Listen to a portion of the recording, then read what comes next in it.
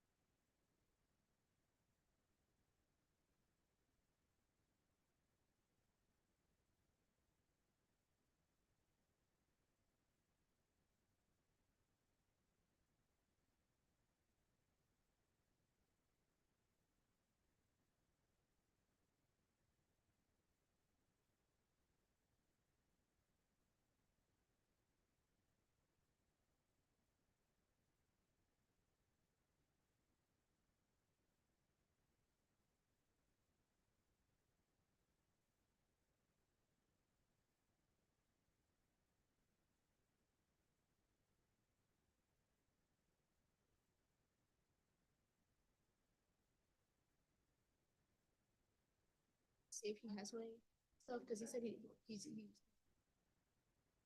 questions? he said he didn't have it.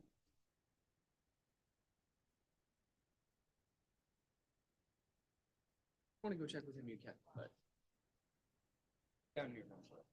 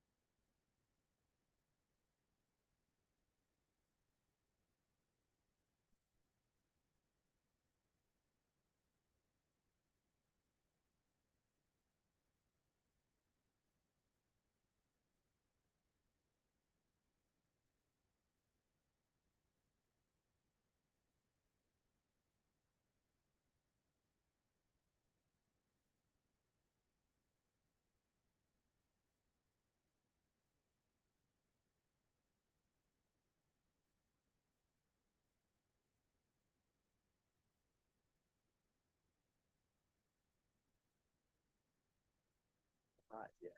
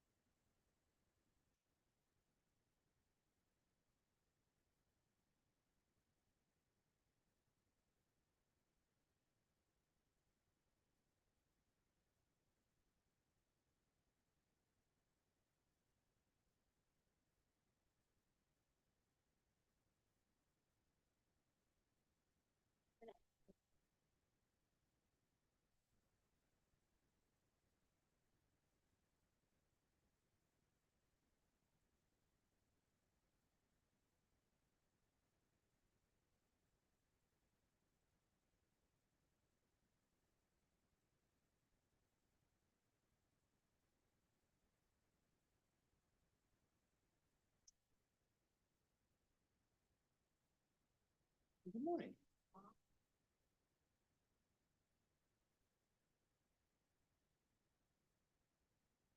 You're good, you have some time.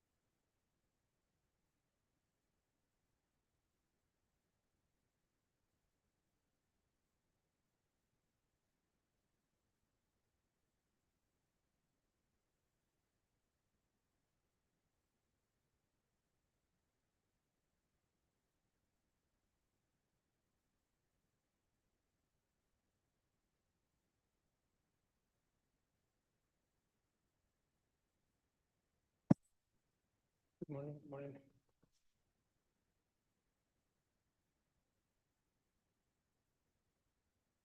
Have I missed anything? This is, you should, What do you mean if I'm agnostic otherwise? the feeling about that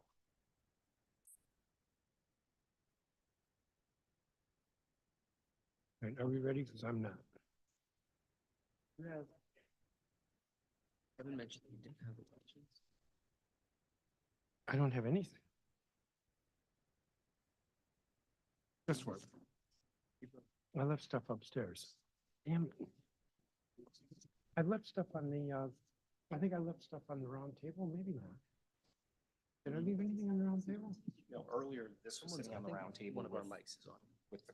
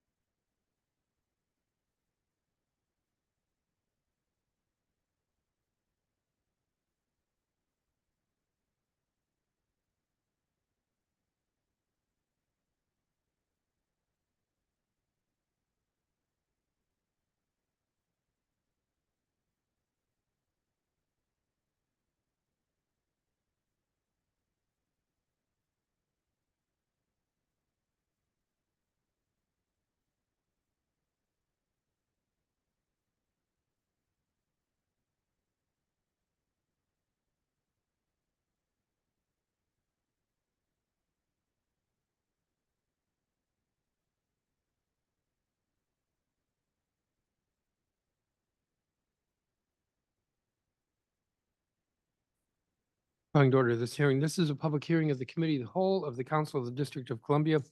I'm Phil Mendelson, Chair of the Council and Chair of the Committee of the Whole. Today is Tuesday, February 27th, 2024. The time is 9:30 in the morning. And this is the third of 7 oversight hearings that the Committee of the Whole is having this month, including Friday, which is next month, regarding agencies under the purview of the Committee of the Whole. Today, we'll be hearing testimony from the public regarding the State Board of Education, the Office of the Student Advocate, the Ombudsman for Education, the District of Columbia State Athletic Association, District of Columbia Public Charter School Board, and the University of the District of Columbia. In addition, I'm checking, actually, we'll also be hearing testimony from the government representatives of those different agencies. I paused or hesitated there for a second because for the subsequent hearings this week, we're splitting the testimony between public one day and the government witnesses the next. We'll be hearing testimony from the public first, then from the government witnesses. And I guess I will note that tomorrow, Wednesday, the 28th, we'll be hearing testimony from public witnesses regarding the Deputy Mayor for Education, DC Public Schools, the Office of the State Superintendent of Education. On Friday, we'll be hearing testimony from the government witnesses for those three agencies. And in between on Thursday, we'll be hearing testimony from the Retirement Board, OPEB, and the Commission on Arts and Humanities, both public and government witnesses. All the council committees are having their performance oversight hearings this month. And that is our preparation for getting the budget from the mayor on March 20th. The committees have published actually, I should say the council has published the hearing schedule for the budget hearings. The mayor is scheduled to submit the budget for next fiscal year on Wednesday, March 20th. There will be a briefing before the Committee of the Whole on Friday, the 22nd. The Committee of the Whole will have its first hearings on March 26th. The entire schedule is on the council's website, www.dccouncil.gov. I'm going to call witnesses.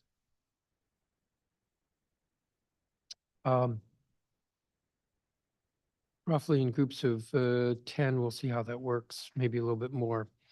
And then have a round of questions from council members. Robert Henderson, who's representative of the State Board of Education from Ward 5, Eric Goulet, who's representative of the State Board of Education from Ward 3, Jessica Giles, who's Executive Director of Education Reform Now, Ann Herr, who's Senior Director of School Development and Accountability with the DC Charter School Alliance, Miracle Kauser, Faith Gibson Hubbard, who is Chief Strategy Officer of PAVE, Anise Walker, who's a PAVE parent leader, Catrice Fuller, who's a PAVE citywide board parent leader, Christine Miller, who is a PAVE citywide board parent leader. And I'll go one more, Taisha Andrews, who's a PAVE citywide board parent leader. I think some folks may be participating virtually. Always makes the hearing a little bit more challenging. Not hugely. So let's begin with Mr. Henderson, who is online. Mr. Henderson, oh, and witnesses will have 3 minutes. Be a little bit more lenient for the elected officials. If you'd be mindful of the clock, please. Mr. Henderson. Good morning, Chairman Mendelson. Thank you for the opportunity to testify today. My name is Robert Henderson. I am here in my individual capacity as Ward 5 member of the State Board of Education, and I'm not representing the views of the board as a whole. As an elected education-related representative, Ward 5 families often contact me when they encounter difficulties navigating our complicated school system or with a particular challenging school situation. More often than not, the solutions to their problems lie outside of areas that I can directly influence. In those cases, I often turn to the Office of the Ombudsman for Public Education. Last year, under Ombudsman Serena Hayes and then under Interim Ombudsman Tony Kreiner, the team has been unfailingly responsive and supportive every time I've reached out for help. When I refer a family to the Ombudsman's office, I know that they're in good hands. Since last year's oversight hearing, the Ombudsman's office has assisted me in responding to issues of school safety, discipline, student safety, and enrollment. The team pursues all options to help a family resolve their situation satisfactorily. I am also appreciative of the clear and consistent communications and updates from the office. This is a relatively small team that plays an essential role in our system as an independent third-party arbiter and facilitator. I can't say enough about the value of their work. A subdivision of this office, the Special Education Hub, is likewise a vital support to families for understanding special education rights and resources. I ask the council to continue to support this office and its independence. Similarly, in my position as a representative on the State Board of Education, I've had several opportunities to see the Office of the Student Advocate in action, both in community outreach and student engagement. Many of us value student input on the issues of the day. The Office of the Student Advocate is especially consistent and effective in seeking it out. Chief Student Advocate Dan Davis has also been able to connect student voice to his work representing the State Board on the DME's School Safety Enhancement Committee. I'll conclude with the Public Charter School Board. Under our current governance system, the Public Charter School Board's obligations are to its constituent charter members, their employees, and their students. And that's not a criticism of the board, just a description. Yet the board's decisions often have implications for the broader education ecosystem. I am hopeful that the board will be open to any recommendations from the DME's boundary study that require cross-sector collaboration specifically, and that they will consider cross-sector implications of their decisions generally with an eye to promoting stability and overall system health. Thank you for the opportunity to testify. I'm happy to answer any questions. Thank you, Mr. Henderson. Mr. Goulet? Thank you, Mr. Chairman, and I will submit my written remarks for the record following the hearing. I apologize I haven't been able to do so yet.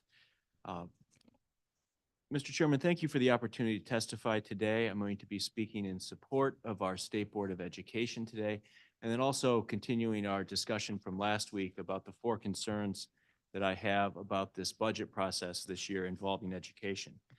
First, I'd like to begin by noting that I'm speaking on my individual capacity as a board member in support of our board and not on behalf of the board, who will be testifying later today. I'd like to thank and congratulate our board leadership, Ebony Rose Thompson, Fraser O'Leary, and then Jacques Patterson, who've done an amazing job this year, as well as Bernice Butler, who's our executive director. We created this agency years ago, back when we did school reform, and it's really growing into something that is truly special at this point, Mr. Chairman, and I'm very excited about that. This year, we were able to pass nationally recognized social studies standards and innovative menstrual health standards in our state board. We have 3 important things coming up in the current year. Financial literacy standards, which we'll be approving, social emotional learning standards, and then our DC school report cards, which have made immense strides, and I'm looking forward to approve at our meeting on March 4th. I want to look at 4 resolutions also that in my individual capacity I've introduced as a state board member. First one is making sure that we have adequate staffing with OSSI school busing. That's a really important issue for our special education students. Second, supporting universal out-of-school time. And I want to thank our Ward 3 Council member, Matt Fruman, for introducing legislation on that. It's extremely important that we do that to support our youth in the city. Also, making sure that our chancellor meets with our school leadership and our WTU to get a contract done on time. And resolution 4, working with our youth who support a Green New Deal for schools. They'll be testifying tomorrow, Mr. Chairman, at the hearing that you'll have there on their resolution. I do want to thank you, Mr. Chairman. I do feel like this is kind of a Jekyll and Hyde moment in dealing with you. You added 3 positions, 2 of which were retained with our state board and supported our capacity. And I really want to thank you for that. I want to thank you for your support of our State Board of Education. And you were the one who put the money back for Ward 3 schools last year. I want to commend you and thank you for that. Your leadership on that was really important to schools across our ward. So I have to say thank you on that. However, we also have to talk about the hearing that we have coming up tomorrow, and this is the concerns we have with the process. We have over 260 witnesses on the witness list. Now, this happened last year with over 400 witnesses, and 1/3 of those witnesses were disenfranchised because of the format you've chosen to implement here at the council. And it's really upsetting to people in my community who want to participate. We have the 3 most important education agencies that we've placed all on the same day. And that takes people's testimony down from 9 minutes to 3 minutes. And you have residents in my ward that want to speak on all 3 of these agencies. For the Deputy Mayor for Education, they're concerned about the boundary study. For OSSI, they're concerned about special education busing. For DCPS, they're concerned about historic budget cuts ranging from between 5 to 24%. The council has acted in an extremely disrespectful way to the public on this, Mr. Chairman. This schedule was adopted unanimously, and it cannot continue for the budget process. We have really important issues that the residents of Ward 3 want to discuss with the council and come in and testify about. And you cannot get substantive testimony in on these agencies in just a minute apiece. The residents have a right to be able to do this. You brought education back into the committee of the whole. If you are not willing to dedicate the time to give residents the ability to speak before the council, I ask you to recreate an education committee so that they will have the opportunity that they used to have, which is to get 3 minutes to substantively testify about each of the agencies and not be disenfranchised by the length of the witness list that you've created through this process. That concludes my testimony for today, Mr. Chairman. We'll see you tomorrow to speak on those agencies. Thank you very much.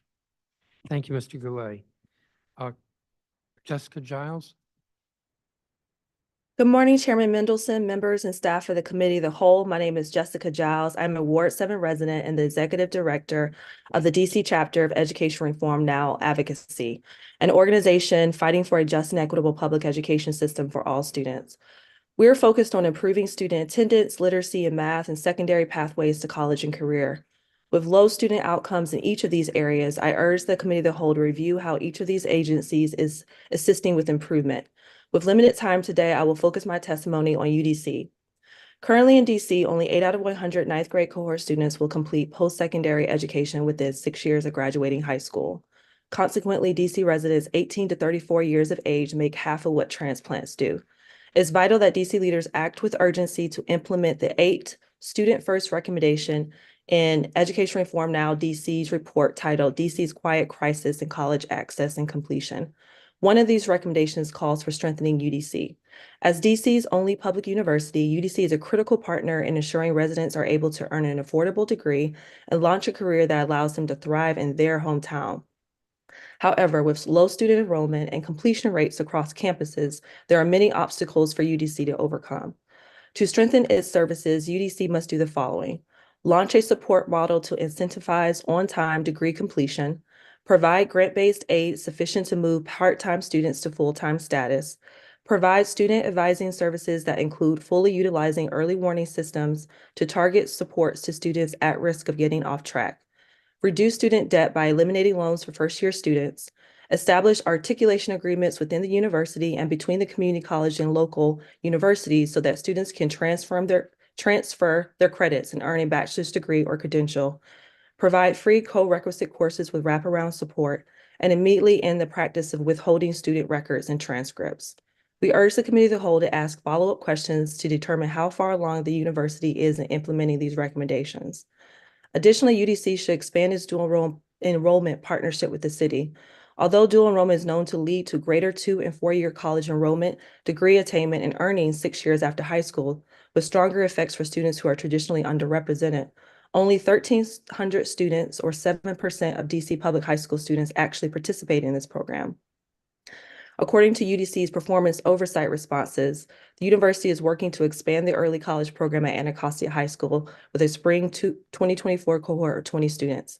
How many students are currently taking advantage of dual enrollment opportunities within the university? Is the early college program at Anacostia on track to meet its goals this spring? Is there sufficient funding to do so?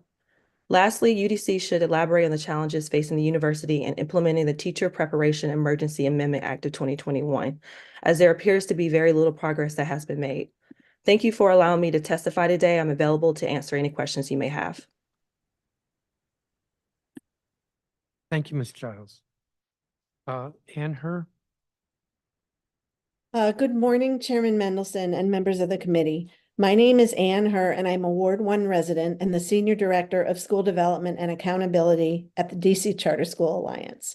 I want to thank the city's education agencies here today for their partnership and their hard work to support student success inside and outside the classroom. Since I'm sure to run out of time, I want to note that there's detail in my written testimony acknowledging the important work of the State Board of Education, the offices of the Student Advocate and the Ombudsman for Public Education, UDC, and the DC State Athletic Association.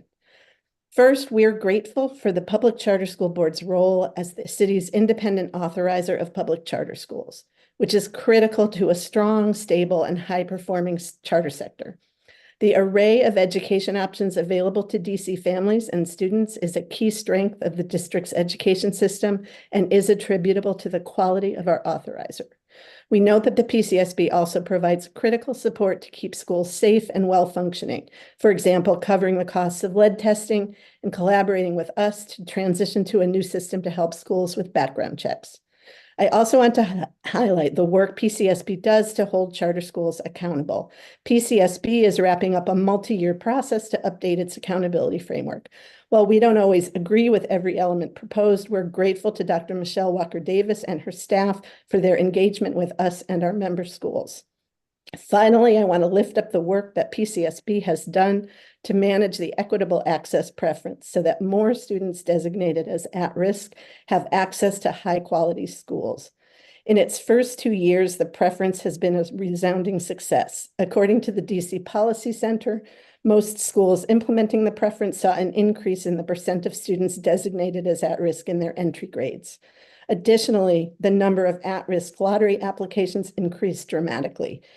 We echo the requests of PAVE parents to help families better access their options by creating education navigators or other resources. And we note that transportation remains a barrier for many families. Charter leaders pushed for the equitable access preference because equitable outcomes for the district's most vulnerable students is a top priority. Our schools work tirelessly to ensure that students furthest from opportunity succeed. As we shared in December, schools like Harmony, Perry Street Prep, Washington Global, Friendship, and DC Prep employed intentional strategies such as targeted interventions and investment in high-quality educators to support all students. These schools saw strong growth on the most recent PARCC assessment, especially for at-risk students. Charter schools' autonomy allows them to create innovative programming. Sojourner Truth's Montessori model allows students to develop their own learning plans that include real-world projects. Howard University Middle School installed a CTE lab with esports gaming consoles, an exciting way to build valuable skills, and Statesman College Prep Academy provides global learning opportunities through trips to Europe and South Africa. All these schools have in-seat attendance rates of over 90%, which is impressive for middle schools. There's much more to say and much more to do, but I'll wrap up by saying thank you for your time and attention, and I welcome your questions. Thank you, Ms. Hurd. Miracle Kauser, I think, is not here. Faith Gibson Hubbard. Good morning, Chairman Mendelson, Councilmember Fruman, and staff. My name is Faith Gibson Hubbard. I'm a proud Ward 5 resident and honored to serve as the Chief Strategy Officer for PAVE, and I'm also a proud DCPS parent. Today, I'm testifying on the performance of the Office of the Student Advocate, the State Board of Education, and the Public Charter School Board. And I want to first start with some areas of celebration. First, for the Office of the Student Advocate, we deeply appreciate the partnership with OSA and all the great work that they do. They consistently share their perspectives, working with different schools and communities, which helps to inform our work and really works to engage our parents. They provide essential resources and information sessions for families on a wide array of areas, but we absolutely appreciate their partnership around Safe Passage, which is a new priority for our PAVE parent leaders. In particular, I want to highlight that they have agreed to take a lead from one of our parent solutions for them to convene stakeholders on a hyper-local level on a monthly basis to help build relationships and to further student safety, including school leaders, students, and Safe Passage workers, MPD, WMATA, and many, many more. We know that this is extremely necessary because right now is a critical need. And because of the trust that OSA has built across the school communities, this would be possible.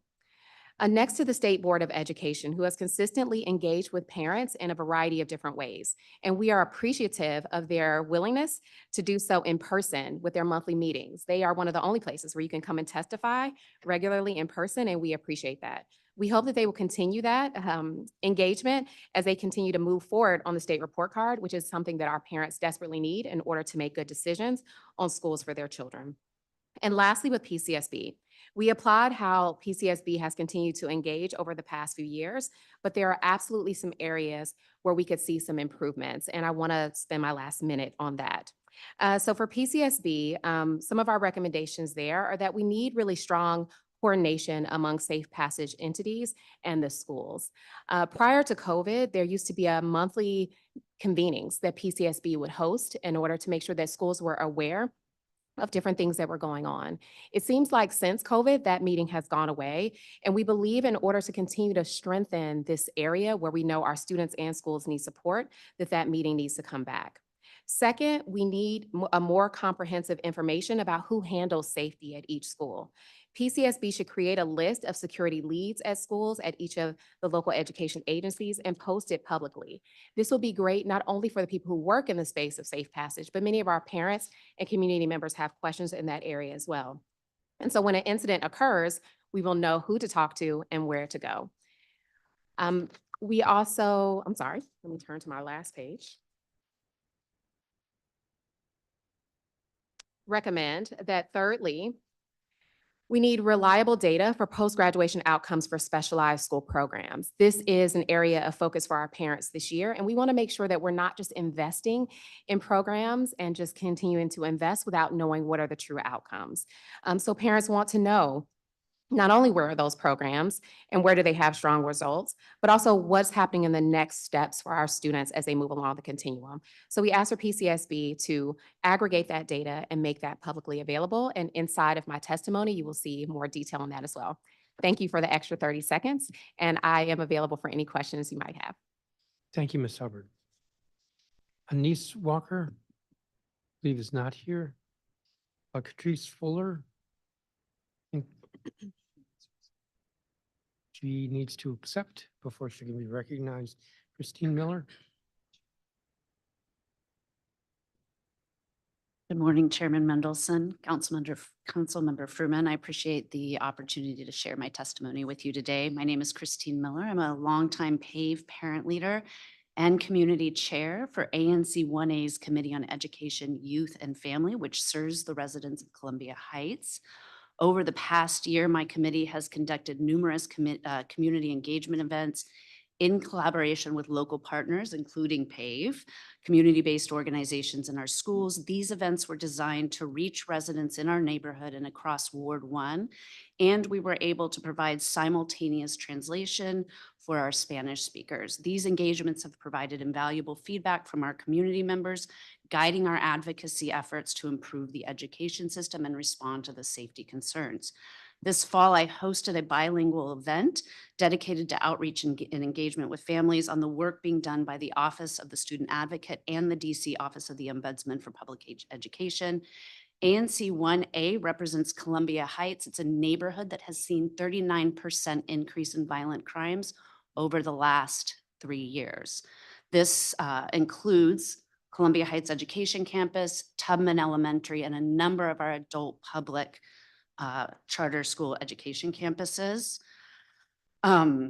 It was clear through this engagement that harassment and safety concerns were a top priority across our community, families, and youth. The OSA and the Office of the Ombudsman were invaluable in these discussions and in addressing solutions. Under the SBOE, they provide essential support, guidance, and advocacy for students and parents, and they serve as a vital channel for addressing concerns, resolving issues related to bullying and harassment, and also for ensuring our student safety. One critical area has been their work to address these concerns. And in SY 21-22, the OSA administered surveys and conducted focus groups with students to better understand what their experiences are traveling to and from our schools.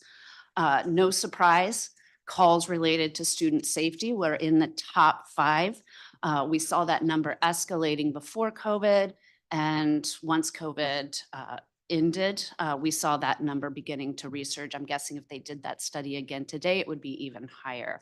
Given the extensive work and engagement that we have seen done by the OSA in collaboration with our students and families, I really urge the council to expand and support their continued efforts to support that safety by adopting the recommendations made in their studies. I have this extended in my testimony, so I hope you'll read that. But just to briefly go through that, funding for the Safe Passage, Safe Blocks Initiative, restructuring public safety capacity in school buildings, using safety advocate model, adapt existing street harassment training for DC students between grades 6 and 12, redefine at the state level what safe travel to and from school is, what it looks like, and how students actually experience that. And finally, I'd like us to develop and update our safety policy. The last time we updated our bullying and harassment policy was 2012. As the mother of an LGBTQ student, I can tell you even that language has changed, and it's time that we recognize it and get up to speed on that. The OSA is a vital component to our educational ecosystem. It ensures the needs of our students and families are met. To continue their dedicated work, we need to see additional staffing investments to improve their effectiveness, particularly around our non-English proficient and language or language efficient families. Increased resources will enhance the quality of their assistance and advocacy services available to students, and of course, improve our safety. I'm going to in have to our cut community. you off, So- even though it says a minute left. That's because we didn't start the That's clock the right end. away. It's the, I have also included a letter that was passed at a publicly noticed meeting by our ANC for these budget requests. So you can read that. Thank you. And I have your statement here. Catrice Fuller.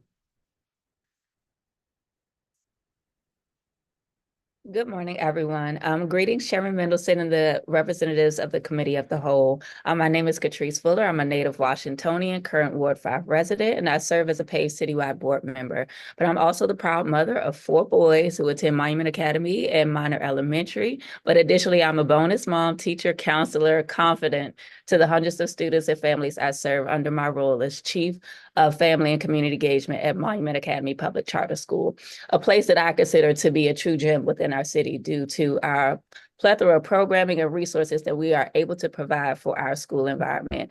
So as a school leader, I do want to mention that I'm grateful for the 12.4 increase to the per pupil funding. However, I urge you all to please note and consider that with the conclusion of ESSER funds, that we must continue to prioritize financial aid and stability across both sectors, because those ESSER funds allotted us at Monument the opportunity to hire so many amazing support staff.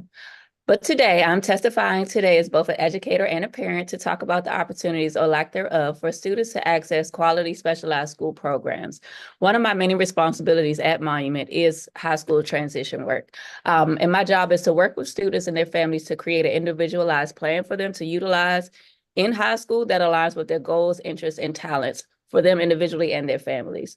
So throughout this work, and also being a mom of a current 8th grader, I see and feel every day the stressful process families must go through to find a high school that best suits their child. For example, I'm working with an 8th grader who is very much into the arts, specifically instrumental music. He's a percussionist. He was interested in a particular high school that's labeled to be arts integration and has music. But however, after some digging, we learned that they only prioritize performing arts and that they do not have a robust instrumental music programming at all.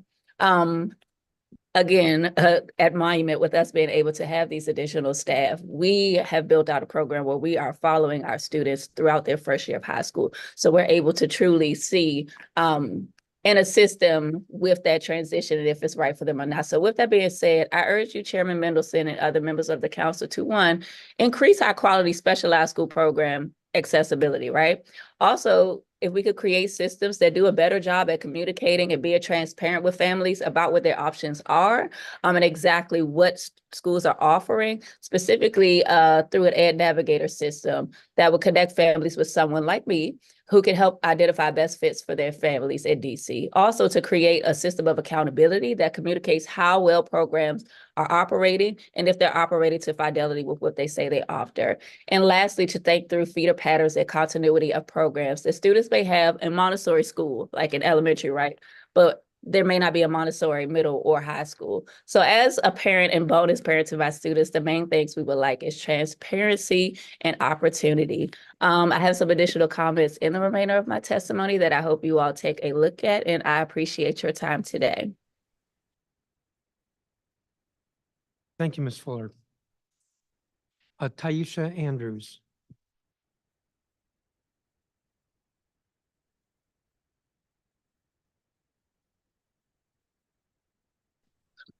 My apologies. Hello, Chairman Mendelson and DC Council staff. My name is Ty Andrews, and I serve as a paid city-wide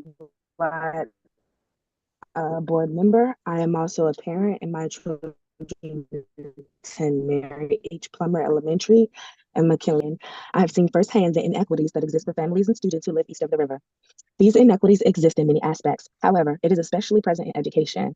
Access to specialized school programs such as STEM, career and technology education, and dual language, among many others, is unequal across parts of the city. According to the best available data, west of the river has 76% of specialized school programs, while east of the river only has 24 of the specialized programs, even though east of the river is where more students call home. This lack of equitable access to programs hinders students in wards 7 and 8 from benefiting fully from educational opportunities. The lack of specialized school programs not only poses an equity challenge, but also impacts the safety of students commuting to school. If there were high quality specialized programs more equally distributed east of the river, students in wards 5, 7, and 8 would not have to be traveling 2 or more miles to school each day. For example, my high schooler travels across the city just so he can obtain a great education that meets his needs and interests.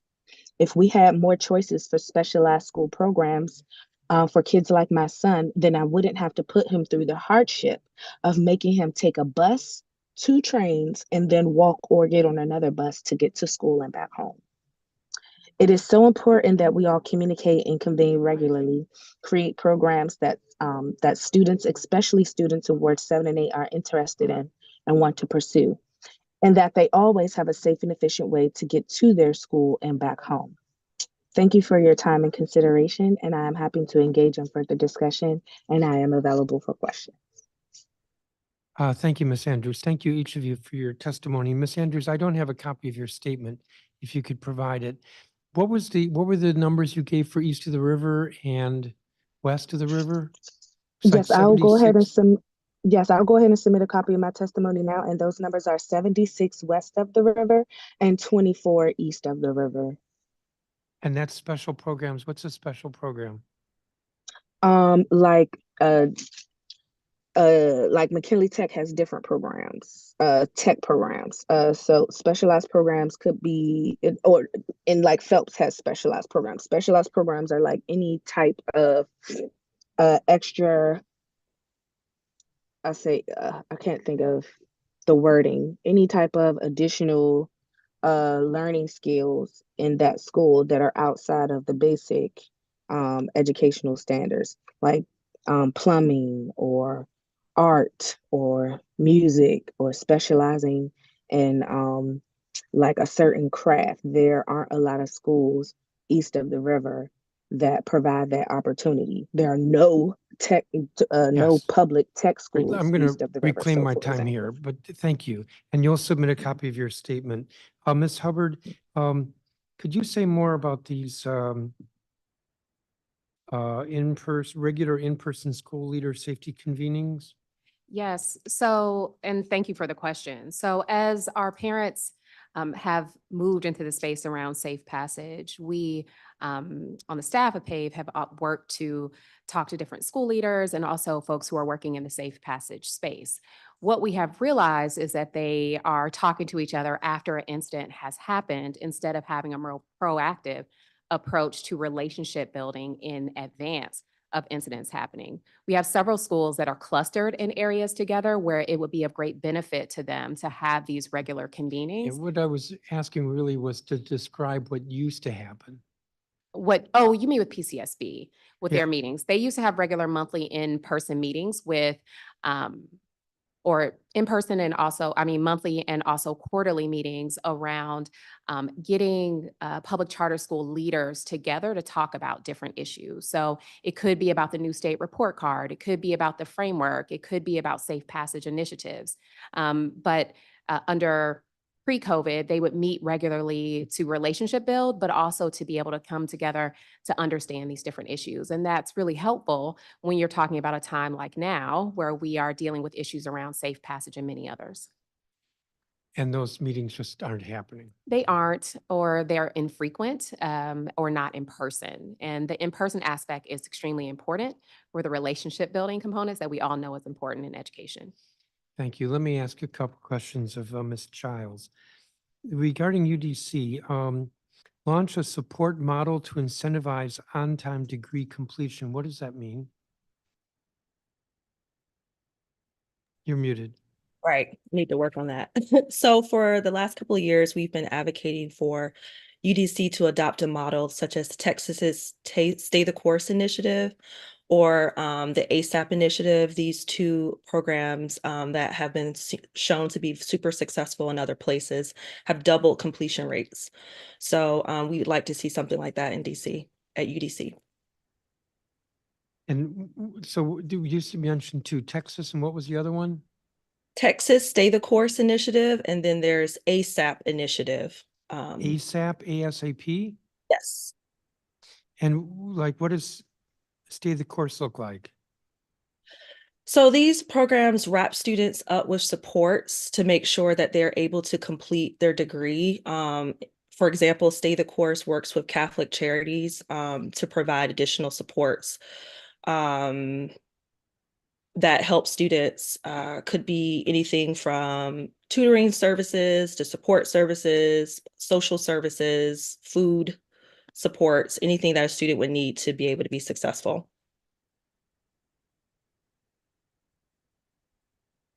All right.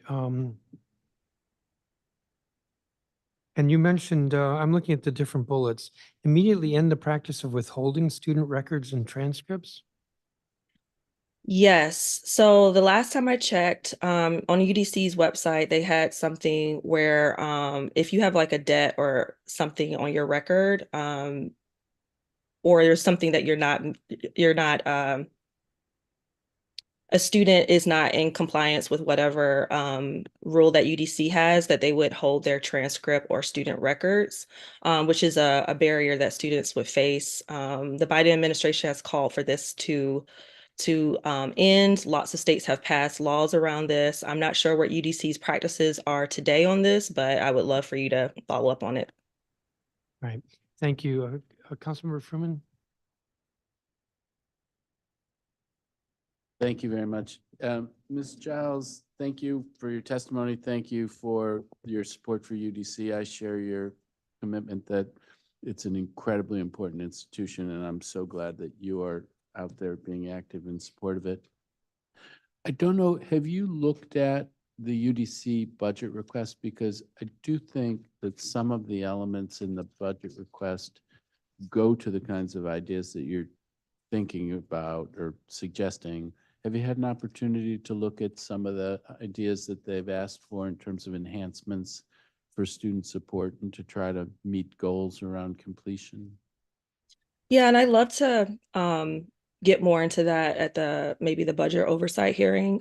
From what I've seen, I'm really appreciative that UDC is focusing on some of this. I know like student success is one area that I saw called out as something that they're focused on. I also had a chance to glance at their 5-year strategic plan that they have in process. So I appreciate their thinking around some of these issues. And I do think some of that, much of it comes from the leadership of Dr. Eddington. I do think the work that you have done and the report that you've done has been important in that space. So I really hope to encourage increased partnership between your group and UDC. I think that can benefit the city as a whole. Ms. Hubbard, I want to pick up on where you were going. On safe passage, it does seem to me that we have different kinds of schools all in the same area. And actually, it's cross sectors. So you can have charter schools and you can have DCPS schools all close by. Is PAVE offering specific suggestions about pulling all of those entities across sector to plan for safety in an area that their kids are stepping on each other often, and coordination does seem like a positive thing if we could get there. So yes, that's absolutely the recommendation with the Office of the Student Advocate being the convener and trusted partner for those conversations. This is work that the Office of the Student Advocate has been doing for many years, and I'm familiar with that, having served as the first Chief Student Advocate. And, with many of our PAVE parent leaders saying, this is something that should be happening. And the Office of the Student Advocate has continued to stand in that gap. And so they would be a great trusted partner that's an independent agency that could really bring together both public charter school leaders and DCPS school leaders and other community partners who are working in the space. And they've already been doing it. So they would be the great partner to be able to convene, but they also need support in being able to do that. So this is one that I very much would like to work with you on. I have heard this from DCPS principals who have said they would like to have more engagement, including in all dimensions of it, with charter schools and with community activists. Does seem like that's the way we're going to get our arms around this. So thank you for your work in that. Proactively, absolutely. Mr. Goulet, I'm going to ask you about something that you didn't testify about, and it may be that you're going to testify about it in a couple of days, but you have offered ideas about the whole approach to the budget and the timing of the school budgets. And I mean, it would be, as I understand it, it would be a big change, but we do face this challenge of the school budgets come out before the CFO's estimate comes out. But can you describe what your ideas in that space are? And I should start by thanking you for all of your advocacy on behalf of all of our schools, including our Ward 3 schools. And Councilmember, I'd like to thank you for the budget engagement session you held with the community to hear from ideas from us. That was really appreciated. And it's important when people are able to come in and speak. On the budget process, what I'm proposing is pretty simple. It's to push it back 5 weeks, about exactly 5 weeks, so that then after the revenue estimate comes out at the end of February, the mayor would then have 2 weeks to put the local school budgets out. There would be then 2 weeks after that for the LSATs to get a full review of those budgets and then resubmit them to the mayor. Now, the Schools First and Budgeting Act, the portion of it which is legal, has 42 days from the time the mayor submits the budget, counting backwards to when those school budgets must be released. So then 42 days after the budgets are released for schools, the mayor's budget would come out. So you'd have exactly 6 weeks in there. Now, that would still give the council its full 70 days to approve the budget by July 4th. And then it would have a week after that then to do the Budget Support Act if you need it before the recess starts. So there is time in there because of budget autonomy. Previously, what you needed to do was have all that done so you could get the budget up to Congress, because Congress had to approve our budget before they went on recess, which is no longer the case. So it's really an exciting opportunity to give the mayor the full picture of the revenue estimate so that can be factored into the school budget. So they don't need to be overly conservative. And then from there, what you can do is then have a full process on your side, the full 70 days to do the work, and then we still get it done by summer. And I think that's the way where we have the fullest amount of information available to all the parties so we can make informed decisions. All right, well, thank you very much for Thank you. that. And I think I'm over time. Thank you, Councilmember Fruman. I want to thank all the witnesses. I do want to say this, not to engage on this, but there was a comment about the number of witnesses and the number of hearings. We have 3 hearings on education this week. But these are not the only hearings that the committee has had on education. Unlike other committees, we've been active with oversight hearings, and since November, we've had 12 hearings on education, including a hearing specifically on the DCPS budget. That was in November, on student improvement, school improvement rather, generally, as well as specific legislation. 3 hearings related to teacher incentives and reducing teacher turnover and principal turnover, increasing teacher retention. 3 hearings on that. I had a hearing on academic oversight in December. That was generally with regard to public education and improving academic outcomes.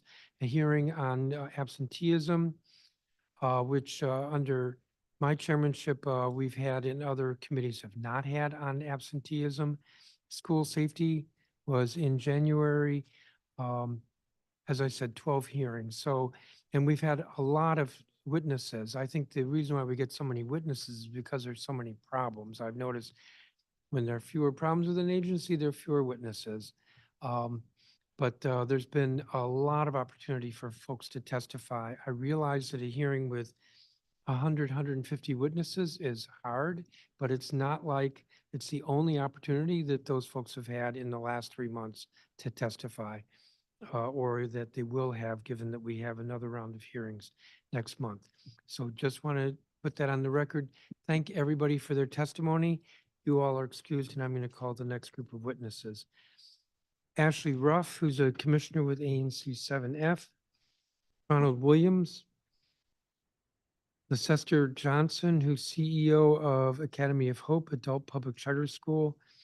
Laura Meistis, who's CEO of DC Prep.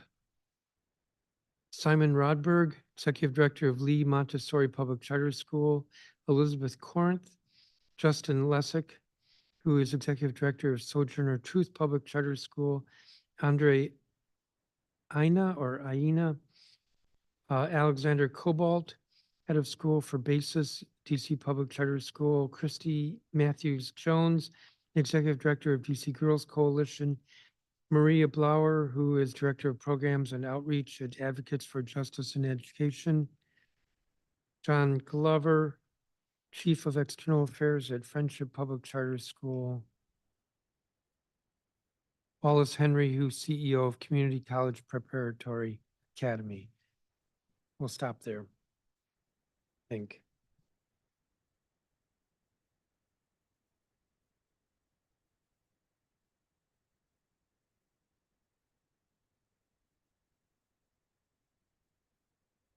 I'll call a few more. Casey Boyd. Louis Chavez, who is Director of Community Engagement at the Family Place Public Charter School.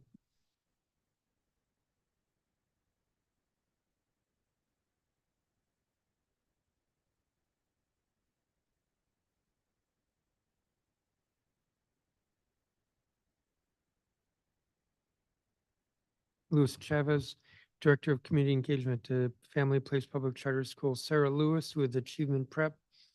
Amelia French, Director of Programs at Advocates for Justice and Education, Inc.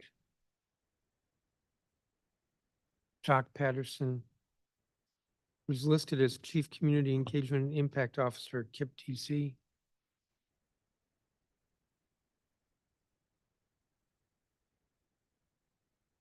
Stop there.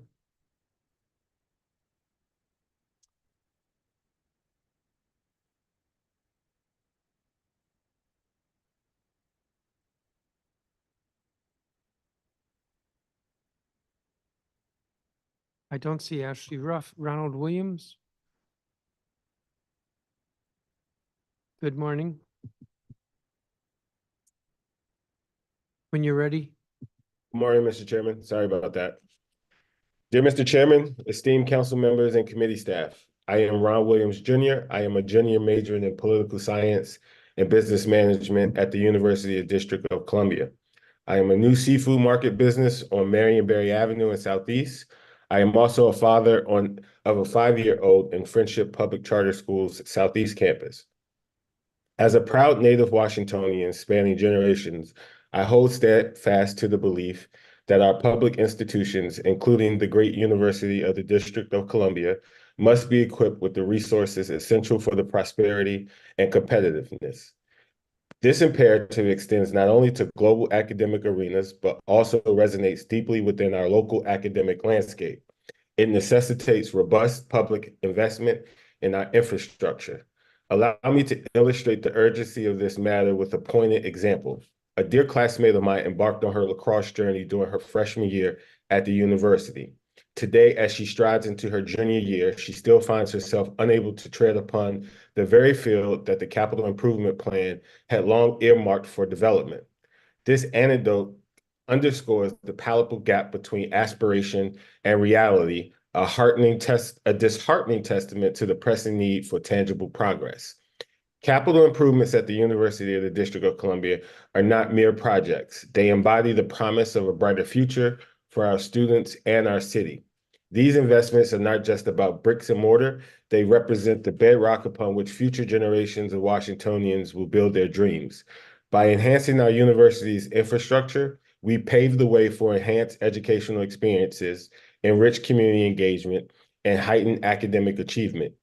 Moreover, as stewards of the District of Columbia Home Rule, we bear the responsibility of nurturing institutions that reflect the vibrancy and resiliency of our local identity. The University of the District of Columbia stands as a beacon of opportunity, a testament to our unwavering commitment to educational excellence, and a cornerstone of our collective aspirations. In conclusion, Mr. Chairman, I urge this esteemed committee to recognize the imperative of capital improvements for the University of the District of Columbia. Let us seize this opportunity to invest in our shared future, ensuring that our institutions remain at the vanguard of innovation, inclusivity, and progress for generations to come. Thank you, Mr. Chairman. Thank you, Mr. Williams. Leicester Johnson, I believe is not here. Laura Mestis. Hi, good morning, Chairman Mendelson, Councilmember Fruman, and members of the committee. I'm Laura Maestas, and I have the honor of being the CEO of DC Prep.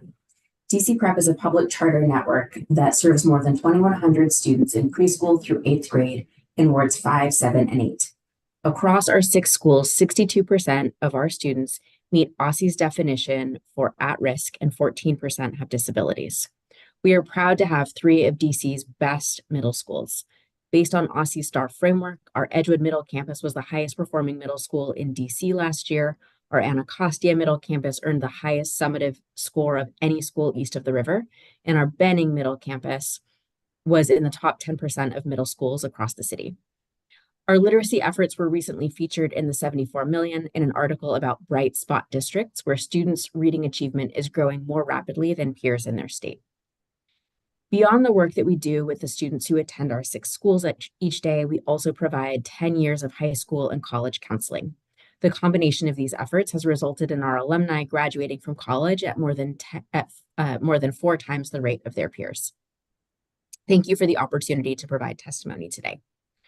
I wanted to testify today to share my gratitude for PCSB and the SBOE. Because I recognize that the successes that we've had within our schools are due to the environment that is created for us and other schools like us to thrive in DC. And I wanted to state how important that is to us and to our ability to continue to do this work for students. For example, the PCSB does so much to create the framework for one of the strongest charter communities in the country. I appreciate the oversight and support that the PCSB provides to our schools, and I respect the work that the PCSB is doing to update the accountability framework. I value the ways in which the PCSB, under Dr. Walker Davis's leadership, is helping us to hold a high bar for what families can and should expect from us. I also want to express support and admiration for the State Board of Education, especially President Thompson and Vice President Patterson. They have done a tremendous job of engaging school leaders and parents on important education matters, particularly chronic absenteeism, teacher retention, and literacy. Preparing my testimony was a good reminder of the many people and organizations that are doing good work for children in DC. Thank you for the opportunity you are affording us to recognize them. Thank you, Ms. Maestas. Simon Rodberg. Good morning, Chairman Mendelson and colleagues. Thank you for the opportunity to testify today. I'm Simon Rodberg, the Executive Director of Lee Montessori Public Charter Schools. I appreciate the work of the agencies we're discussing today, and I'm additionally here to advocate for public funding for Grow Your Own Montessori teacher training. Lee Montessori serves our city with 2 schools, one in Ward 5 and one in Ward 8. We serve 500 students, and we are growing at our Ward 8 campus, which is approximately 75% Black and 34% at risk. Our mission is to create a more just and equitable world by combining Montessori with anti-bias, anti-racist practices. One reason public Montessori is so important in Washington, D.C., is that Montessori education in the United States has been the province of well-off, mostly white students. And Montessori teachers nationally reflect that.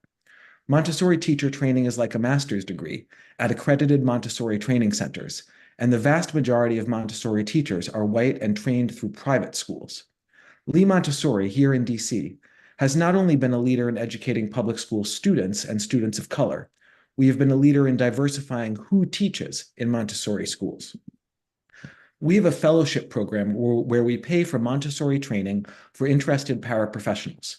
This is a multi-year, multi-tens of thousands of dollars investment in these educators, all of whom are Black or Hispanic, all with long-term commitments to the children, schools, and city of Washington, D.C.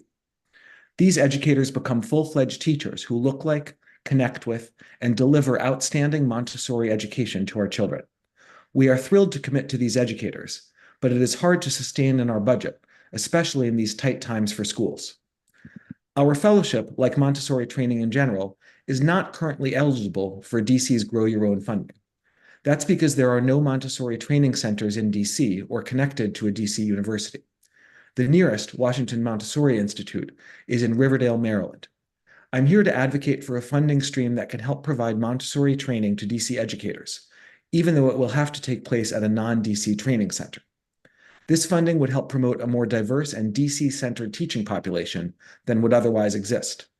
This funding could go through local education agencies for programs like Lee's Fellowship to pay for Montessori training for DC educators who commit to staying in DC for a certain number of years. It would help not only Lee, but other public and charter Montessori programs. Lee has the mission, as I said, to create a more just and equitable world by combining Montessori with anti-bias, anti-racist practices. Training more DC educators in Montessori methods would be a major step towards that mission, not just for Lee, but for our city as a whole. Thank you for your time, and I welcome your questions. Thank you, Mr. Rodberg. Elizabeth Corinth? Lee is not here. Justin Lessick? Needs to accept. Andre Aina? Lee is not here. Alexander Cobalt? Do not see. Justin Lessick just came on. Mr. Lessick? Hi, good morning. Good morning, Chairman Mendelson and other members of the council. My name is Justin Lessick, and I'm the Executive Director at Sojourner Truth Public Charter School, the district's first and only public Montessori middle and high school. We are located in Ward 5, and we currently have 284 students across grades 6 through 10.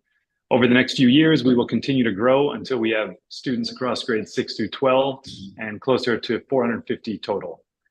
I would first like to express my appreciation for the DC Public Charter School Board.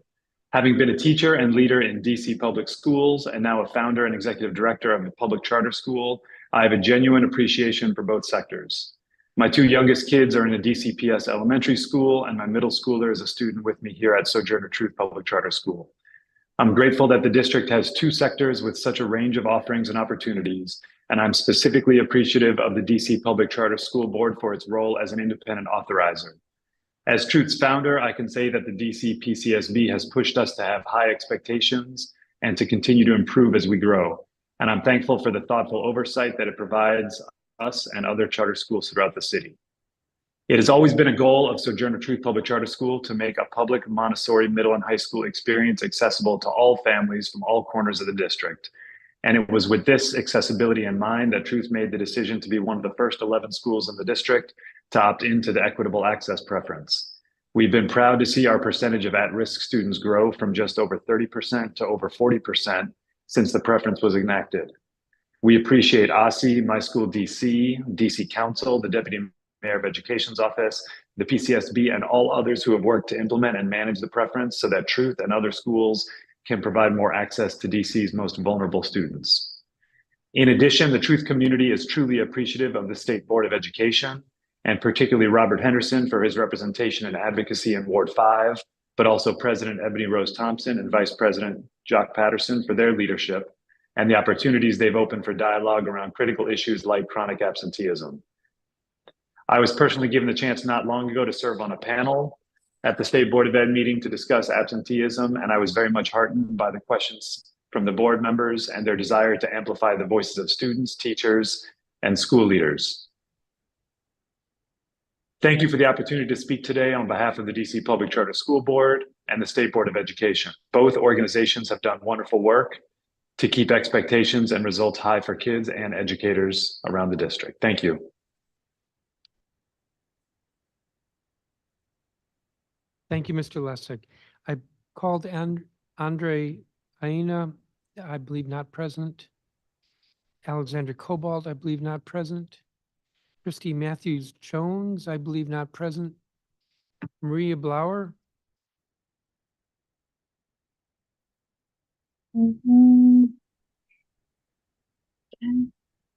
good morning. Good morning, Chairman. Thank you very much for having me here today. My name is Maria Bloyer, and I'm the Director of Programs and Outreach here at Advocates for Justice and Education. AJE is the federally designated Parent Training and Information Center and the Family to Family Health Information Center for the District of Columbia. In the last fiscal year, we provided direct assistance to over 1,000 DC families to support their advocacy in addressing various educational issues related to school, transportation, school discipline, special education services, and more. We provided in-person training and virtual training to over 2,000 parents and almost 500 professionals. We also attended over 300 meetings with coalitions, community members, and other stakeholders working to improve systems that serve young people with disabilities and their families. Naturally, all of this informs my testimony today, and I appreciate the opportunity to share some areas of concern and also update the council regarding our previous testimony. Specifically regarding the Public Charter School Board, we remain concerned about a lack of transparent and accountable governance. Both DCPS and OSSI have made significant improvements in these areas, albeit sometimes in response to pressure or even litigation, but the charter sector continues to lag behind, preventing families from making fully informed decisions about school choice. We are also continually concerned about a lack of real capacity in the charter sector to serve students with disabilities in both staffing and programming. It's difficult for me to overstate the cascading consequences of this lack of capacity. It leads to increased student mobility, decreased student achievement, and most importantly in this context, less access to school choice for students with disabilities. Good work is being done in this area, but more needs to be done. We are also still concerned about a lack of due process and fundamental fairness in school discipline matters in the charter sector, especially when it comes to the appointment of independent hearing officers. As I've testified before, there are unique opportunities here for charters to be innovative and creative as they have in the past. We are not asking that any charter adopt DCPS policies, merely that they not be permitted to provide less constitutional protections to students than are afforded to students in DCPS. Regarding the updates, I did want to share that we have seen real changes in growth regarding home and hospital policies in the charter sector. We are still concerned that these policies are not always as readily available as they should be, but charter schools appear to be implementing the new home and hospital law and regulations, even though perhaps their lack of communication around this means the burden is placed unreasonably on families. We do have some concerns about a governance gap regarding the enrollment of ineligible students in some public charter schools following a disciplinary removal. And my very last comment, because I am mindful of the time, I do want to end on a positive note. This hearing is also about the DC State Athletic Association, and I just wanted to take a moment, both personally and professionally, to say that we're very pleased to see the work they've done, both increasing the equity and availability of competitive athletics for students across the district, including students with disabilities. Again, our written comments will be submitted before the closure of the record, and today's comments, of course, reflect only a small portion of what we intend to submit. Welcome your questions today or any other time, Chairman. Thank you, Ms. Bloyer. Look forward to getting your statement. John Glover. Good morning, Chairman Mendelson Morning. and staff. My name is John Glover, and I'm the Chief of External Affairs at Friendship Public Charter School. I am a Ward 5 resident, have 2 daughters in public charter schools here in DC. Thank you for making time for this important discussion. My testimony centers on PCSB, an agency with which we work closely and which sets policies and regulations that have an impact on our students and our ability to best serve them. Over the last year, the PCSB has engaged in an intense and difficult process to revise its school performance and accountability frameworks, to be known as ASPIRE. While the work is not yet done, we see both promise and progress in Aspire, with the modeling for elementary and middle schools showing that they are both raising the bar of excellence and elevating equity in academic outcomes for all students. We remain hopeful that as the high school framework continues to be developed, the twin ideals of raising the bar and elevating equity in academic outcomes will also be realized, and the public will be given transparent information on both the quality of schools and the quality of the assessment proposed to measure schools. I'm reminded that we are also seeing these improvements in the most recent OSSE School Performance Framework. In 2019, OSSE researched the relationship between a school's level of student poverty and the school's overall score. The correlation was high at 0.72. Under today's school performance framework formula, a local researcher calculates that the correlation has declined significantly to 0.48, indicating a dramatic improvement to measuring the quality of a school and the school's inputs, rather than simply the level of poverty within the school. We are hopeful that as PCSB refines its work, the same research and outcomes analysis will be performed, with analysis widely and transparently disseminated by each framework: elementary, middle, high, and adult. So stakeholders understand the value and efficacy of the PCSB's transformative efforts. We understand the value and, we are hopeful that calculators and pilot report cards will be disseminated to school leaders in a way that is timely and useful for planning and improvement.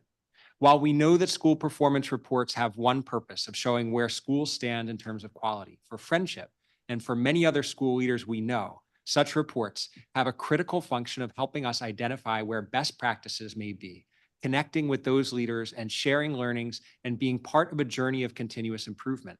Such reports aren't only backwards looking, they help determine where there may be gaps in our structure or our resources so that we can plan improvement going forward.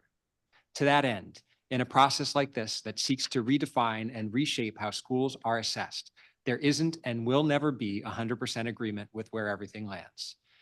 Through the many months and many meetings, we have sincerely felt the shared vision to do what is in the best interest of children.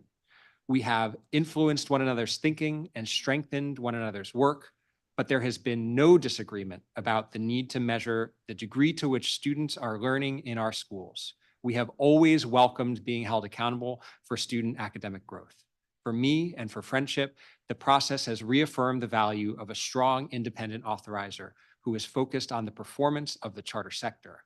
We hope that Council and the administration will continue to assure a strong DC PCSB with the powers and autonomies necessary to oversee a school portfolio responsible for the public education of nearly half of public school children in the city.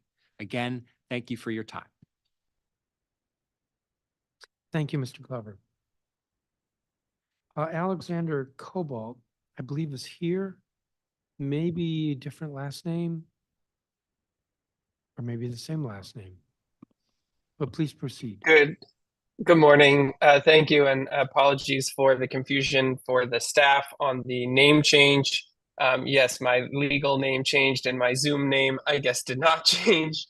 But thank you, Chairman Mendelson and esteemed members of Council, Councilmember Furman, for allowing me to testify today. My name is Alexander Cobalt. I'm the head of school at Basis DC. We're situated right in the heart of Ward 2. We serve students from every neighborhood, every zip code across grades 5 through 12. And our school represents the very rich tapestry of families and learners in Washington, DC. We pride ourselves at Basis DC on being a school for academic excellence. We're recognized as the top performing public open enrollment high school in the city by USA News and World Reports, and on have high rankings through the OSSE School Report Card and the PCSB PMF and goals metric calculation. Our mission is very straightforward. We empower students to reach the colleges and universities of their dreams with a 100% college admission rate, and our graduates earning on average $190,000 in merit-based scholarship. We believe we're achieving our mission.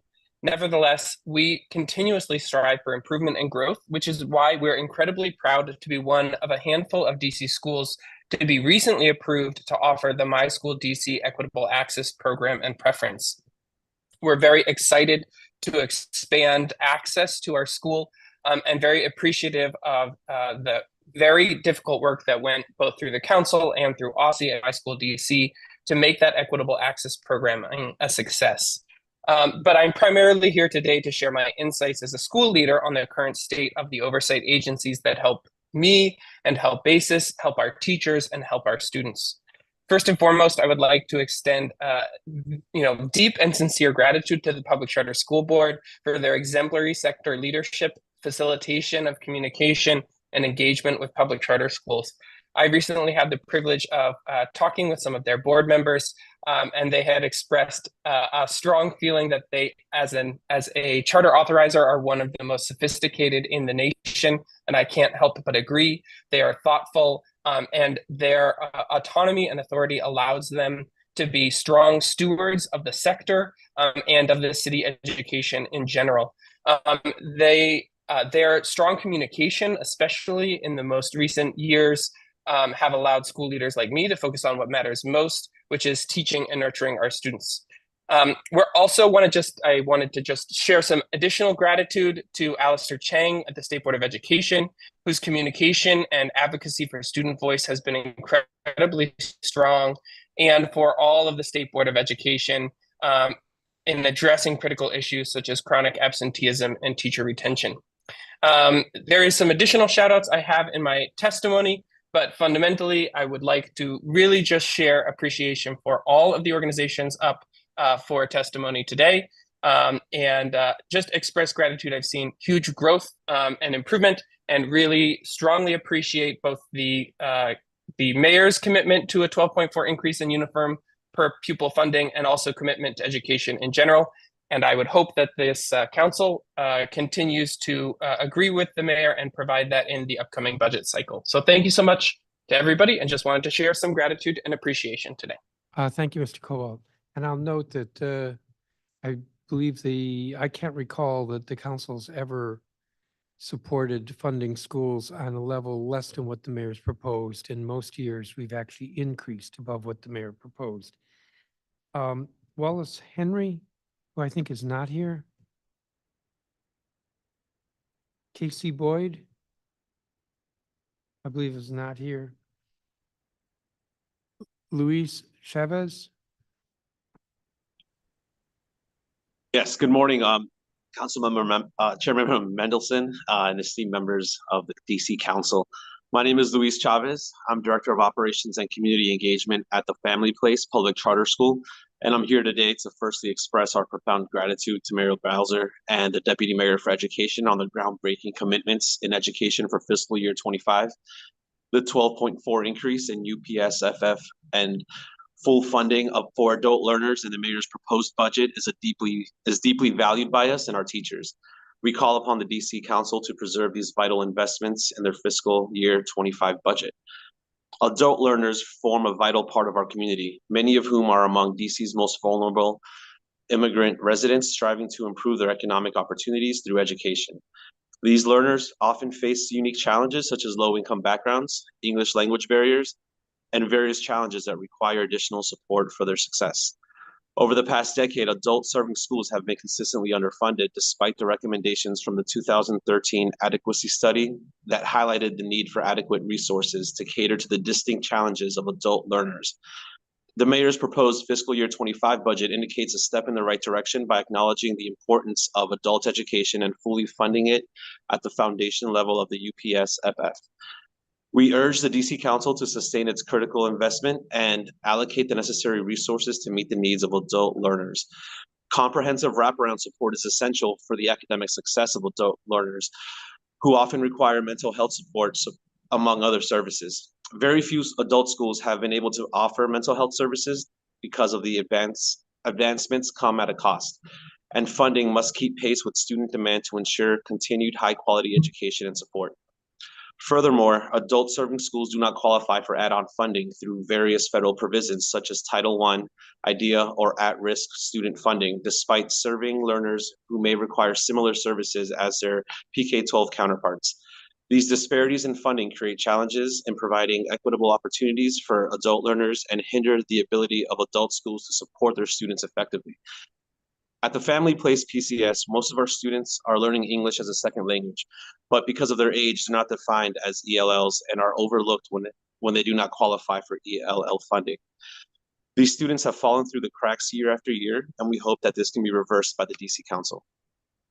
As demand for adult education continues to rise with a significant increase in enrollment seen in recent years, it's imperative that we invest in the future of adult learners who strive to secure better opportunities for themselves and their families. By fully funding adult public charter schools at the recommended level of the UPSFF, we can ensure that adult learners receive the support and resources they need to succeed academically and professionally. I urge the DC Council to consider the critical role that adult public charter schools play in empowering adult learners and supporting their educational journey. By investing in adult education, we're not only investing in the future and success of individuals, but also in the economic prosperity and well-being of the entire community. Thank you for your time and consideration. Thank you, Mr. Chavez. Sarah Lewis, I believe, is not here. Amelia French, I believe, is here. Yes, I'm here. Good morning, and thank you for the opportunity to testify today. My name is Amelia French, and I'm the Director of Advocacy at Advocates for Justice and Education. I'm a proud parent of 2 children in a public charter school in DC. I'm also a third-generation Washingtonian and Ward 5 resident. Today, I am testifying on behalf of AJE on the interests of parents who have children with disabilities and special health care needs in public charter schools in DC. In addition to supporting families through direct services and training, as my colleague Maria Bloyer shared earlier, we support families through advocacy programs. My testimony concerns the findings of one of those programs, Parents Building Bridges. Through our Parents Building Bridges program, launched last year, we work with and train families at the individual school level to collectively address, in collaboration with school staff, issues and concerns regarding the delivery of special education services to improve educational outcomes for students with disabilities. Over the last school year, we worked with 12 families from 2 charter schools and have been welcomed this school year by administrators of 2 additional charter schools to implement Parents Building Bridges at their schools. From our work with 12 parents through Parents Building Bridges, we found the following. 1, the voices of parents who have children with disabilities are marginalized within parent-teacher organizations. 2, parents who have children with disabilities have a desire to drive school culture as partners with school leadership, but they don't usually have a space to articulate their vision. And 3, the inclusion of parent voice into the development and communication of school culture is an underutilized teacher retention strategy. Our work with parents at one particular charter school has sparked conversation and deeper relationship development with school administration.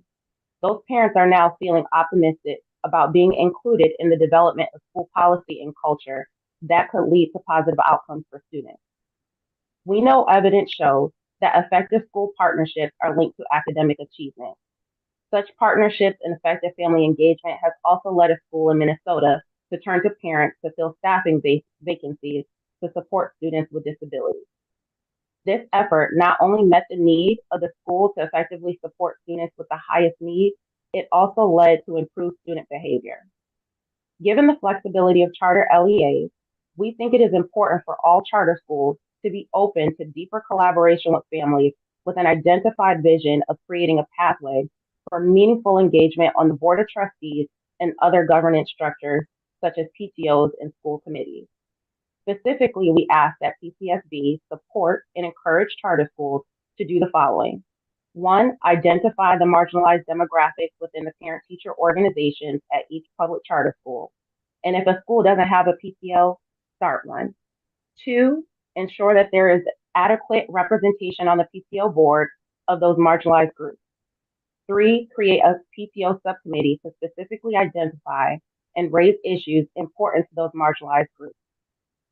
And 4, work in partnership with the PTO and subcommittees of those marginalized groups to co-create a school culture where parents' voices are heard, valued, and incorporated into school policy development. My full testimony will be provided. I welcome any questions you have, and thank you. Thank you, Ms. French. Jacques Patterson. Thank you. Good morning, Chairman Mendelson and members of the Council, Committee of the Whole. My name is Dr. Jacques B. Patterson. I'm a proud Ward 8 resident and parent of 2 DCPS children and a charter educator. And since 2018, I've had the honor to serve as the Chief Community Engagement and Impact Officer for KIPP DC. KIPP DC is a charter school network with over 7,300 students on 8 campuses in 4 wards. We are the second largest LEA to DC public schools. The very nature of my title requires me to communicate and collaborate with the entire public education ecosystem.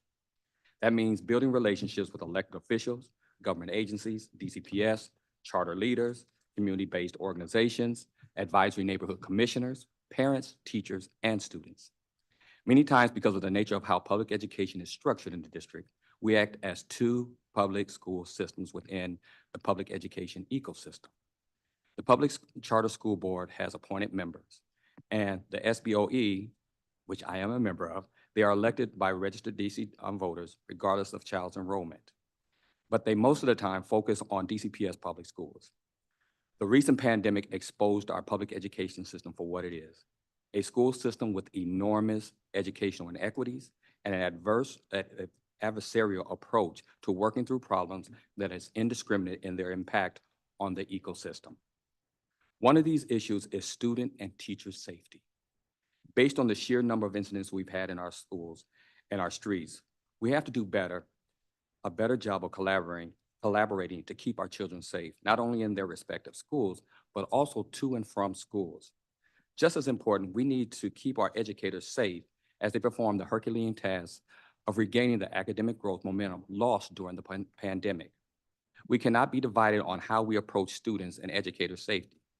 We can't say there is one way of supporting DCPS schools and another way in supporting charters. While KIPP DC invests a large part of its per pupil funding in student safety, made possible by the size of our enrollment, there are smaller LEAs who cannot do the same. They are making operational decisions that no school should have to make.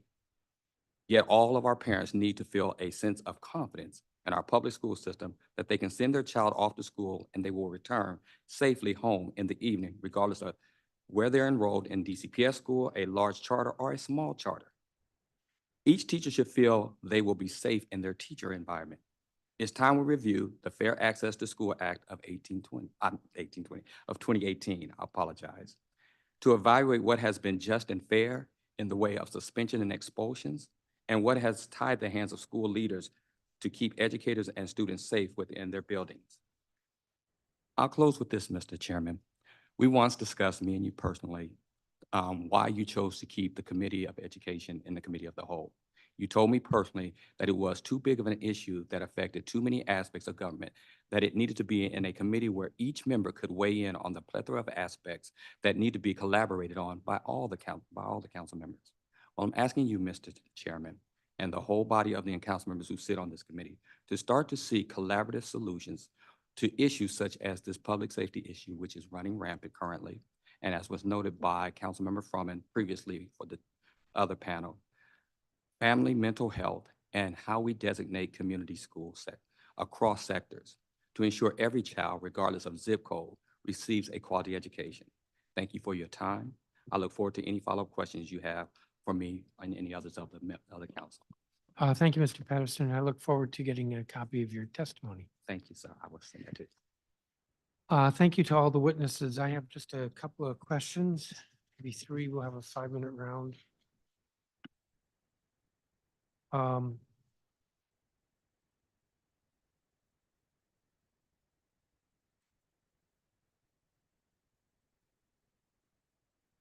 going to start with this. Mr. Patterson, you did not testify on behalf of the State Board, but there was testimony that reminded me that the State Board has done some examination of absenteeism or attendance. Yes, sir. Could you speak to what you think we could be doing differently? When I say we, I mean the government or the LEAs? Yes, sir. I appreciate the question. As was noted by a number of people who talked and gave testimony earlier, we as a government, as far as absenteeism, truancy, the whole gambit. We have to make sure this all comes back for me. And a lot of times what I hear, especially comes around to like getting to school safe, back and forth. We have to do just such a much better job. A lot of children and a lot of parents don't feel safe sending their children to schools. I know some schools that are actually trying to create safety plans around schools, around their children to get back and forth to school. If you don't feel like you can make it to school safe, if you feel like there's going to be some interference, since we have so much choice and parents are going back and forth across our city, it becomes a big problem and it exasperates absenteeism. So I think we as a city have to look at public safety, and I keep going back to that because you have to have a sense of you can go back and forth to school in a safe manner without something happening to your child. So you think safety is a primary factor? I think it is a huge factor. I don't know if I would say it was the primary factor, but I think it is one of the most contributing factors to absenteeism on a regular basis. Thank you. I'm going to change the subject and ask Ms. Maestas. In your statement, you said our literacy efforts were recently featured in the 74 million in an article about bright spot districts. Can you say more about what your literacy efforts have been? Yes, I'd be happy to. I'd also be very glad to share the 74 million article, and I would love to host you for a visit so you can see it in action. But our efforts are very much geared around the science of reading. And so we do a combination of like whole group instruction and small group instruction. We are very disciplined about the use of data in order to think about like exactly how to get students what they need and assess whether or not we're actually like meeting their needs.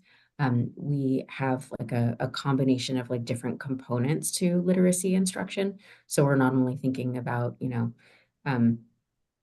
like reading fluency, like decoding phonics, right? Like there's, we're doing our best to like be rigorous around like how we can use science to guide our efforts. And again, like I'm happy to share the article, and I'm happy to have you come in and visit our school. We would love to show you how it works in practice. But I would say one of the things that I will say quickly, one of the things that we've seen has made such an impact on our program over the year is the concerted use that we make of small group instruction. That is only possible because of the ways in which DC government and under your leadership, the mayor's leadership, has really invested in schools, because it is very expensive to provide small group instruction and pull-out spaces. And so I just wanted to like reiterate a comment that other colleagues have made about just how important the funding is to being able to do our work really well. Thank you. And do share the article, and we'll put you on the list glad to to see do if that. I can visit. Thank you. Great.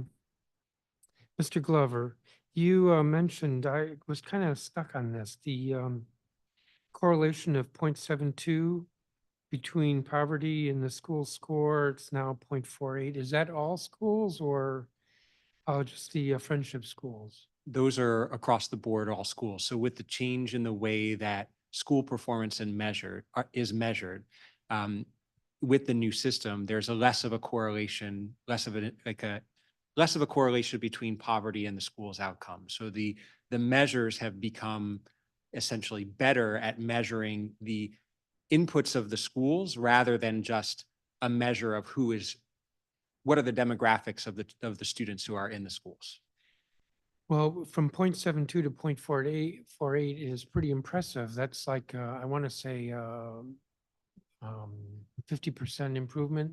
Maybe that's too high, but we haven't seen that kind of growth in the park results in the charter sector. So I don't think that it's necessarily an indication of a change in think about how I want to phrase this. It's an indication of the quality of the measure more than it is an indication of the change of the performance of students. As we look more at the performance of student subgroups and how different student subgroups are performing, we are better able to identify the efficacy of schools, whereas in the past that was more hidden. It was more hidden simply behind who who the school served rather than how well the school served each group of students. I'm out of time and I'm going to keep mulling that. Councilmember Parker, do you have any questions? Yeah, 5 minutes. Mr. Glover, I'll pick up there.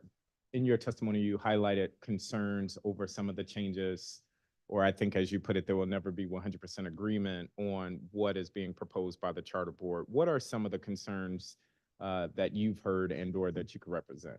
Yeah, I would identify two. I think with the high school Aspire metrics, there have been more changes in what's being measured later in the process than with the elementary and middle school performance. So in particular, how do we measure school performance when we look at student growth versus just absolute achievement of students? And there have been some changes in those measures a little bit later in the process. We haven't had quite as much time to review that and to confirm the validity of the new data points as we have in some of the other places.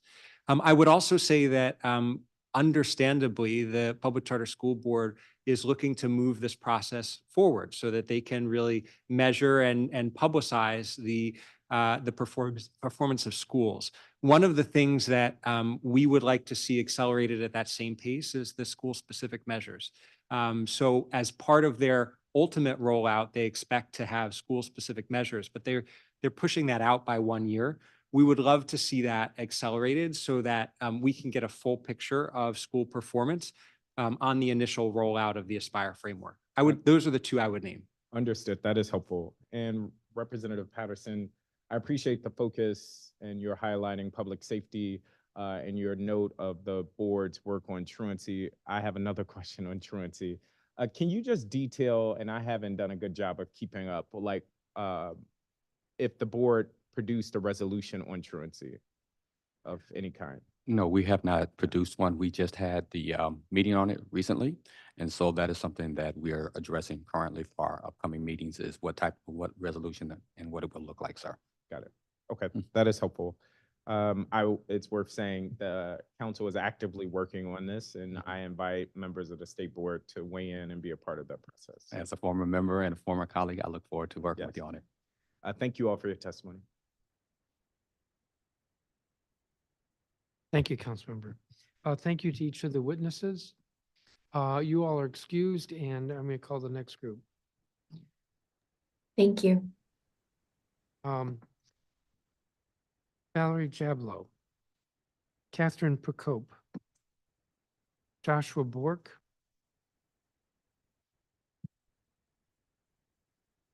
there's more, I'm pausing.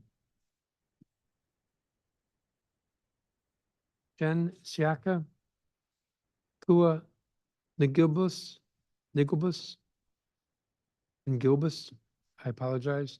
LaQuisha Bainham, Oliver Lake, Michelle Mitchell, Meredith Willis, Nathaniel Bowman, Edwin Miranda, Kendrick Ford, Louis Steptoe, Fridas Ayala, Mariela Demetric Nunez, Kaisha Jones, S. L. Hostin, Kesh Littlewahedi, Sia Barbara Camara, Andrew Shapiro,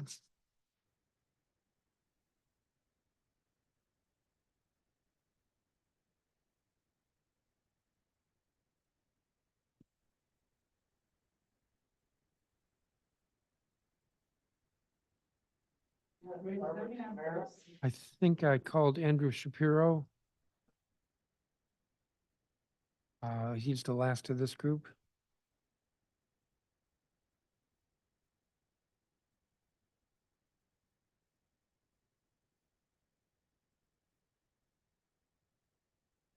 Ms. Jablow, why don't we start with you? Thank you. I am Valerie Jablo, a DC education analyst who discovered via FOIA that neither the CFO nor DGS has records of rent payments for a 5-year period by the Mary McLeod Bethune Charter School for the former DCPS school SLO, which the charter leases from DC. I received no response from the mayor's office about this. The charter board apparently believes it has no purview here, and the school did not provide me the missing records.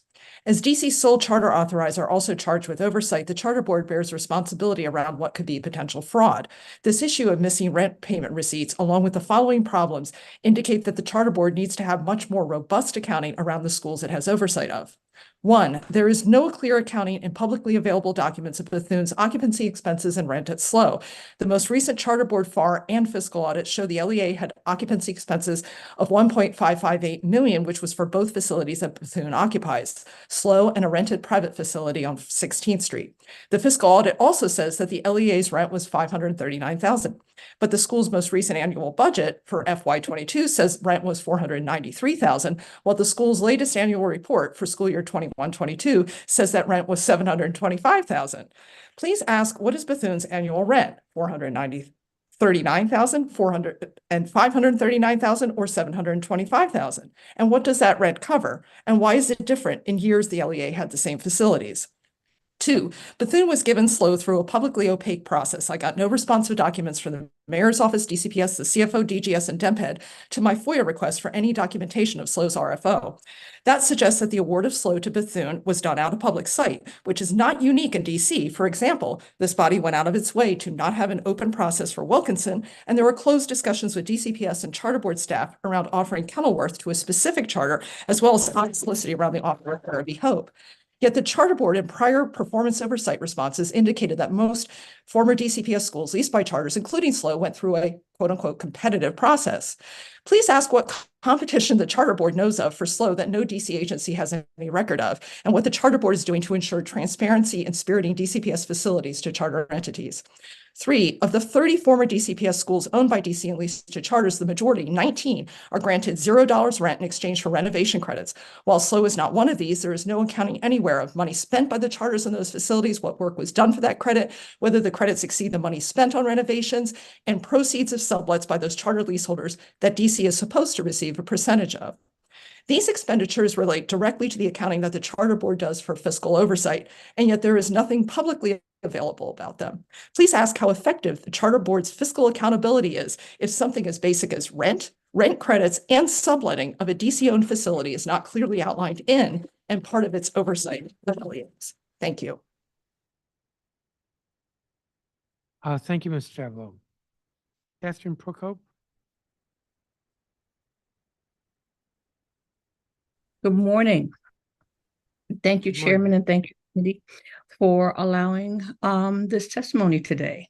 As the leader within the District of Columbia's charter school community, I represent a school that has embraced innovation and excellence and demonstrated tangible outcomes in student achievement. Our journey, marked by unique programming and collaboration, especially with institutions like Howard University, underscores the pivotal role of charter schools in redefining educational paradigms. Our partnership with Howard University has been instrumental in offering our students unparalleled access to enriched educational experiences and resources. And this collaboration has enabled us to design curriculum and enhancements and experiential learning opportunities that are unique as they are impactful, contributing significantly to the holistic development of our students.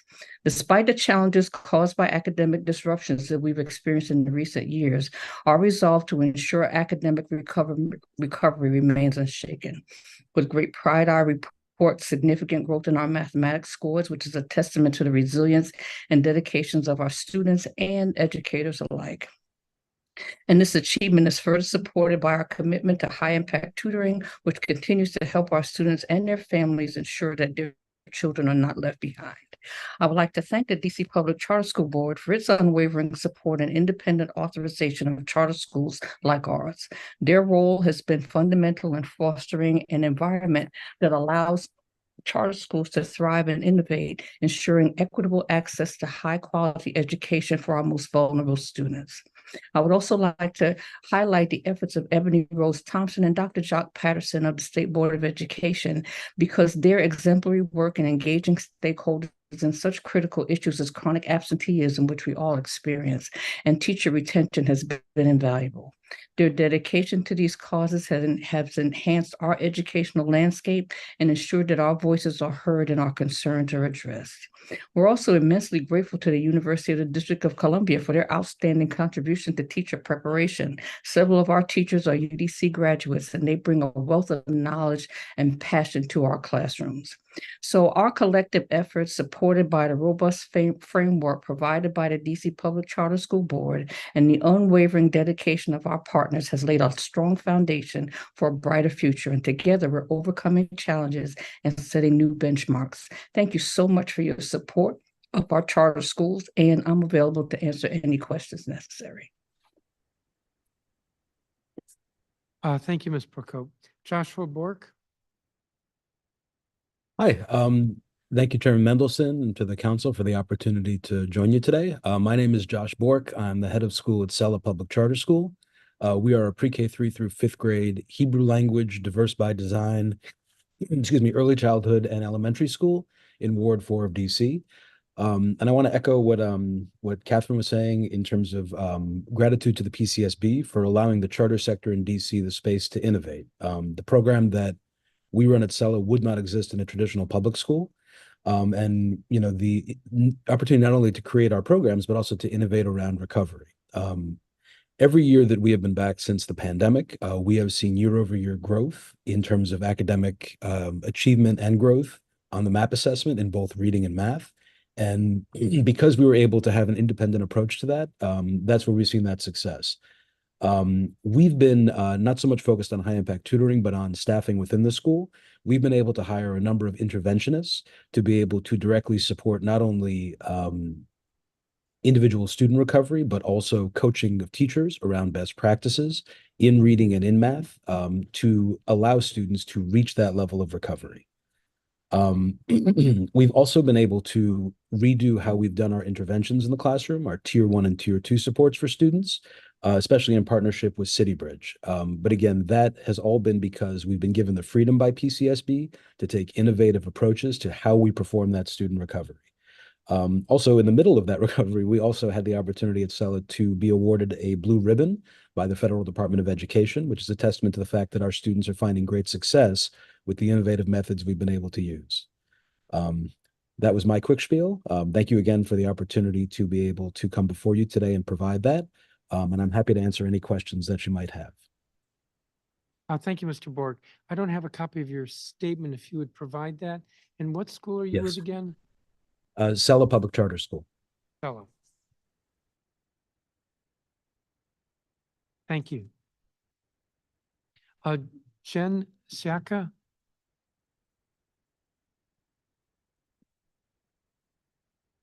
Good morning. Can you hear me? Yes.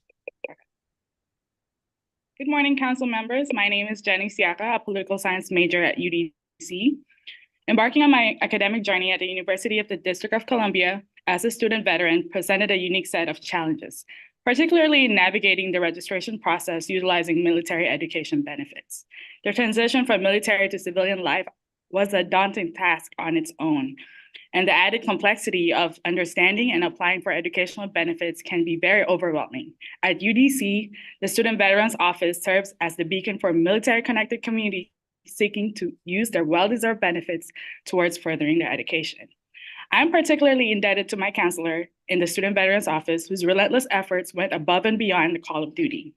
They worked tirelessly, often going the extra mile to ensure that every veteran and military-connected family received the benefits that they rightfully earned.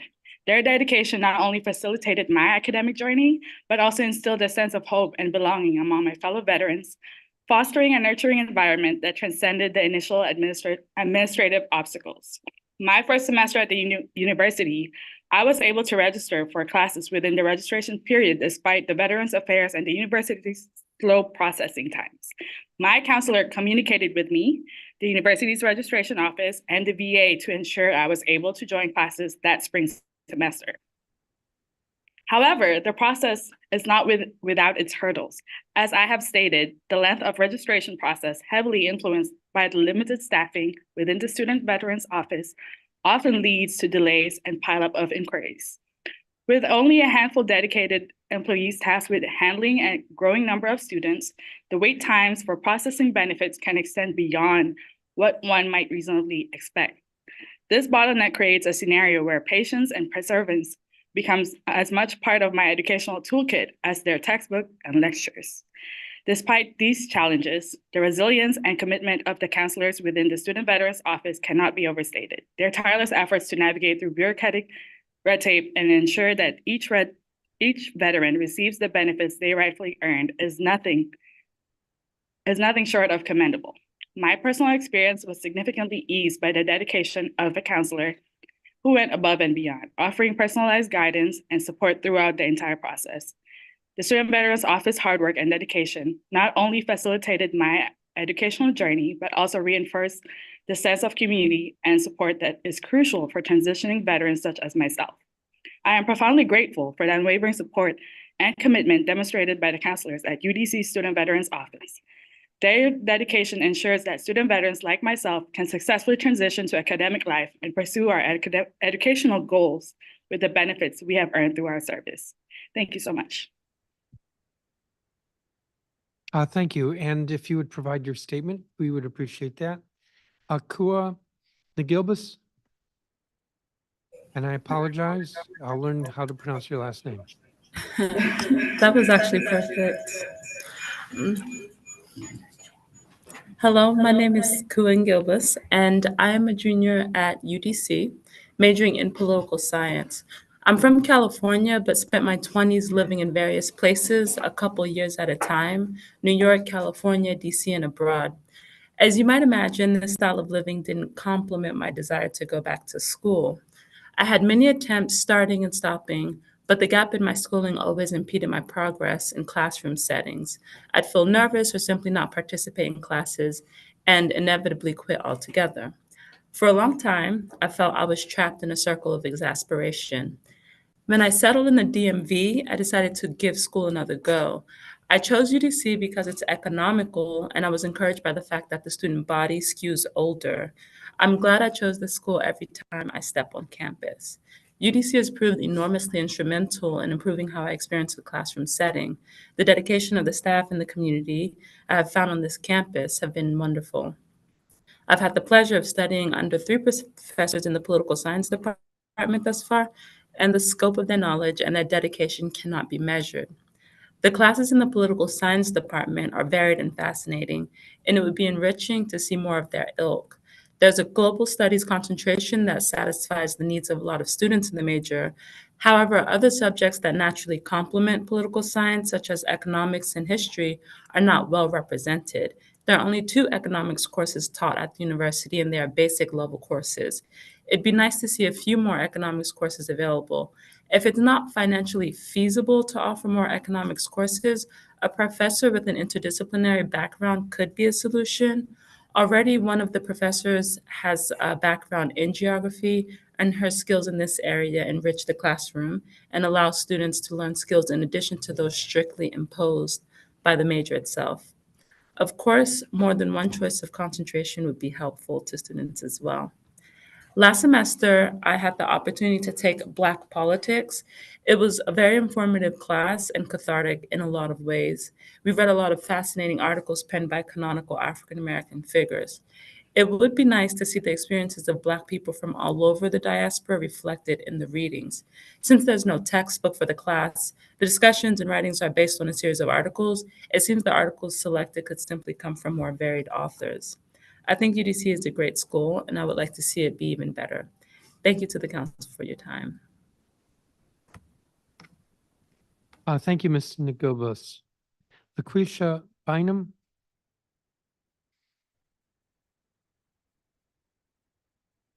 You have to accept, so I'm going to keep moving. Oliver Lake.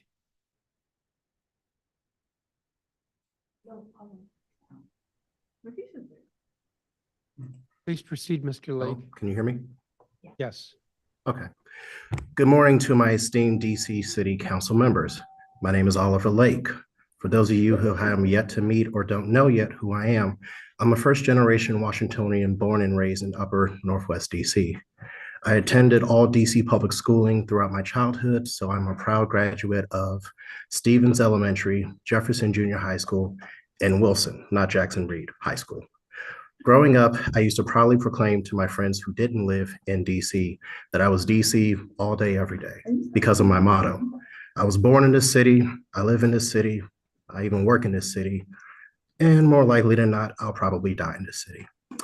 Sad to say, though, in recent years, that first part of my motto had to be changed because I was unable to purchase a home in DC due to the rising housing cost, which in of itself is an entirely different conversation for another time. But despite that minor hiccup in my now current Maryland residency, I still rep DC all day, every day. And I will forever love the city that made me into the man that I am today. Originally, like many of my classmates before me, I had planned on talking about my experiences with UDC over the years. However, I think my time would be better spent addressing a problem that has plagued UDC for a very long time and still up to the present day, and that is its reputation or lack thereof. So you might not be aware of this, but UDC was not the first college I ever attended. Instead, the first college was St. Mary's Public Honors College, located in St. Mary's County in Maryland. I went there with the intent to major in artificial intelligence, but due to prioritizing my party life instead of my academia life, I ended up flunking out of school. Undeterred by this, my mother advised that I would have to come back home and go to another college. And my mother thought that UDC would be a great place for me to start over. However, I wasn't as enthused as she was about my choice for the second college. I vaguely remember asking her, so you want me to go from being in an honors college to going to the University of Dumb Children? That nickname, the University of Dumb Children, isn't probably well known by people outside of the DMV, but it is mostly universally known by most students who attend a school within the DCPS system. It's a nickname that is wholly inaccurate, and since enrolling in UDC, I've tried my very best to dispel this illusion whenever I meet someone who has never attended UDC and doesn't know how great the school is. So while I've been doing my part, I do have to ask my esteemed DC council members, what have y'all been doing? What have y'all been doing to help bolster UDC's reputation and show support? Have any of you come out to any of our school events? Have any of you come out to any of our homecoming games? Have any of you encouraged youth, adults, or any other aspiring college applicants to consider UDC as a viable institution of higher education? If the answer is no to any of my questions, then all you guys have been doing is helping to perpetuate the myth that UDC is the University of Dumb Children, instead of it being the only public HBCU in the District of Columbia. And also, as DC's sole public college, it deserves more recognition and support from its government officials.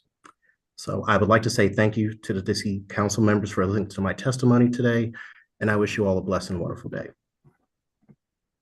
Thank you, Mr. Lake. Michelle Mitchell, if she's here. Good morning, esteemed council members.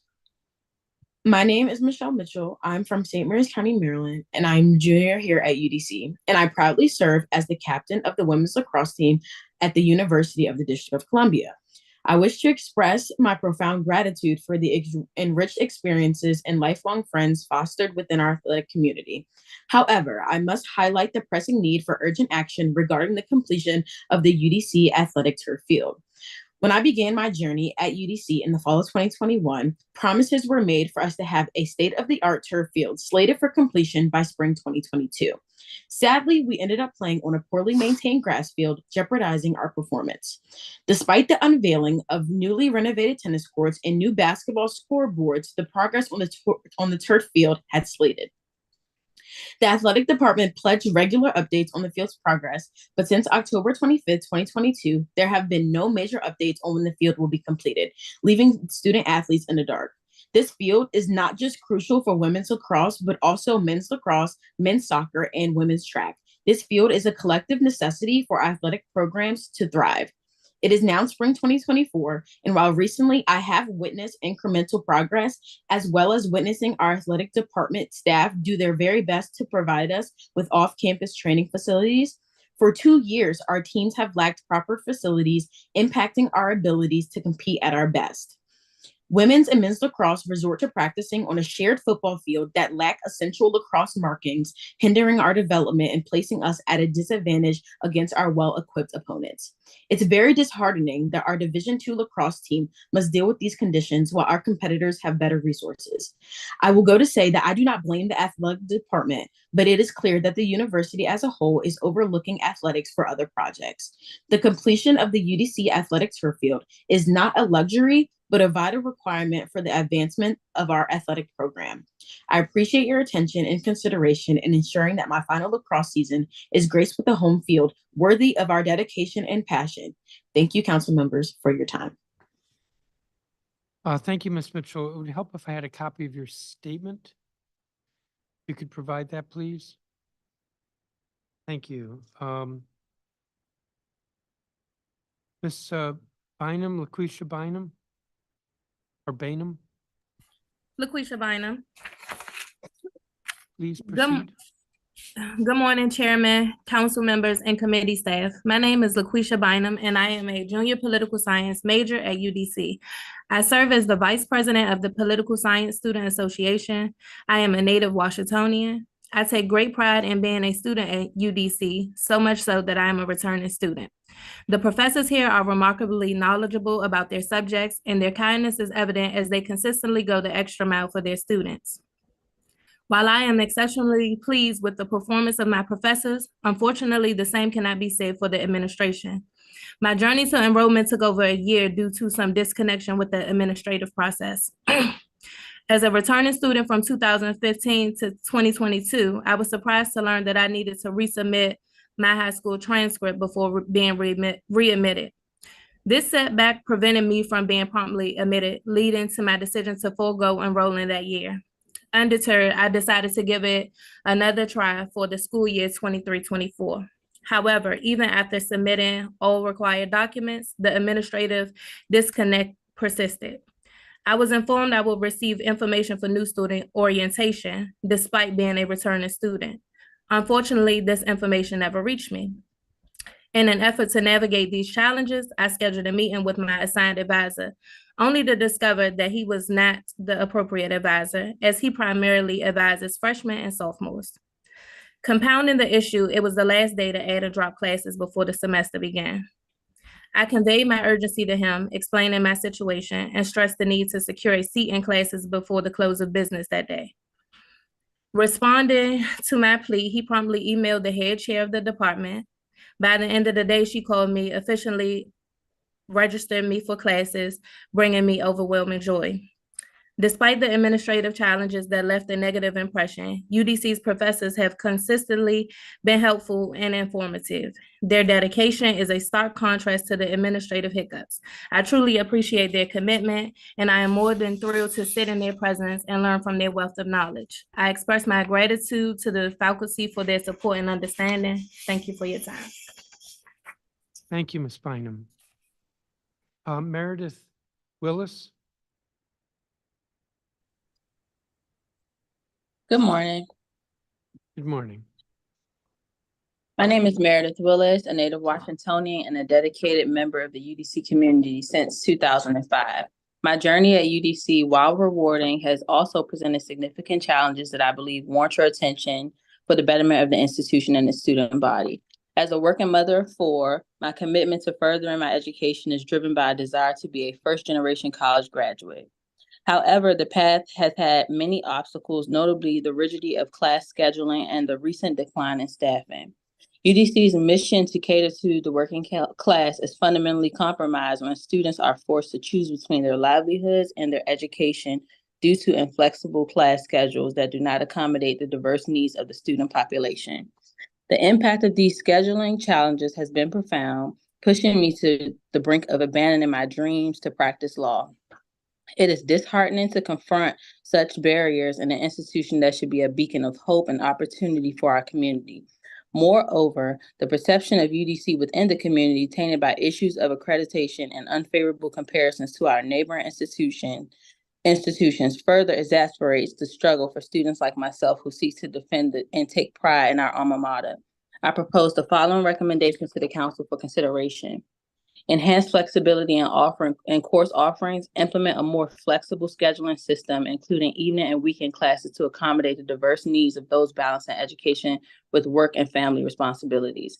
Expansion of virtual learning options, invest in robust virtual learning platforms and hybrid class models that cater to both in-person and online learners to address the current limitations imposed by class scheduling and staffing shortages, but also modernize UDC's educational delivery to meet the evolving needs of its students. Community and reputation building. Initiate and strengthen programs aimed at enhancing UDC's standing within the community and among peer institutions. These include transparent communications about accreditation statuses, active engagement with alumni and local businesses, and strategic marketing efforts to highlight the university's strengths and successes. I would like to add that I'm graduating in May, and I believe what I leave behind here is what the next generation will pick up. If you have children, I challenge you to ask yourselves, how would you feel if your children choose UDC as a first option to further in their education? As a member of the community, I'm deeply committed to the success and advancement of the university, and I'm available to answer any questions.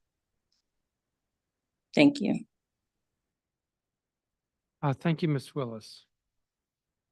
Nathaniel Bowman?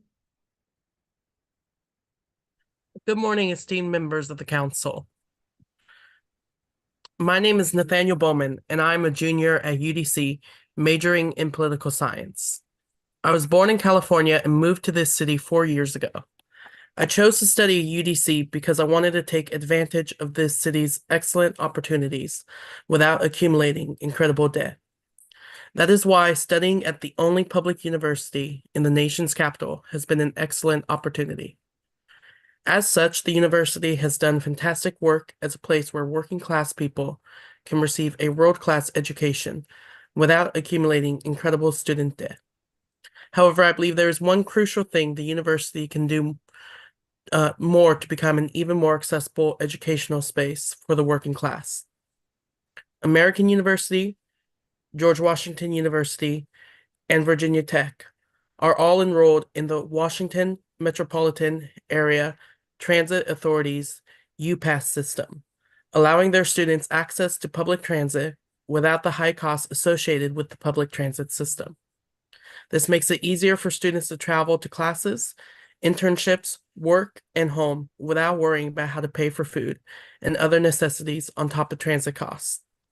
As Washington, D.C.'s only public university, it makes sense that UDC would also participate in this program, especially considering that a sizable portion of the student body comprises working class people.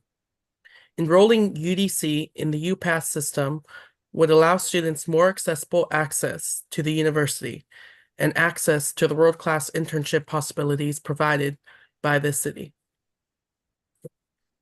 I balance a part-time job, often working full-time hours, and being a full-time student to afford to live and receive my education without building incredible debt. I live in the Van Ness neighborhood in Ward 3 and work in Bethesda, Maryland. That means I spend $5 daily to travel to and from work.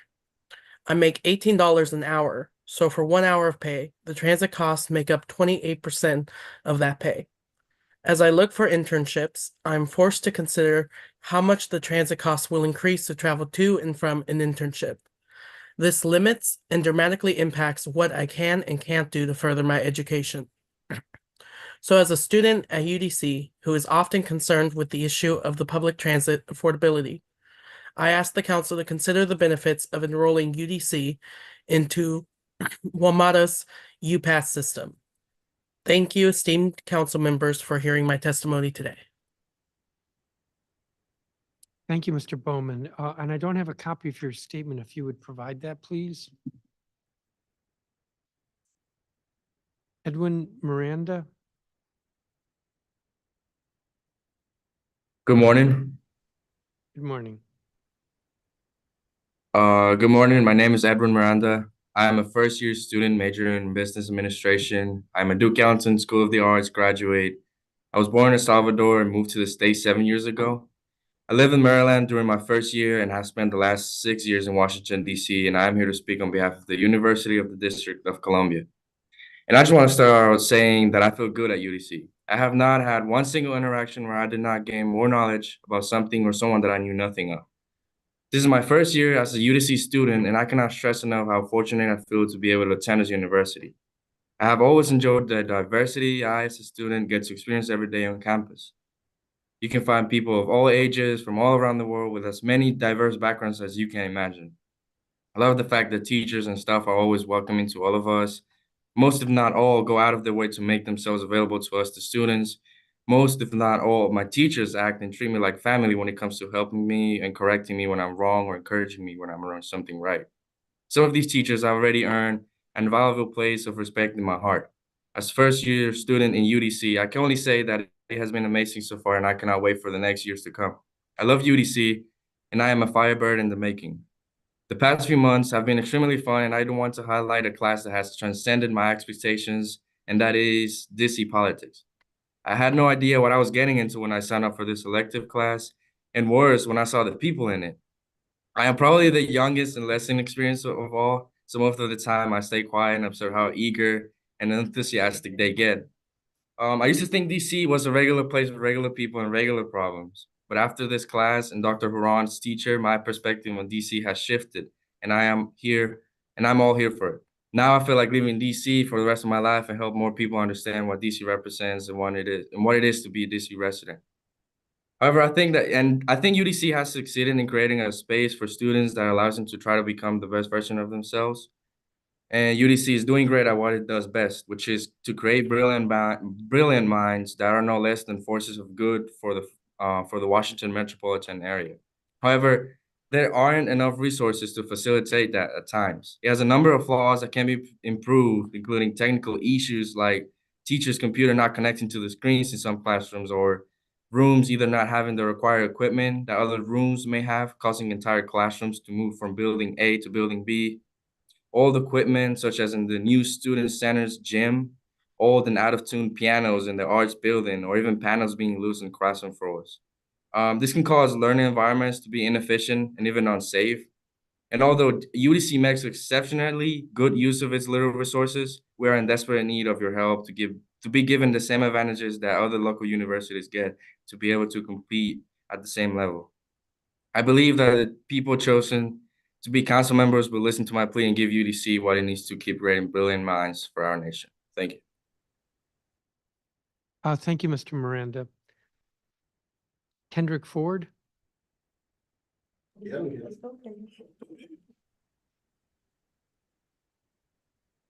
Please proceed. Yes, sir. I'm trying to pull up my. Did you want to get it? Over here.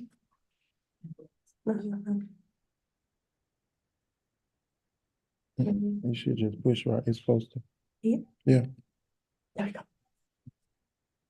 Good morning, Chairperson and members of the committee. Thank you for the opportunity to submit written and verbal testimony. My name is Kendrick Ford, a legal studies student, and I am a transfer scholar student from Ole Miss University in Oxford, Mississippi, to the University of District of Columbia. Today, I would like to address performance oversight in regards to student services here at the great establishment of UDC on behalf of Dr. Huron's DC Politics class. Are you a Firebird? What is a Firebird? The Firebird is one of the most colorful, legendary animal figures of Russian magical tales, fairy tales. For the most part, a Firebird can be reviewed as a powerful, positive narrative source. The Firebird steals from the rich and gives to the poor. The Firebird is also believed to drop pearls from its beak when passing over peasant villages to give the poor something to trade for food and other necessities. The Firebird also has magic feathers of protection. So a Firebird is a hero, someone who has done something brave, new, or good, and who is therefore greatly admired by a lot of people, like the Honorable President Maurice Eddington. Given that UDC is the Firebird headquarters, a well-structured body of heroes that are delicately chosen and placed on faculty and staff, we're always inquisitive about one thing. Will they use the magic feathers? Will they love, protect, and help the little Firebirds as their own? Without the little Firebirds, there is no headquarters. Although my relocation here was a culture shock, I admired the diverse, rational atmosphere of UDC upon arrival and have become very fond of one of the best teachers in the world. I'm enrolled in classes on both campuses, Lamont Riggs and Van Ness. Upon my arrival at the community college, I was prepared to win again. Unfortunately, The drudgery of undergoing the strenuous process of admission and enrollment became exasperating. Through transparency in terms of residency and financial aid was poorly disseminated. The hearts on Lamont Riggs campus are a bit warmer, as opposed to the quote-unquote elites on Van Ness campus. There's a lot of rudeness within the faculty and staff on the Van Ness campus. Faculty and staff on the Van Ness campus uphold a Harvard demeanor with very evasive and dismissive personas. I somewhat understand academic freedom, responsibility, and accountability to a certain degree, which is always a line of defense on the Van Ness campus. No one is obligated to hold your hand as a young adult as you pursue an education, and as we grow and mature, we as young adults must pay attention and stay on top of things. But for the students that can't or don't, just oh well, that's not resourceful, sound leadership and that is not resourceful, sound leadership and encouragement. Interaction, enthusiasm, showing more empathy, and exhibiting a more charismatic form and candor are some of the key components in student service. What better way to gain unadulterated evidence and data on UDC's performance in terms of service than to randomly, unexpectedly, but quickly evaluate students on their experiences here at UDC in the last year? Telling a little firebird that you're not obligated to go the extra mile with young adults is not how big firebirds conduct themselves. Please see my written submission for the remainder of my testimony. Thank you. Thank you, Mr. Ford. I don't actually have a copy of your written submission, so if you would provide that, please. Yes, sir. Thank you. And thank you. Louis Steptoe. Good morning. Good Hello. morning. Good morning. Okay. Firstly, thank you for giving me the opportunity and your time to speak about my experiences at UDC. My name is Louis Steptoe, and I am a native Washingtonian currently residing in Ward 8. I am currently a sophomore at the university majoring in urban sustainability. In 2018, I graduated high school and was going to Morehouse College when I discovered my girlfriend was pregnant with my daughter. Due to this, I stayed home, got a job, and put school on the back burner for my family. In 2022, I decided it was time to fulfill my desire to go to school and get a degree. UDC allowed me to do just that, and I am so grateful for that. Until recently, my time at UDC has been smooth sailing. I have found classes that fit into my packed schedule. Last semester, I earned an award for having the highest GPA in the causes program. I virtually had no issues. Recently, I received an email from my coordinator in my department about potential scholarships, and in doing so, I learned that since spring semester of 2022, I was being charged out-of-state tuition. The out-of-state tuition is double the amount of in-state tuition, double the amount of student loans I use, and double the amount of loans that will have to be paid back. Unlike other colleges I know that commonly label students as in-state or out-of-state students, I believe that the non-resident label referred to if I was a resident on campus. Even so, UDC has a rule that states with limited exceptions that all students are initially presumed to be out of state unless established through clear and convincing evidence that they qualify for in-state tuition. I applied to UDC with a DC address. I had my high school transcripts from which I graduated in DC sent to UDC. I had promissory notes from student loans that had my DC addresses on them, and I had mails sent to me from UDC to my DC address. Furthermore, based on these UDC statistics from the UDC fact sheet from fall of 2023, there were 1,007 new undergraduate enrollments that were residents compared to the 289 non-residents. It also shows that 170 first-time students enrolled in the school. If most students are shown to be DC residents and a few students are going to UDC straight out of high school, then what is the premise of this rule? My objective is not to change the rule, but to urge UDC to be more diligent about matters like this and to communicate better with the student body. For 6 semesters, I was charged this tuition, even though I had all these documents supporting that I am a DC resident. And not once did I hear from financial aid or administration bringing this to my attention. I frequently hear about the disconnect between the UDC administration and the student body, but this was my first example of such. Due to the diligence of my advisors and the members of the causes program, UDC has made an exception to fix my tuition for this semester, and I am grateful for that. However, I still have to pay between $15,000 to $20,000 more in tuition than I initially would have.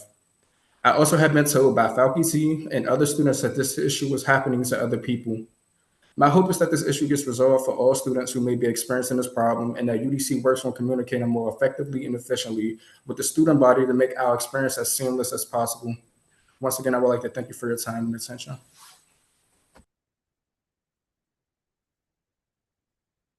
Thank you, Mr. Steptoe. Fridas Ayala, I believe is not here. Mariela Demetric Nunez. You're muted. Yes. Could you hear me, Yes, I Councilmember can. Mendelson? Yes, I can hear you. Please proceed. Okay.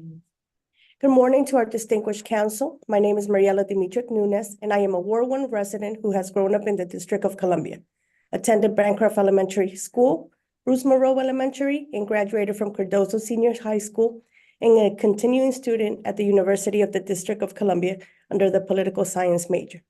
I am currently enrolled in the DC History course instructed by Dr. Huron. We have navigated through the initial history of the selected federal government grounds that evolved into what we know to be Washington, D.C., the District of Columbia, a fascinating political realm and powerhouse to our nation's government as it is to our city council. I am only one of many passionate students who are enrolled in the political science department at the Van Ness campus. And many years after I first enrolled at the university, our lectures and admiral discussions of politics were held at the old Building 41.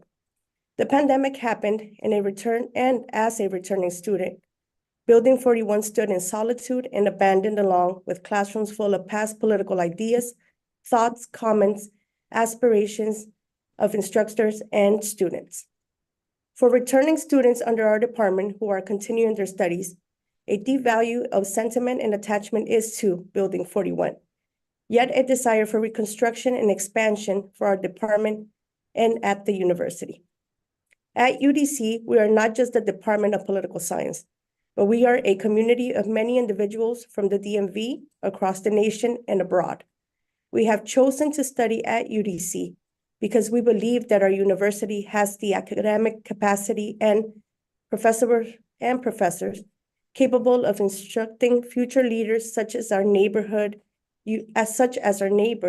universities in the city. We ask that you support us financially to facilitate the development and construction of our educational grounds with equipped classrooms and spaces for both our students and faculty. My daughter recently took an elective course at the university 2 summers ago, and she was as excited as my first day and first year student in college. We talked about her experience as a first-time college student in preparation, and honestly, she felt proud of being a Washingtonian and having the opportunity to take a course at UDC. She commented on how her top choice for school would be UDC. I could not be any prouder. Stigmas and bad press have stuck by UDC throughout time, yet at the end of the day, they are only comments. I, along as my peers, could state different. The effort from my professors and faculty has been impeccable, and I am thankful to them for their continuing support and to help me become a political scientist and a proud graduate of the University of the District of Columbia. To the council, thank you for your time and opportunity of letting myself express my concerns and my gratitude. Thank you, Ms. Nunez. I believe Fridas Ayala has arrived. Fridas Ayala?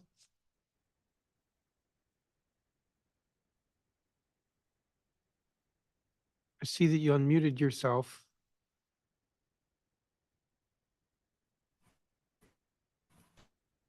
I can hear you. Yes, please proceed.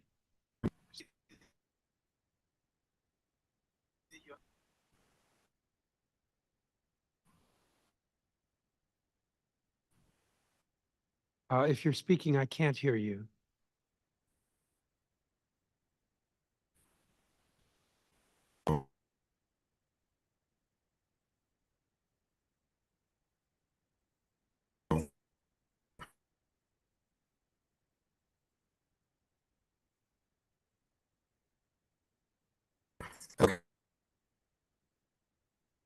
I hear a couple of grunts, but are you speaking? Otherwise, we're going to move on to the next witness. Give him a second. He's having difficulties.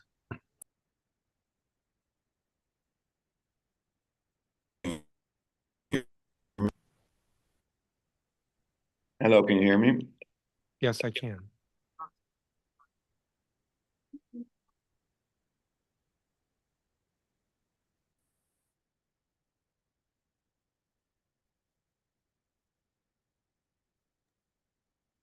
Hello, council members. Can you hear me? Yes, for the third time, yes. If you would please proceed. Good morning, council members. My name is Freddie Ayala. I am a junior at the University of the District of Columbia and a political science major, as well as a district resident for 17 years. I am here to express my strong support for the sponsored programs and community partners of the University of the District of Columbia, and to propose an implementation of a collaborative hub-like system that fosters greater synergy among these organizations. This idea aims to enhance the overall educational experience for UDC students and strengthen the connection between the university and the community it serves. The University of the District of Columbia plays a pivotal role in empowering students with knowledge and skills that extend beyond the classroom. The sponsored programs and community partners associated with UDC contribute significantly to the diverse and enriching opportunities available to students. These partnerships are not only provided valuable resources, but also bridge the gap between academic learning and real-world application. Programs and collaborations such as PG County Head Start, the Decor Bacon House Foundation, and the DCPS Dual Enrollment are a few of the collaborations that can be found at UDC. To maximize the impact of this initiative, I propose the creation of a hub-like system that centralizes information and resources from UDC's sponsored programs and community partners. This system would serve as a unified platform, allowing students easy access to a comprehensive array of programs, services, internships, and job opportunities. A user-friendly interface could facilitate seamless navigation and encourage students to explore the full spectrum of offerings available to them. In order to ensure the success of such a hub, it is crucial to implement consistent marketing strategies. Students must be regularly informed and updated about the various programs and services offered by UDC's community partners. A coordinated marketing effort utilizing both online and offline channels can effectively raise awareness and encourage active participation. Opening our doors and encouraging nonprofits and the vast array of organizations centralized in DC and for the benefit of DC will also be crucial to the marketing of this robust opportunity. Organizations and initiatives that promote the well-being and betterment of our communities throughout their various services, such as the Literacy Lab and LAYC, should be encouraged to be active on our campus. By establishing a collaborative hub-like system and implementing an active marketing strategy, we can create an environment where UDC students can easily connect with diverse opportunities presented by sponsored programs and community partners. This opportunity would not only enrich the educational experience for students, but also strengthen the bonds between the university and the community, fostering a mutually beneficial relationship. I appreciate your continued dedication to the betterment of our institution and believe that supporting this type of initiatives and ideas will contribute significantly to the success and the growth of the University of the District of Columbia. Thank you for your time and consideration. Thank you, Mr. Ayala. I don't have a copy of your statement. If you would provide it, please. Will do. Kaisha Jones, who I believe is not here. S.L. Huston.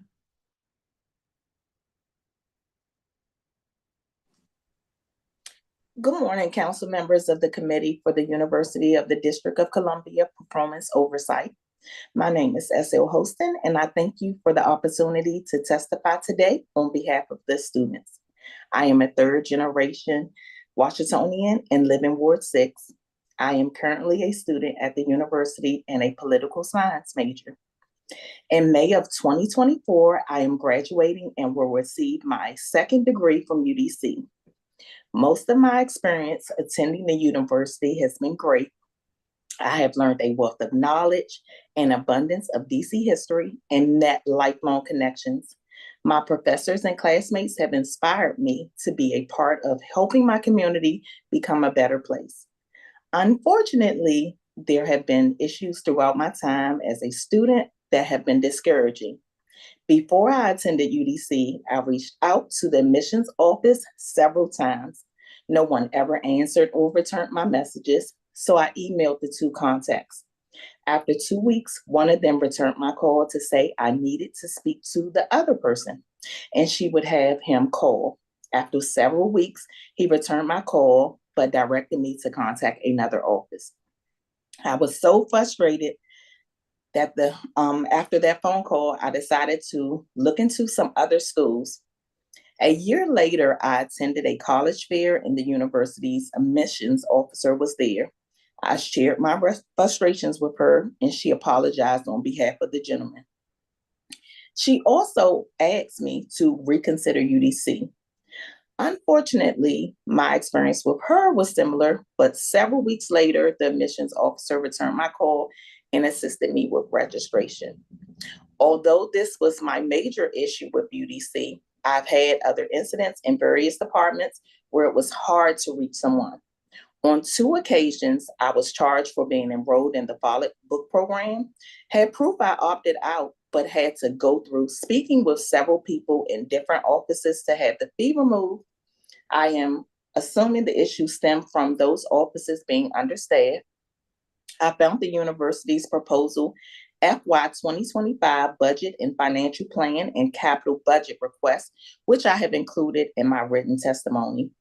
As a student, I have experienced classrooms at the main campus and Bertie Backus campus that were not equipped with updated technology. Some classrooms on both campuses have no technology or outdated technology. As the only public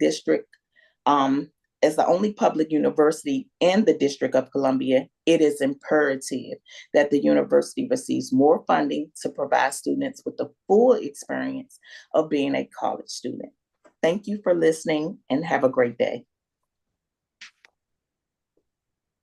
Thank you, Ms. Huston. Kesh Ladouhedi. Thank you, Mr. Chairman. My name is Kesh Ladouhedi, and I live on Van Ness Street, a short walk from UDC's Arts and Sciences Library, which is slated for demolition to make way for the DC Archives.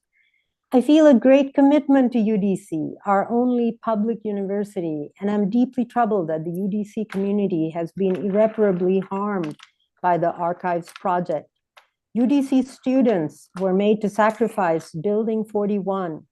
For 5 years, they've been denied access to the Arts and Sciences Library, TV studio, photo lab, computer lab, jazz archives, and more.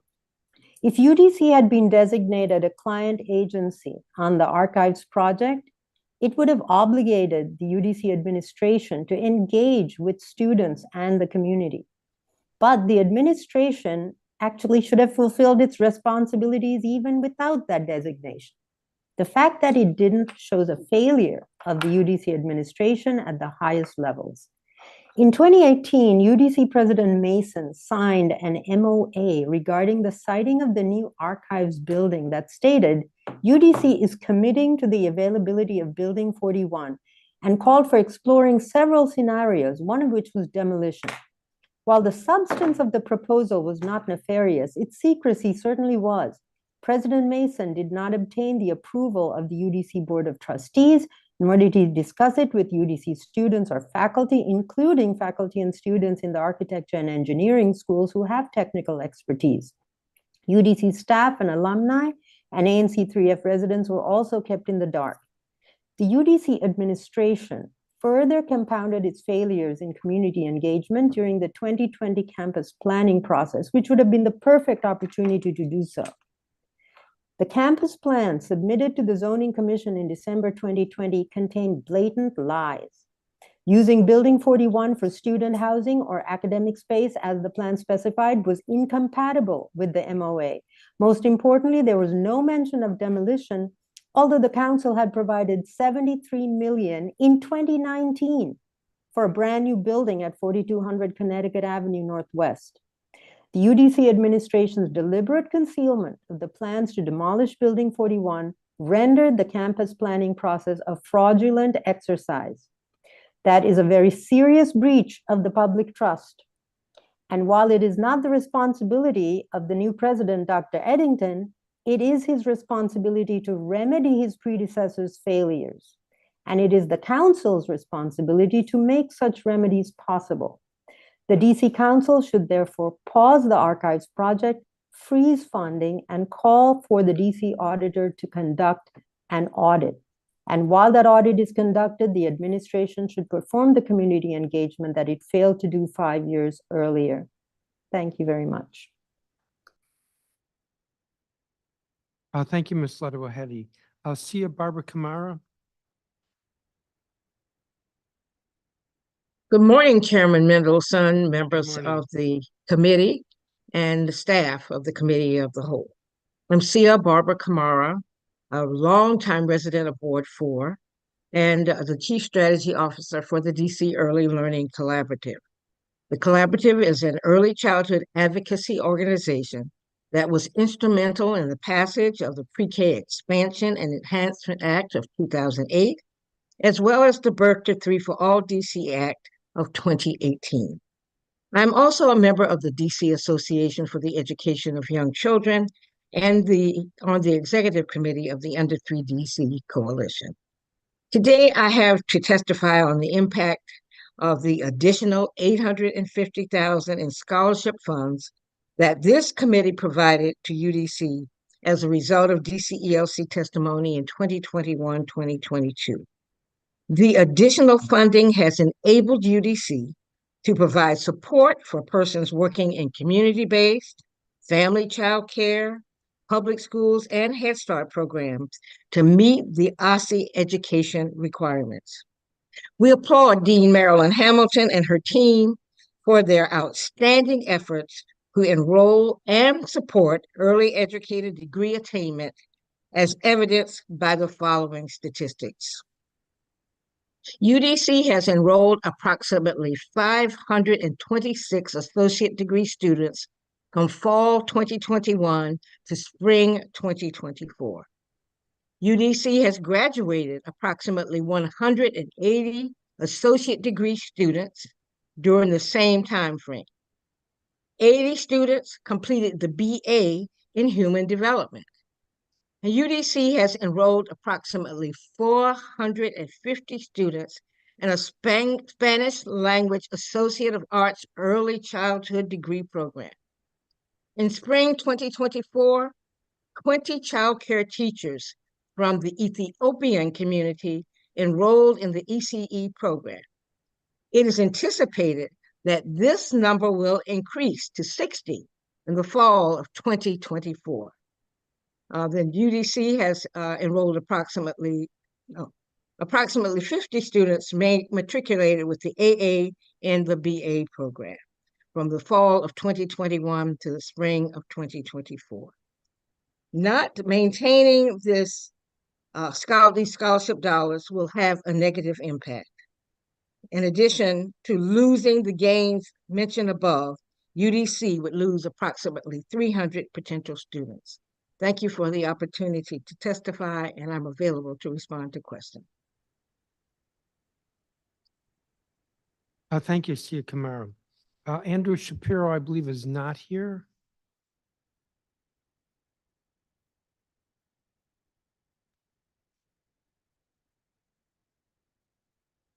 So we'll have a 1 5-minute round for questions.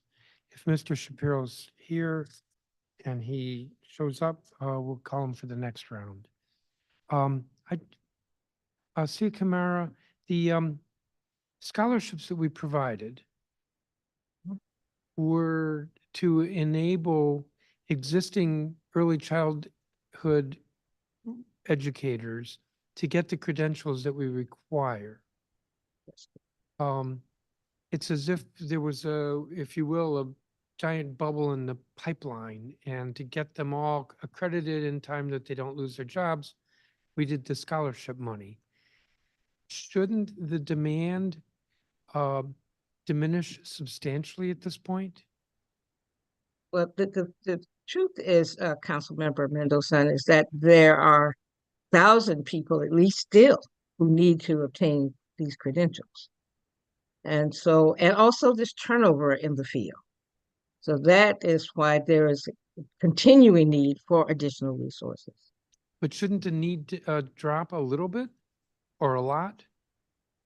Well, I think what we now have the data on the actual number of people working in these programs who are already employed, We didn't have all of that data back when we had this conversation and you led the way to get this additional money.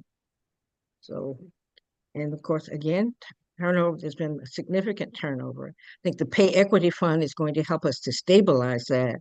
But there are, again, many people who still need to obtain the credentials.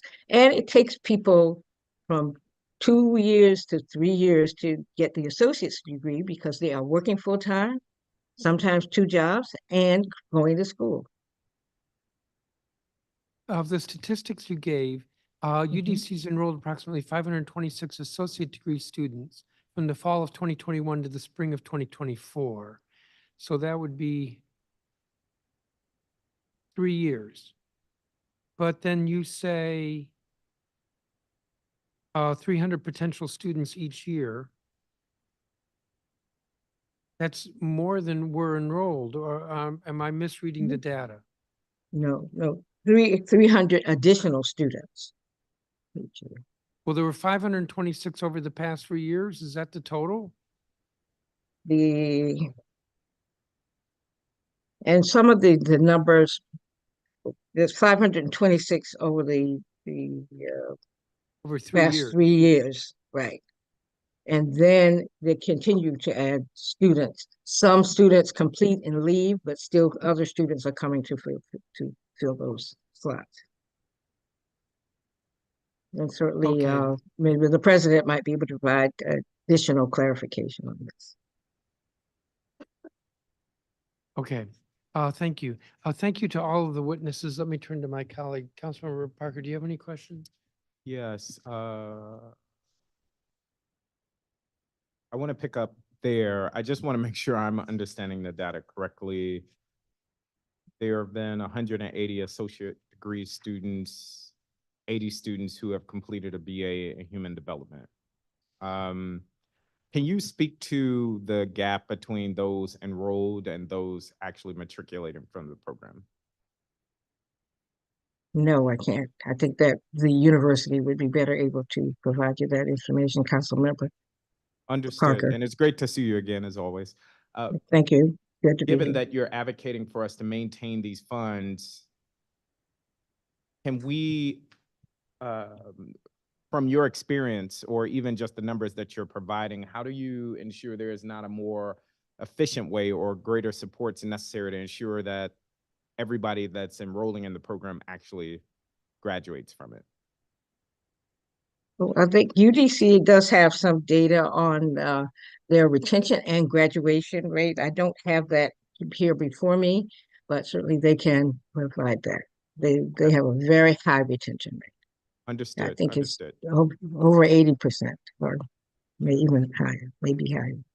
Understood. I wanted to first thank the many UDC students that testified, and shout out to Professor Huron, who seems to have pushed many of her students to come out today.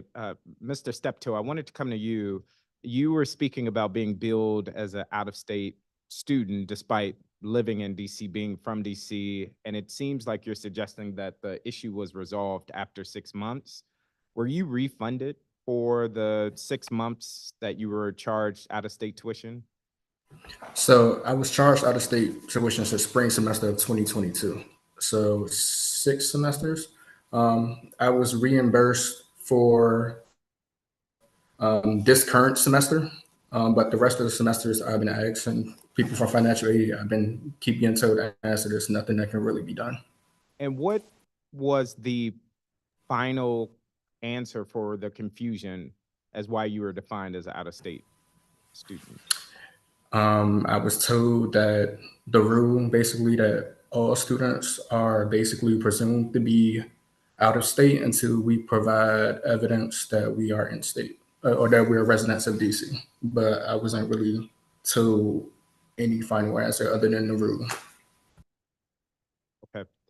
If you could follow up with the committee, I want to make sure we follow up with UDC, but if you were billed incorrectly, I think everyone should agree that you shouldn't have to pay for that. And we want to make sure we support you in following up on that. Ms. Thank you. I Bynum, appreciate I that. wanted to come. Thank you. I wanted to come to you, Ms. Bynum. You spoke about it taking over a year for you to actually get enrolled. I want to make sure I'm understanding the the reason for the delay. Can you elaborate? If you're still with us.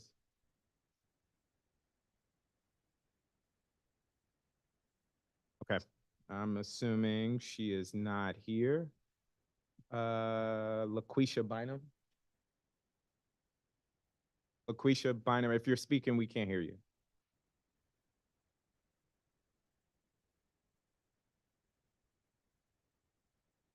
Okay. If someone knows LaQuisha Bynum, if you can. I'm going to call her now, sir. Okay, thank you. I only have 1:30 left, but I will come to Miss Ladaweti. It's good to see you again. I wanted to make sure I was clear. You are suggesting that UDC blatantly misled the zoning commission in its submission in 2020. And that is because you're suggesting they documented that there were no plans for building 41. Is that correct?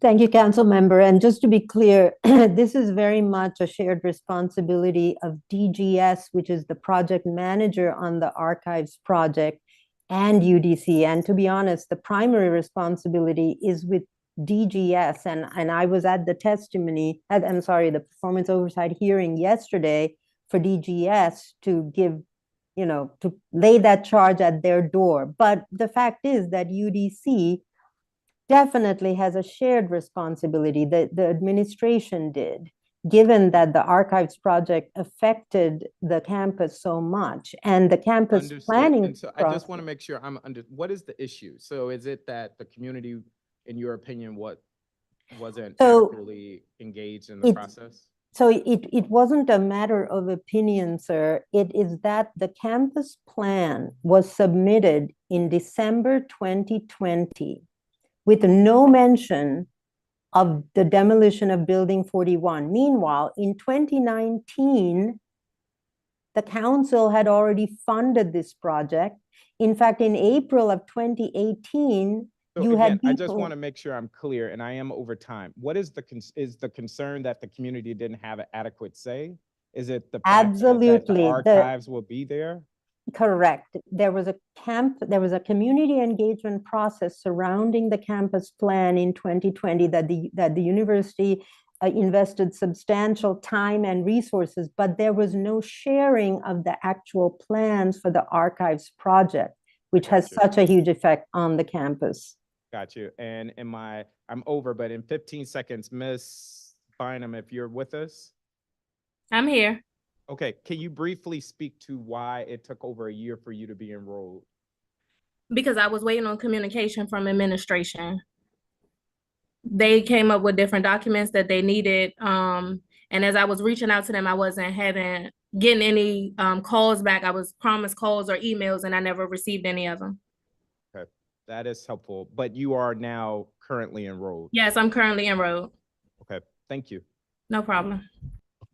Thank you, Councilmember Parker. Councilmember Henderson, if you have questions. Thank you, Mr. Chairman. I joined halfway through this panel, so I don't have any particular questions for these panel of witnesses. All right, thank you. I want to thank each of the witnesses. You're excused, and we're going to call the next group. And let me say that the testimony from the students has been very helpful, and that the president's been in the room listening, and I hope it's been helpful to him as well. Proceeding to the next group of witnesses, Blanca Hueso, who's outreach coordinator at the Multicultural Spanish-Speaking Providers Association. Sister Casa, who's ECE educator and UDC student, also with the Multicultural Spanish-Speaking Providers Association. Autrey Smalls, Mary Beth Tinker, Keith Johnson, Amanda Huron, Terrell Danley, Judith Ingram, who's director of the Northwest Community Food Pantry, Robert Newman, Dr. Michelle Chapman, Tiffany Johnson, Olafak Fotum, Brent Thigpen, Stan Wall, and Scott Goldstein.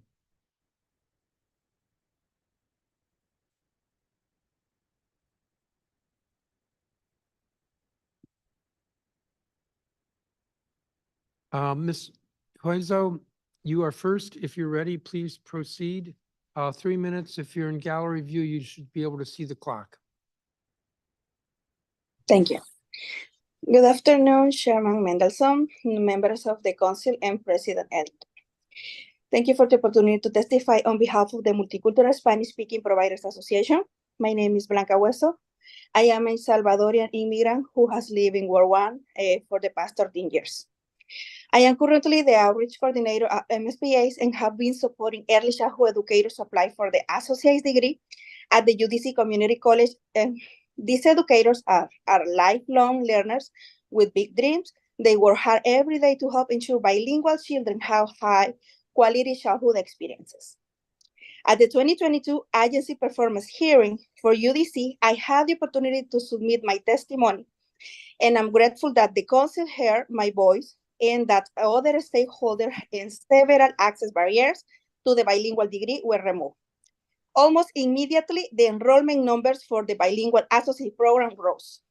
At the same time, the council provided additional funding for the fiscal year 23 and fiscal year 24 to ensure that educators could access the AA program and UDC's community college. Today, I'm here today again to ask the council to provide additional funding, the 850 beyond the fiscal year. Additional funding is needed to support the fast-growing bilingual AA program, currently the largest early childhood program at UDC Community College. Funds are used to provide scholarships so that educators can achieve their academic and professional goals.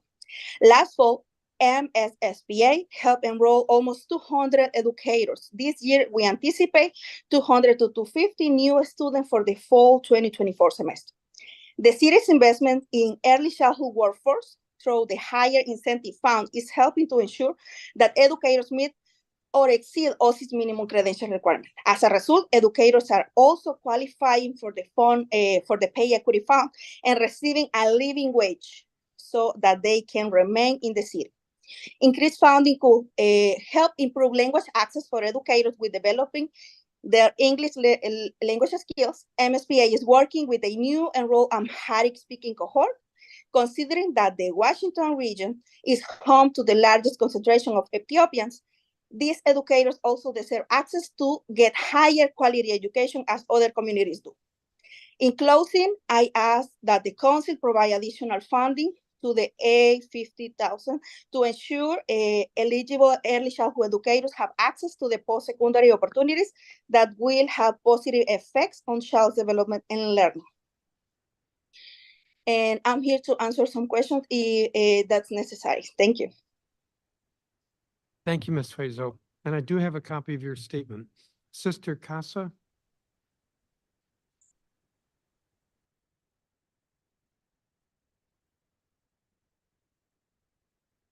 I don't see her. Autrey Smalls, Hello.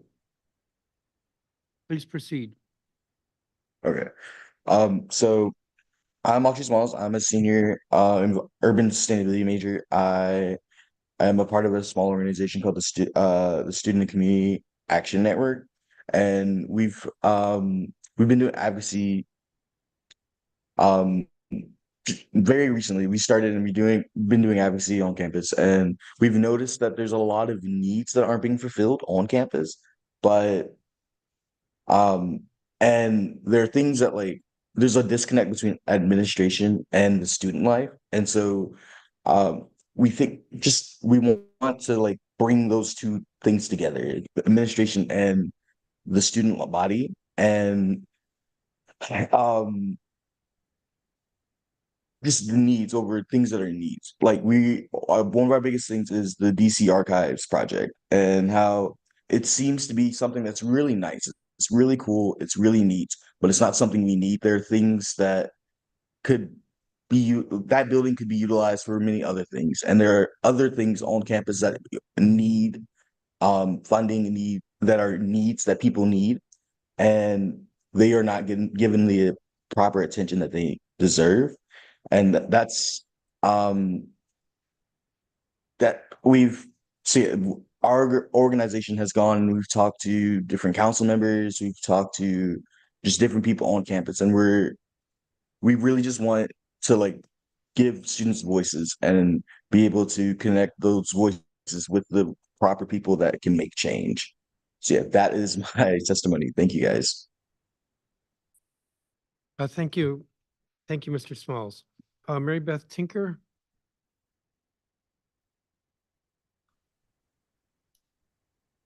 Thank you. And thank you to all of the students who have spoken today. And Autrey is talking about various needs, and there are so many. This is a school that doesn't even have a working cafeteria.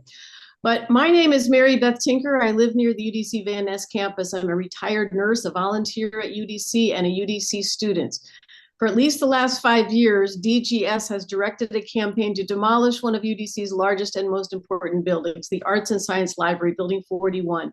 A longtime staff member recently remarked that if we allow this, it would be a huge embarrassment to the college. And she said, this building is where my mother attended classes, my sister and me. It is where the clubs, sororities, and fraternities met. And it was the library, the heart of the college, end quote. The building also held a working daycare center, and I'm glad we've been talking about that today, which is still there and empty. It had a photography lab, a TV studio, and all of these have been vacated under the direction of UDC administration and DGS, almost completely without input from students or the public. In June 2021, UDC was required to present their 10-year campus plan, as we have heard. And attorney Meredith Moldenhauer for Cozen O'Connor submitted that, but significant information was knowingly false. As we've heard, there was no mention of the possible demolition of the building, even though UDC and DGS had been planning it for years, and we have lots of documentation on that now. I testified at the Zoning Commission hearing about that plan, along with David Christille, the ANC at the time, but we had no idea that we were testifying on false information that had been placed in the plan by UDC and DGS. Was the goal to purposely mislead us? If so, it worked. Unaware of the real plan, the Zoning Commission approved the campus plan on condition that the public would be involved moving forward, but that condition was not met. Did UDC administration or DGS notice or care? It doesn't seem so. Suddenly in April 2023, the UDC community and surrounding neighborhood was notified that there would be a plan to demolish Building 41. We were notified by the Zoning Commission. After 2 years of misinformation without engagement of the public, then President Ronald Mason announced that the demolition was a done deal, Building 41. That message was then repeated to students, student government, faculty, staff, the ANC, and the community. And the student representative on the UDC Board of Trustees expressed his feeling that opposition was by then pointless, but he did vote against the proposal anyway. In the absence of a written order by the Zoning Commission, the plan is pushing forward. DGS has hired a construction manager with a contract for $990,000, just below the $1 million that would be required for review by the DC Council. How devious. Community engagement is absent. The staff and faculty and students do not even know what is going on mostly, or that the building would not be available to UDC students. This project should be paused, the money should be frozen, and an audit should be conducted. The demolition of this building would destroy UDC's food-producing gardens, exacerbate racial inequality at the only public HBCU, and demolish a sorely needed daycare center. It would be a setback for environmental goals of UDC and DC. No wonder environmental groups testified yesterday about the illegality of the new proposal, which violates the Greener New Government Buildings Act of DC. If DGS and UDC are not held accountable, where would this end? Now there is a proposal to demolish another building, Building 44, which holds UDC's state-of-the-art greenhouse and green roof. Ms. Tinker, you're over your time and you've departed from your testimony as well. Thank you. Thank you. Keith Johnston. Greetings, Council Member Chair Phil Mendelson and the members of the Committee of the Whole. Thank you for the opportunity to testify in support of the University of District of Columbia in its performance oversight hearing. My name is Keith Johnson. I'm a native of Washington, D.C. I currently reside in Ward 7 and graduated from the UDC with a degree in business with an emphasis on information systems.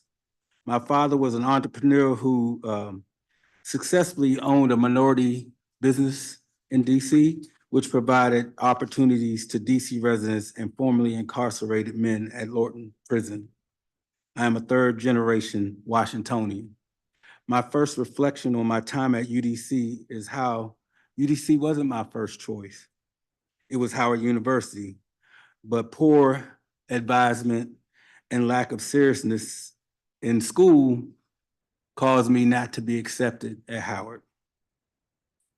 UDC's open enrollment policy allowed me another chance to go back to school, and things started moving positively. I excelled in school with more focus. I was able to join the greatest fraternity, Alpha Phi Alpha Fraternity Incorporated. I became a student leader on campus, serving as undergraduate student government president for two years. And for Alpha, I've achieved the highest ranking college brother position as Assistant Eastern Regional Vice President. I attended the university during the time of the control board, where draconian cuts almost took it to the brink of closure. The enrollment dropped from 11,000 to almost 3,000. It had to absorb the DC Law School at that time within its operating budget and no funds to support that. Several programs were cut and the athletic program was in jeopardy. Students held a referendum to increase the student fees to maintain its existence. But despite all of these setbacks, the university was still able to meet its core mission, which is providing quality education to residents of the District of Columbia and creating a pathway to the middle class. After graduating from UDC, I ascended into management for several nonprofit organizations in DC. Today, I work for the United Negro College Fund as an information technology professional, supporting strategic development and donor relations for UNCF's 37 member institutions. I also have two twin sons who are currently attending high school in the District of Columbia at Digital Pioneers Academy in DC, and they hope to maybe attend the UDC. I hope the City Council will continue to increase its support for the university. The university's strategic plan will require significant resources to serving the residents of the District of Columbia. Thank you for giving me this opportunity to testify. Thank you, Mr. Johnson. Thank you for being here in person. I was getting used to everybody being online. Amanda Huron.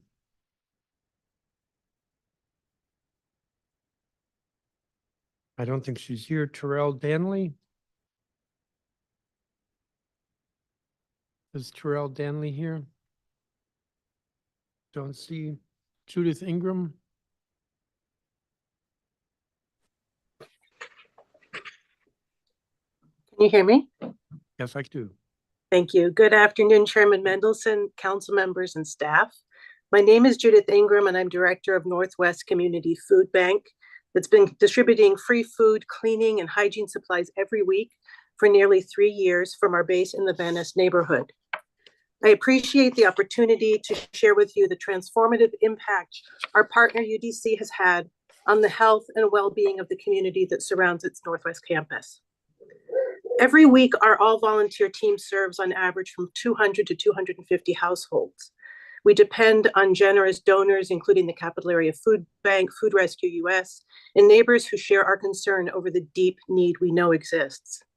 Last year alone, Northwest Community Food served more than 1,200 unique households and distributed over 250,000 pounds of food, helping ease the hardship of families and individuals on fixed incomes who've been hit hard by the stubborn effects of the pandemic and steep cuts in SNAP and other programs.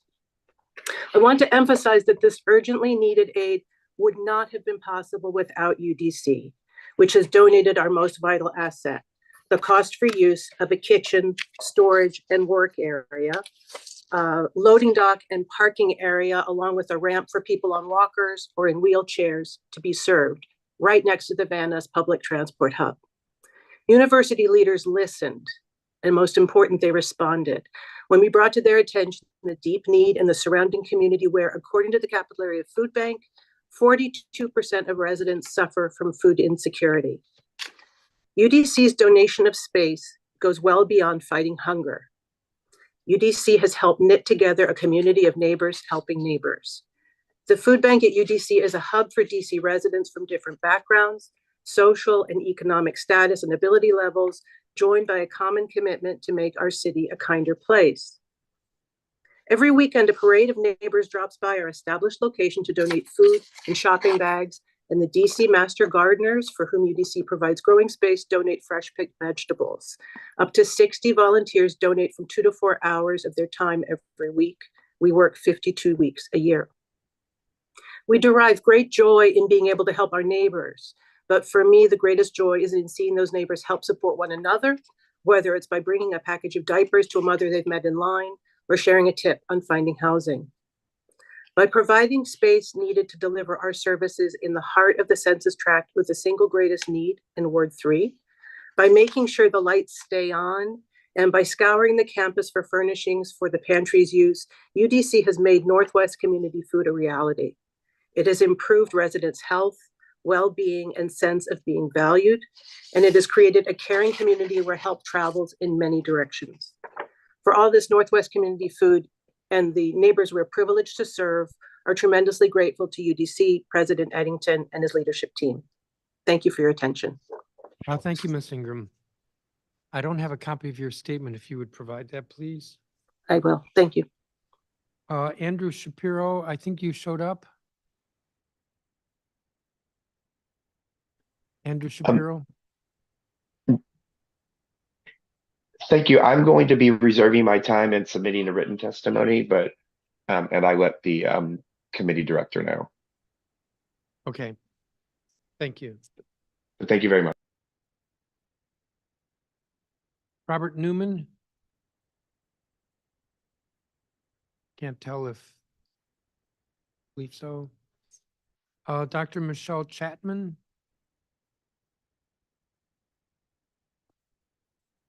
Good day, Chairman Mendelson, members of the council and staff. I'm honored to offer testimony today as a public witness. I grew up in the neighborhoods of Washington, D.C. and took full advantage of the city's public educational system from elementary through high school. After less than a stellar year at another university, I reluctantly transferred to UDC, and it turned out to be one of the best decisions I've ever made. I truly found my stride at the University of the District of Columbia.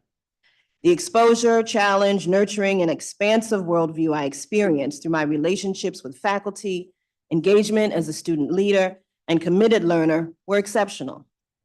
Upon completing my undergrad degree in '93, I had the opportunity to engage in postgraduate volunteerism in the Gambia, West Africa, made possible in large part by UDC.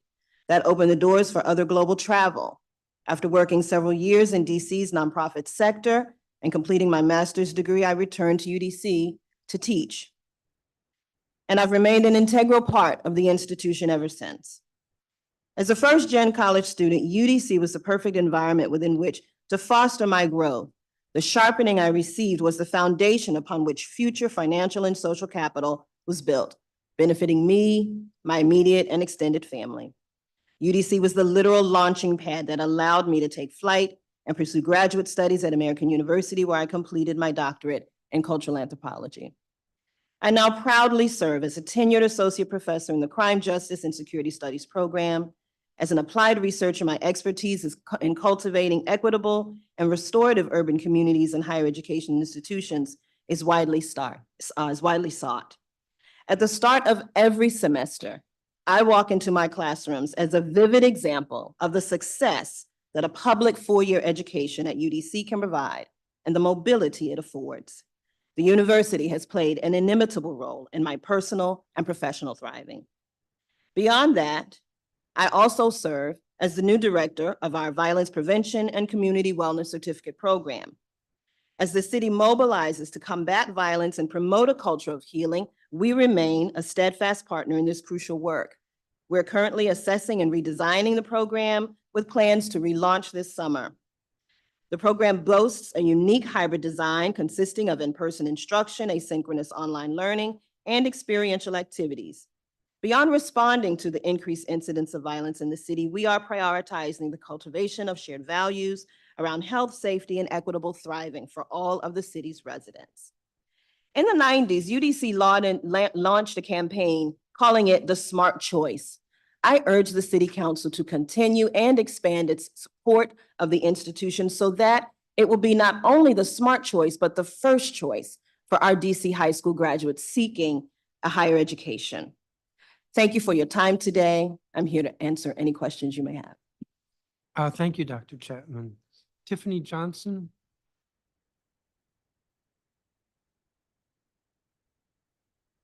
Folafak Photum.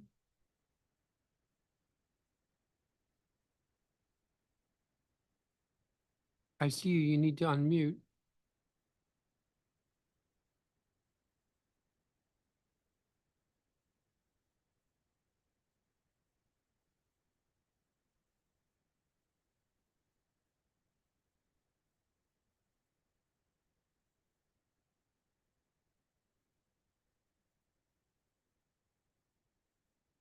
If you're unable to proceed, I'm going to move on to the next witness.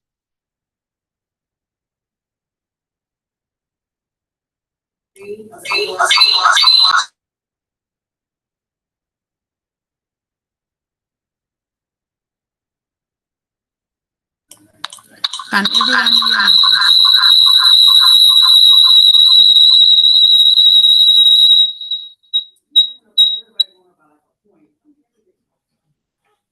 All right, we're going to move on. Brent Thigpen. Okay, so what was the exam 1 issue? Oh, you were saying this is firm. Yeah, Don't see him. Stan Wall.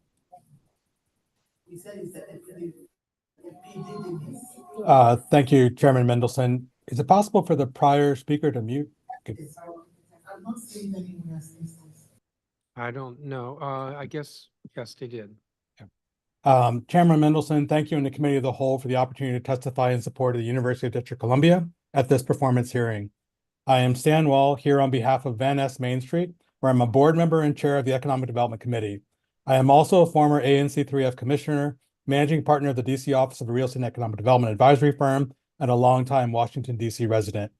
Van Ness Main Street was one of the first Main Street programs in Ward 3, founded in 2016. Our Main Street serves 104 small businesses on Connecticut Avenue, from Van Ness Street to Nebraska Avenue. We partner with UDC on community-focused initiatives, the farmers market that you heard about earlier, move nights in the park, and various pop-up markets. UDC generously provides Van Ness Main Street with complimentary office and event space, including the amphitheater and the Theater of the Arts. UDC is a great partner and an invested supporter of our Main Street program. We were excited to welcome President Eddington to UDC and to our community last summer. We were even more excited when President Eddington participated in a meet and greet discussion with members of the Van Ness Main Street Board and other community members within the first few months of his arrival. Right out of the gate, he has demonstrated a commitment to ensuring that UDC remains an active and engaged partner with the community. During that initial meeting, President Eddington laid out his initial thoughts on his vision for UDC, including positioning the university as a leading national public university through excellent student achievement, strong alignment with local workforce needs, and impactful service to the community. He then discussed strategic priorities in his first days of office and the outcomes he expects to achieve under his leadership. These priorities focus, as they should, primarily on increasing student success outcomes, strengthening academics, and increasing access to education. As DC continues to craft a path for long-term prosperity, it is critical that all DC residents have a chance to participate in that prosperity. Toward this outcome, President Eddington has stated a goal of increasing UDC's role in driving workforce development and economic mobility for the district and its residents. UDC has continued to accelerate efforts to attract new retail tenants within university-owned or controlled properties toward the goal of increasing amenities for students, faculty, and staff, while also bringing vibrancy to our commercial corridor. Van Ness Main Street and the community are eager to welcome upcoming new arrivals, including Mom's Organic Market, Doghouse Beer Garden, and several other retailers in the coming months. Van Ness Main Street looks forward to continue to work closely with President Eddington and his UDC team to create a vibrant college community and a thriving university, and we're very excited about where he will lead UDC. Thank you for your time and for the council's ongoing support of our city's public university. I'm available for any questions. Thank you. Thank you, Mr. Wall. Scott Goldstein. Good afternoon. Under the leadership of President Thompson, the State Board of Education has indeed developed a strong working relationship with OSSI that has helped the two come together around a historic revision of DC social studies standards, the passage of new menstrual health standards, and the beginning of a process for social emotional learning standards. The process of revising the social studies standards truly demonstrated that where there are shared values, there can be authentically strong public engagement and quick work to incorporate public feedback. At the same time, the process of revising the categories and format of the DC School Report Card has shown that where there is a topic with legitimate philosophical divides, the public engagement process can serve as more of a veneer than authentic listening. While members of the State Board have fought hard for equity-based revisions, their ability to put into practice what they hear from constituents is limited because of our governance system, where the State Board only has the power to vote yes or no on proposals from OSSI, rather than the ability to make amendments. Imagine, council members, that your only authority was to vote yes or no on legislation written by the mayor, without the ability to propose your own legislation, propose amendments through committee or on the dais. Sure, you could try to persuade the mayor to change something before she submits it, but once she does, up on the dais, you get to vote yes or no, even though you also were elected by the voters. They are elected to this role, but have only the power to vote yes or no on proposals from the executive. This is the insulting situation board members find themselves in. But the council could and should make there's been a lot of conversation about mayoral control, but the council could and should make a less radical, but still critically important governance change to strengthen checks and balances in our education system. Simply give board members the ability to initiate policy or at least make amendments themselves to policies initiated by OSSI. Regarding the Public Charter School Board, as you know, last year's budget appropriately ensured that charter school educators received a well-deserved pay raise. It also requires that every public charter school that does not yet have one must establish a public and transparent pay scale by steps and grades by May 1st. The Public Charter School Board should be taking an active role in ensuring that every school is not only on track to meet that target, but is authentically engaging educators in the process of establishing a pay scale. Second, while OSSI and the State Board are on the verge of taking positive steps to de-emphasize the universally condemned 1 to 5 star system, the PCSB's new accountability framework is actually instituting a 1 to 5 level measure of schools that, while it includes growth in school climate, is still labeling schools primarily based on what research proves to be indicators of poverty rather than school quality, something we know can lead to a narrowing of the curriculum and a less joyful, well-rounded curriculum, particularly for students furthest from opportunity, which has the secondary effect of actually harming literacy efforts since content knowledge is the basis for literacy growth. I hope PCSB will consider continued revisions to the Aspire system, and also that we have a consolidation of the 4 separate sites, DCPS, My School DC, PCSB, and OSSI that judge school quality.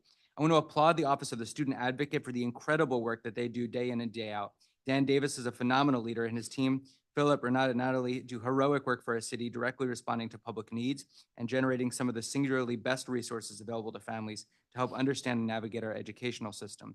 I want to appreciate the amazing educator preparation programs at UDC. They were given funding under the Grow Your Own pilots to continue to have a debt-free pathway for DC residents to become educators, and I hope you will continue to bolster that support. I have some additional notes on attendance related to the work of the Student Advocate and others that I'd be happy to talk more about. Thank you.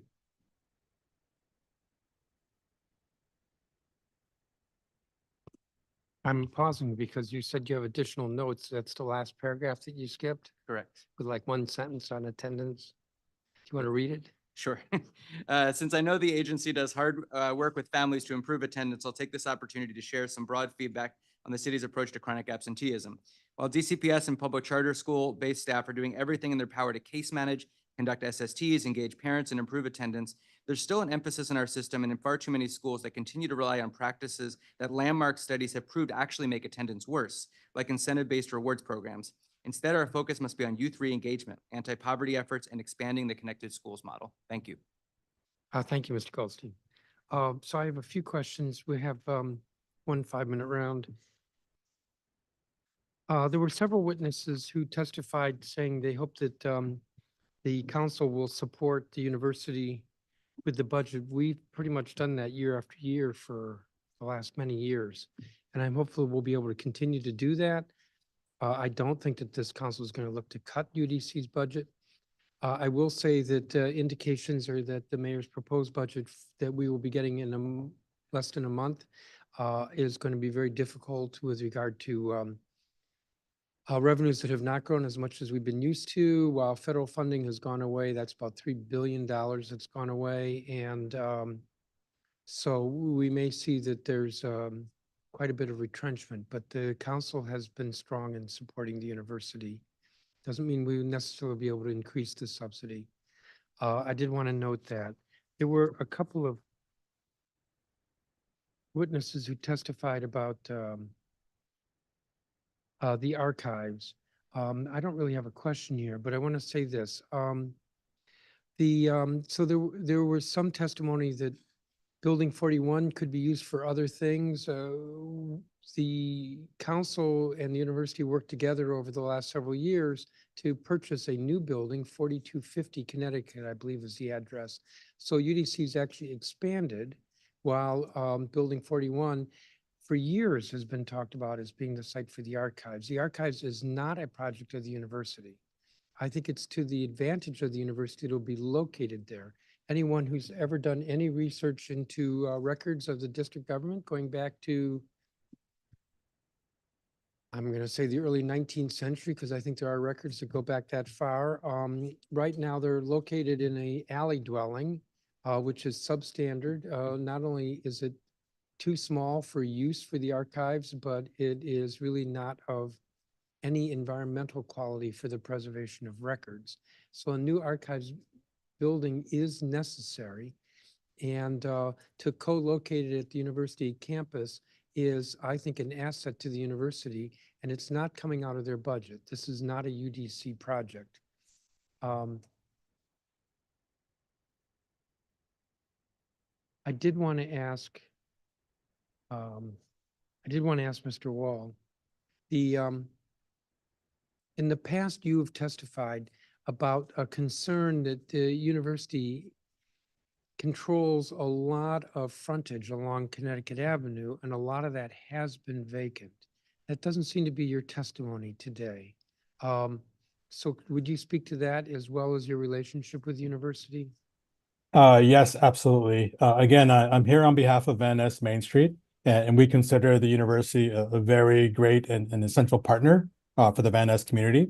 I was here about a year ago testifying to the fact that UDC was somewhat constrained in terms of how it might offer incentives to potential retailers to fill their space.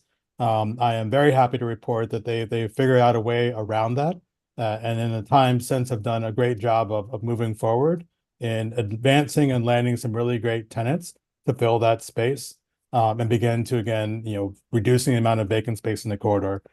So they've made great strides in overcoming that challenge and making good progress. And working with the Main Street, that's very positive. Absolutely. There are quite a number of programs that I mentioned earlier that we work in conjunction with UDC, including leveraging the amphitheater, the outdoor amphitheater for a summer movie series.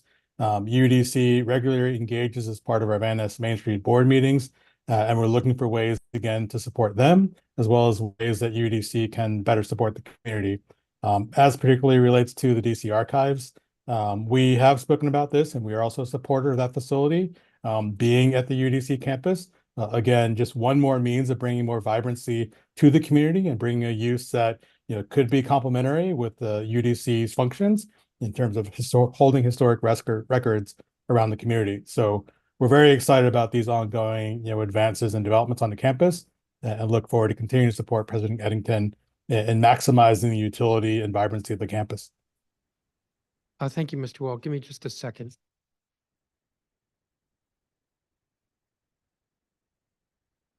I'm going to turn to colleagues. Councilmember Fruman. All right, thank you very much, Chairman Mendelson. Just a few comments. I don't believe I have questions for this panel, but first to Judith Ingram, really hats off to you for the work that you've been doing. You went out of your way to be thankful to the university for their accommodating the work that you're doing, which serves hundreds of people. It's a really, really important service. But but hats off to you for getting this off the road and for keeping it going. It's a great contribution to the community, and it's a great example of partnership between the university and the community. The same for Mr. Wall. Van Ness Main Streets, I've watched Van Ness Main Streets from its inception, and even before its inception, because the folks who launched Van Ness Main Streets first did a visioning of what the corridor should look like, including with UDC, many of the activities cited at UDC as part of that visioning. Now the Van Ness Main Street's still in partnership with the university, a great example of town-gown relations, both working together to make the community that much more vibrant. So thank you again for your work on that. For some of the other witnesses, I have been listening, and I will pick up on some of your testimony and ask questions of government witnesses about them. But for now, I will pass on further questions. Thank you. Thank you, Councilmember. Councilmember Parker. Mr. Johnson, how was college life at UDC? It was very good. You know, we really did a lot of things to increase the level. And then when, you know, the funding started to go, that's when it kind of dipped tremendously. And now it's starting to finally rebounding and start to grow again. So it was a great experience. Like I said, we did a lot of things that a lot of other folks haven't done before. So I was very pleased with my time at UDC. And I'm still there as an alumni. I'm still around, seeing the growth, seeing the things that they're doing. So, yeah. And you made reference to your fraternal ties of a significant fraternity, so I appreciate that. I also wanted to come to Mary Beth Tinker.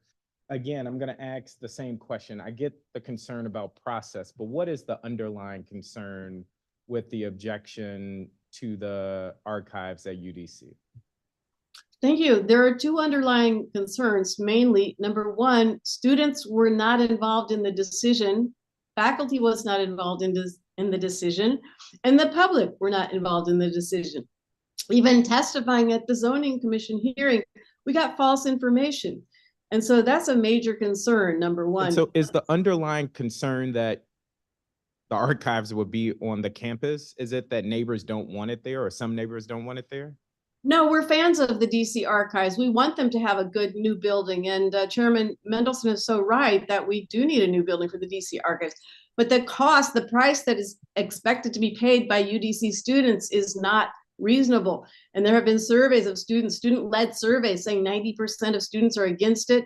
There's also been a feeling of intimidation that students are afraid of speaking up about it. Even faculty are afraid to speak up about it against the plan. So that's one thing, is community involvement of the students having some say.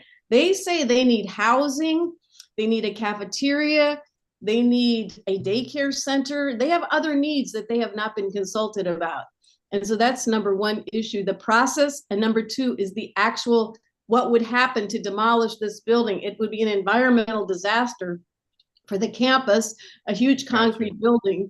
And that's why the Department of the Environment has come out against the plan, as well as organizations like the Sierra Club, Beyond Gas, coalitions of environmental groups in DC are speaking up against it, including yesterday at the DGS hearing of the DC Council. Yeah. Thank you. Mr. Wall, any thoughts from the Main Street about the archives being located at UDC? Again, we support it for the similar reasons that Mary Beth Tinker mentioned, in terms of having a new facility for this, critical function for the city, as well as, having another function on the campus that will bring people to Van Ness and bring people to the UDC campus. Acknowledging the fact that there are other needs on the campus, I don't think they're mutually exclusive in terms of, I think there is the ability to accommodate this facility, as well as the ability to investigate other parts of the UDC campus to accommodate some of these other very pressing needs that has been articulated that better serve students in terms of housing and other amenities. But we're very much in support of this facility and think it'll be a a key part of, vibrancy in our community. Gotcha. Yeah, I am of the mind that it will be a net positive for the district and UDC to have the archives there. Dr. Chapman, thank you for your testimony. You highlighted the need to continue to focus on public safety for students and the city at large. As we're going into this budget season, are there areas you would encourage us to double down on to improve safety for UDC students? Well, the safety concern is not just for UDC students on campus, but for the city more largely and for our young people in the city. And I would say as much investment as possible in restorative measures and really adopting a more comprehensive and holistic view in terms of serving our young people and not responding with punitive measures all the time. A lot of our young people are suffering from trauma and economic inequity in the city, which is really a driver of a lot of the criminal and violent activity that we see. I couldn't agree more, and I would continue to remind neighbors that we still yet to have a comprehensive public safety plan and strategy. We talk about a whole of government approach to public safety, yet there isn't a whole of government plan. And so I hope you will join me in continuing to call on the mayor for that. And Mr. Goldstein, I'll end with you. You highlighted several things. I agree with you that the state board should have that authority to initiate policy, but I want to go to attendance in my last few seconds. Youth re-engagement efforts. What do you mean by that? Really the casework that's done on a school by school basis. And one of the things I'm afraid of is the staffing obviously cuts that could affect people doing really effective casework, but also schools have partnerships that come into the building that help them with a lot of this intensive, really student to student, family to family casework to help drive attendance outcomes. With fiscal cliff and ESSER dollars going away, those partnerships are going to be at risk even if the council restores staffing to schools. Gotcha. Thank you. Thank you, Councilmember Parker. Councilmember Henderson, who was here? I think she dropped off. That's going to conclude. I'll make sure there are no other council members. You never know where they are, where they may be lurking. I want to thank all of the witnesses, especially the ones who are in person. So you all are excused. We're going to turn now to the government. And the first is the State Board of Education, Ebony Rose Thompson, who's the president. And I'm going to ask that the interim ombudsman, Tony Kreiner, come forward, and the chief student advocate, Dan Davis.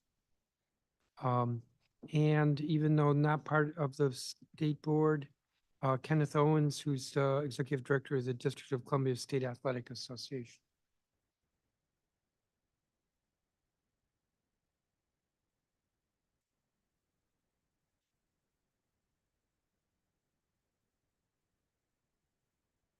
Before you start, give me a second here.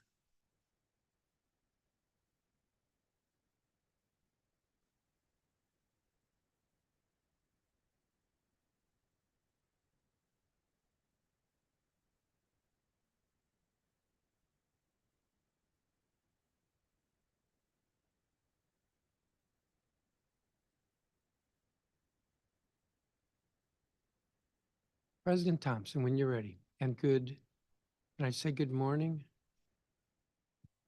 Good afternoon. Not close. It is lunchtime, for me at least. Good afternoon, Chairman Mendelson, members of the DC Council, and staff. My name is Ebony Rose Thompson, and I'm the Ward 7 representative and president of the DC State Board of Education.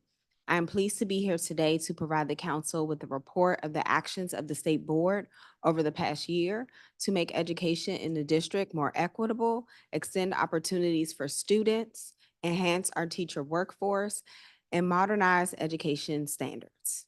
The state board is a small agency, but mighty, with 9 elected members and 4 appointed student representatives. We focus our efforts through a committee structure that enables our agency to identify and recommend policy and regulatory challenges that will continuously improve access to quality educational opportunities for all DC students.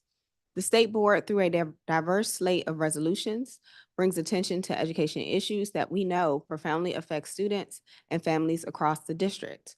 As the only elected body for public education in the district, the state board continued our leadership over the last year by amplifying community voice, enhancing interagency collaboration, expanding our reach and visibility, and creating opportunities for deeper student engagement in our work.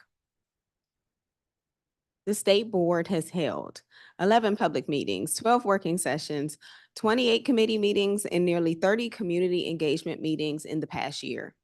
We received over 205 pieces of testimony on various topics, including updating and improving, the DC school report card, school-based mental health, education governance, attendance, public safety, out-of-school time programming, and more. We take feedback from the community to guide our actions very seriously. For example, at our May 2023 public meeting, the State Board members heard testimony from a local high school student living with epilepsy. The student urged the State Board to consider passing a resolution that will help make schools in the district safer for children with epilepsy. A DCPS teacher and parent provided additional testimony, highlighting the importance of ensuring school staff are trained to respond to seizures. At the June 2023 public meeting, the State Board members voted unanimously to adopt SR 23-6 on recommendations related to seizure-safe schools, which encouraged the DC Council to develop and pass legislation that will incorporate tools, training, and resources recommended by the Epilepsy Foundation to prepare educators for seizures occurring in their classrooms. After passage of SR 23-6, the Ward 6 representative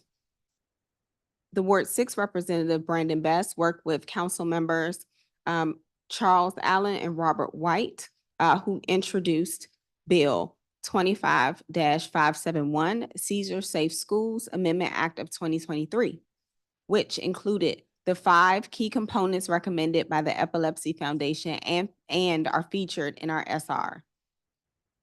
1, requiring school personnel to complete seizure recognition and first aid response training. 2, mandating the seizure action plan is made part of the student's file and available for school personnel and volunteers responsible for the student.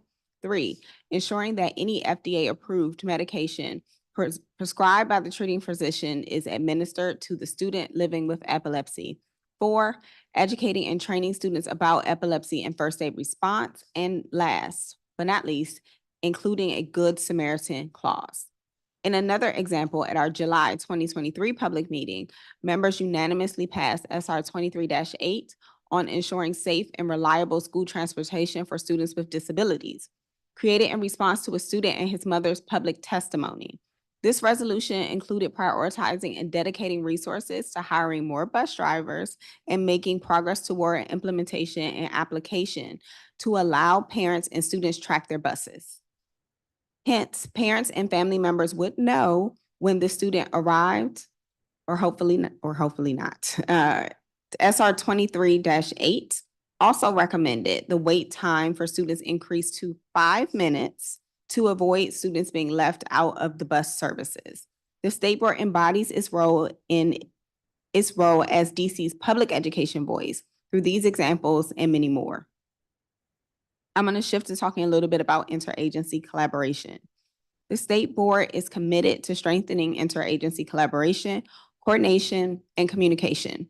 Over the past year, our collective efforts have been focused on completing essential tasks, such as revising the social studies standards, approving the nation's first ever menstrual health standards, and re-envisioning the DC school report card with the Office of the State Superintendent for Education. Specifically, the State Board worked with OSSI to extend the public comment period for the draft social studies standards.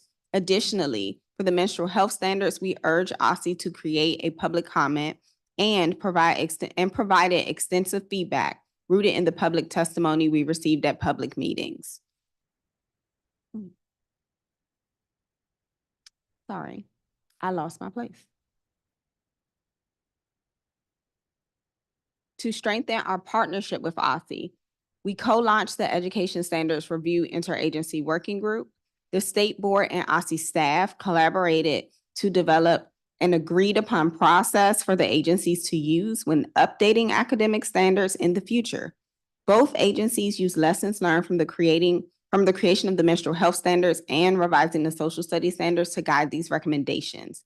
which were presented to the state board members at the October 2023 working session. It is with the spirit of cooperation and coordination that the state board and OSSI will use as we work to finalize and approve the district's first ever set of financial literacy and social emotional standards later this year.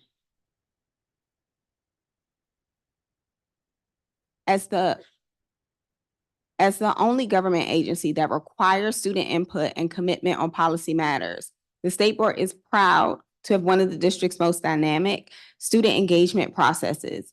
Since 2015, the State Board Student Advisory Committee has served to directly connect our members with the voices of district residents.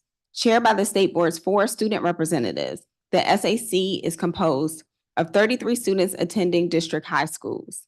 As a group, the SAC reviews and provides input on the State Board resolutions and projects and brings important issues related to the student experience before the State Board for their consideration and action. The State Board has worked with our education cluster partners to ensure that our SAC members are engaged in reviewing education standards, all State Board resolutions, district-wide safety recommendations, and local and education, and participate in local and national education panels. Last year, 2 of our representatives presented at the Aurora Symposium Institute in Palm Springs, California. Student Representative Taya Washington also led a well-attended session at the NASB Annual Conference in San Francisco, which was entitled Elevating Emotional Wellness in Adolescence.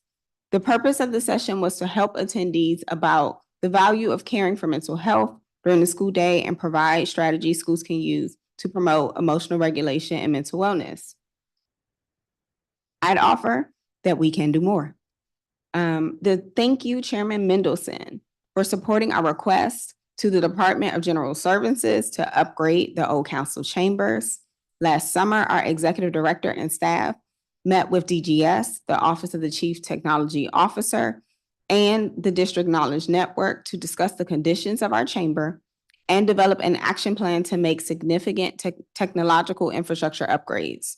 These upgrades will ensure that every district resident who wants to engage with the State Board has equal opportunity and access. We are excited to host our first hybrid State Board meeting next month. The State Board is served by a small but very dedicated team committed to improving support and expertise to the agency's work. We have restructured our agency's leadership team with the help of the DC's HR department. We have completed an audit of our position descriptions and added a strategic communications fellow to support our communications team. We are excited to onboard our new procurement analyst in March to provide substantive operational procurement and financial resource management to the agency.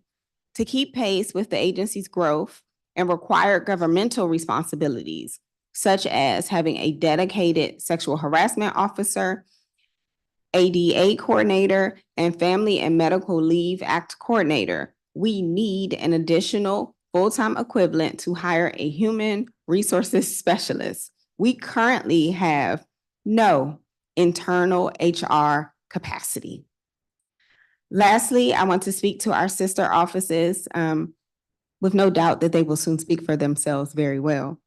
The Office of the Ombudsman for Public Education and the Office of the Student Advocate. I am deeply grateful to Ms. Toni Kreiner, Mr. Dan Davis, and their staff for their tireless work for district residents. The State Board proudly provides administrative, and operational support to these independent and partial resources. We urge the council to ensure these offices have the necessary resources to continue and expand this vital work. We want to thank Chairman Mendelson for his vigilance and support in providing appropriate office space to both offices.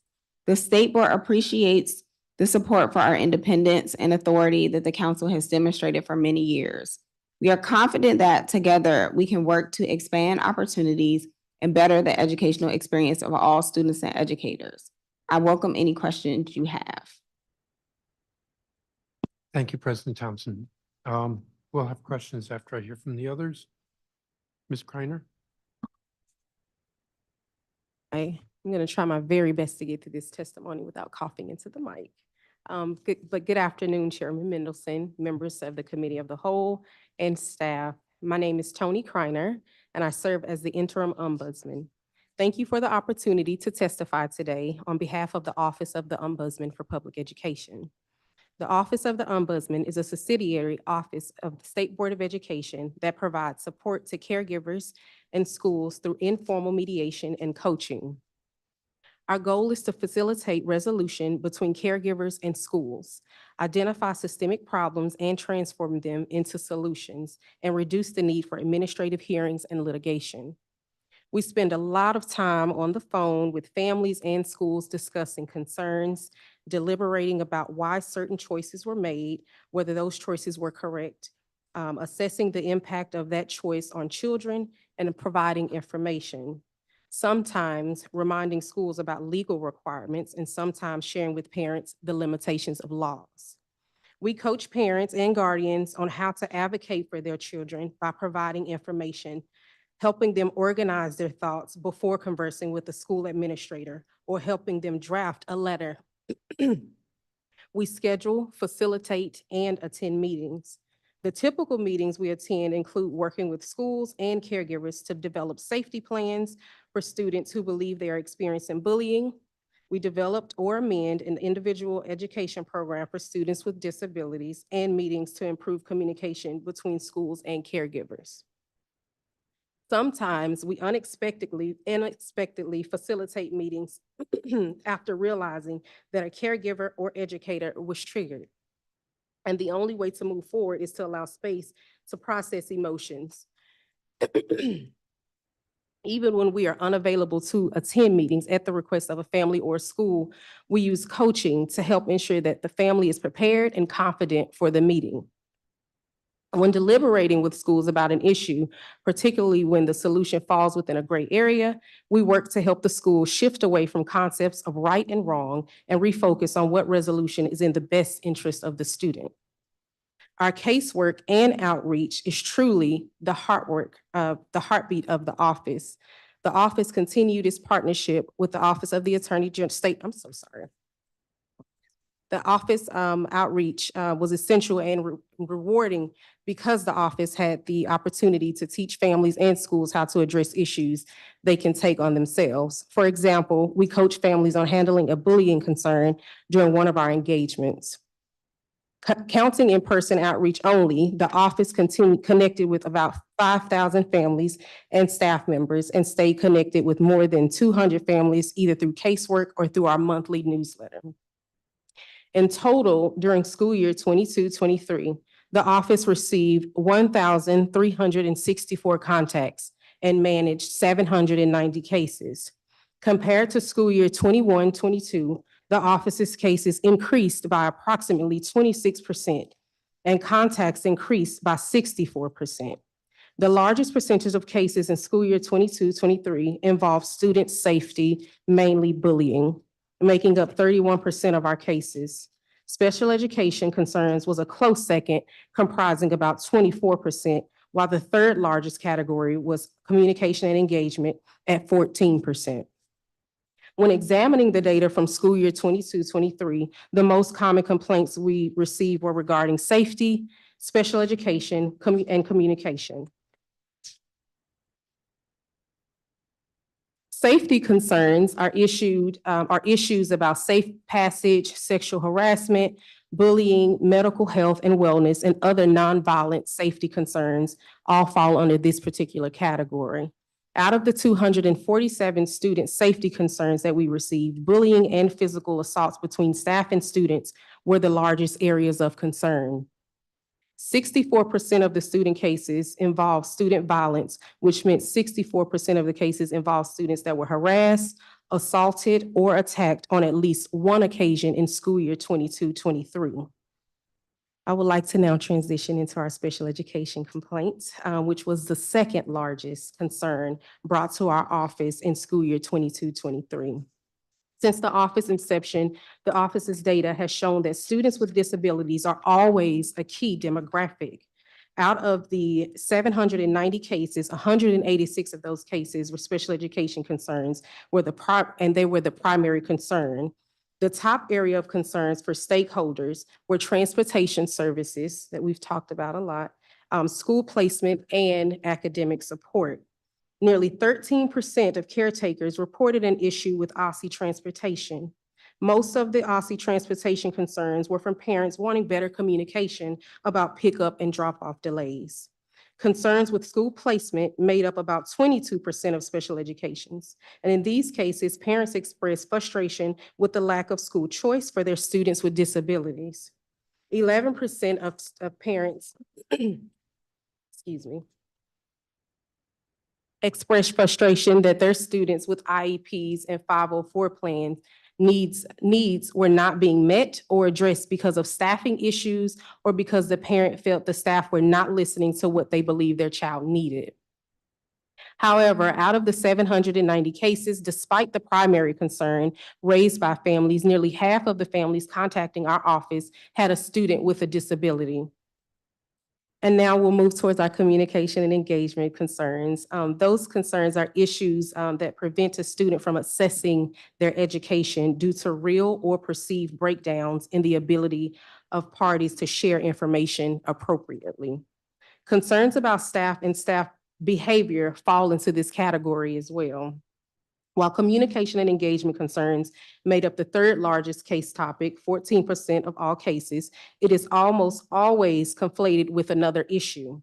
Last school year, communication and engagement concerns were most often coupled with discipline, student safety, academic progress, attendance, and truancy concerns. Communication engagement concerns were identified in over 50% of cases and often overlapped with another concern. 43% of communications involve safety incidents as well. During the intake process and casework, as in previous years, we noticed parents were still frustrated with schools not providing incident reports and making contact in a timely manner when their student was injured or bullied at school.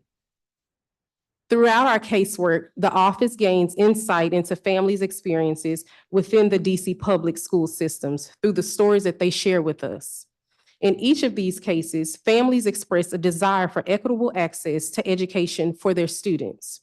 Consequently, as a result of listening to families and schools and observing the increasing youth violence evident in our casework and citywide, our office recognized the clear need for students across all 8 wards to develop conflict resolution strategies. To address this need, we have developed a service that will enable us to assist in addressing one of the most common concerns expressed by our families and schools, and that is conflict resolution. We identified schools with the most significant need according to our data and casework to pilot the student-to-student mediation program. The program aims to empower students with the skills and tools necessary to effectively resolve conflicts in a constructive and positive manner. Within the program, the office has formulated referral criteria and initial steps for school staff to consider before requesting mediation services with the office. These recommendations encompass the utilization of student behavior teams, parent-teacher conferences, and restorative justice circles, among other strategies. It is also important to note that this list is not exhaustive. Upon receiving a referral from one of the schools participating in the pilot program, the Office of the Ombudsman for Public Education extends invitations to the parents or guardians of each involved student to attend a meeting. This meeting can be conducted either in person or virtually and serves as a platform for mediation and discussion regarding the specific supports or interventions applicable to all students involved. In many cases, parents have come to the office flustered about their scholars' unpleasant experiences. Families have reported feeling that if their child's bullying or threats made by other students did not stop, their students will fall victim to gun violence. On several occasions, parents said that other students antagonized their student and put them in situations where their students had to physically defend themselves in school and on their journey home. In one case, a student called his mom and said another student tried to physically assault him inside of the school building and had possession of a weapon. The school did not find a gun, but the parent later shared with our office that the other student's friend did indeed have a weapon, but unknown if it made its way into the school building. The parent asked for mediation through our office, but the school did not immediately grant one. In this case, the parents were highly anxious about the school because the school had a back door that the students used to let their other friends inside of the building. In another case, a parent contacted our office hysterical because another student sent her child a message through social media saying, and I quote, she wanted to fight and said her family had guns and the outcome would result in death. When the parent got involved, the alleged aggressor told the mother that she and her child could meet at the train station to engage in a physical altercation. This parent's anxiety around her student being physically harmed caused her to keep her student home from school until she felt her daughter was safe again. The office collaborated with the school and the family to develop a safety plan to keep the student as safe as possible within the school building and while the student traveled to and from school. But ultimately, the parent did not feel the issue resolved until after mediation that was led by myself and one of the other assistant ombudsmen. Council, we also continue to make changes within the DC educational landscape and support families, but we also continue to make policy recommendations to affect systemic improvements to the public education systems. In our annual report released in November of 2023, we offered 2 recommendations. One was the office policy recommendation is to establish a district-wide guideline for using restorative practices and/or mediation when a student has been bullied or alleges bullying. And our second one was OSSI should develop a more sophisticated live tracking app that will allow families and school attendance counselors to monitor students' expected time of arrival, drop-off time, bus delays, and route updates. And I will ask that you all please refer to our 2022-23 annual report for more information regarding those recommendations. Finally, we would like to emphasize the remarkable accomplishments of the DC Special Education Hub. Former Ombudsman Serena Hayes collaborated with OSSI to establish the hub as a subsidiary within the Ombudsman's office. Since its inception in August 2022, the DC Special Education Hub has provided assistance to DCPS and DC Public Charter School families across all 8 wards in every grade level from pre-K 3 through 12. Additionally, the hub has hosted over 50 trainings, events, and community-based office hour sessions, and has published a wide range of digital and hard copy resources available in 11 different languages. Throughout the school year 22-23 academic year, the Special Education Hub has supported 784 families and facilitated 3 training sessions in both English and Spanish. Some of those trainings include behavior supports and school discipline in education, post-secondary transition, when and how to start, and they also collaborated with My School DC to facilitate the choosing the right school for your special education student. The SPED Hub has done a wonderful job at growing its digital presence, attracting over 14,000 website visitors. Serving as the primary source for families seeking information about special education in DC, the Hub has received overwhelmingly positive feedback. A survey revealed that 97% of families who utilize the SPED services and/or engage with the Hub would recommend its services to others. The team has demonstrated exceptional commitment to meeting the needs of families and schools. They have developed family-friendly versions of DC policies, provided support to families navigating the special education process, and connected families with relevant resources within the DC government and the community. Their efforts have made a profound impact on improving access to special education services and resources for families across the district. For more information or to simply connect, please visit our website at www.specialeducation.dc.gov. I hope that the information I provided helps the council to see the work of the Ombudsman's office and our dedication to our city's children's education and overall well-being, and areas where we believe that With collaboration amongst the city's education leaders, we can address some common concerns. I want to again thank the council for allowing me to testify before you today, and thank my team for their hard work, and thank the public for trusting our office to help them navigate their school-based concerns.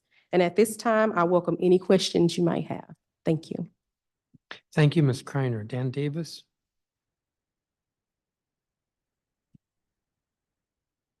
Good afternoon, Council. You're on. Sorry.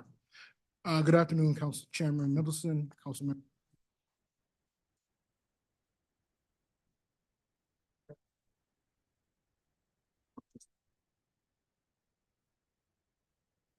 Apologies again. My name is Dan Davis, and I lead the work of the Office of the Student Advocate. Our office supports families and community members with concerns about their public education. Every day, we work to ensure that family and student voice is at the center of our conversations on how we improve classroom and school communities. I'm excited to share with you today our work, and I thank you for the opportunity to testify. This past school year, we reached more students and families than we have ever supported before. We are matching the urgency that families display as they seek solutions and next steps to their public education challenges. Over 1,100 times, we answered live to texted back. We distributed over 4,000 printed resources. We stood up in community with our outreach partners from government agencies, community-based organizations, and school leaders to ensure families are connected to the resources they need. Our Request for Assistance hotline not only serves as a 311 resource for families, but is a tool that reflects the needs of our families served by district schools. We walk students and families and residents through their concerns while providing information and coaching on how to best use public education resources, connect with agency or organization referrals, and engage school leaders. Calls to the hotline are answered live Monday through Friday from 9 a.m. to 5 p.m. School year 22-23, we added an online submission portal in English, Spanish, and Amharic. We connected with more than 700 families with their request for assistance, a record level of volume for the office. 3 major trends appeared from those requests. Families continue to request assistance with navigating special education.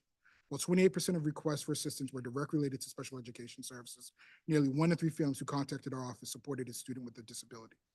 These families brought us special education concerns related to placement, evaluation processes, and transportation. This year, we're seeing about 32% of all requests connect to special education.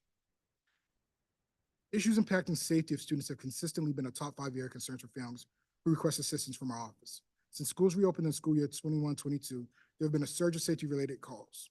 Nearly 17% of RFA calls received in school year 22-23 related to student safety.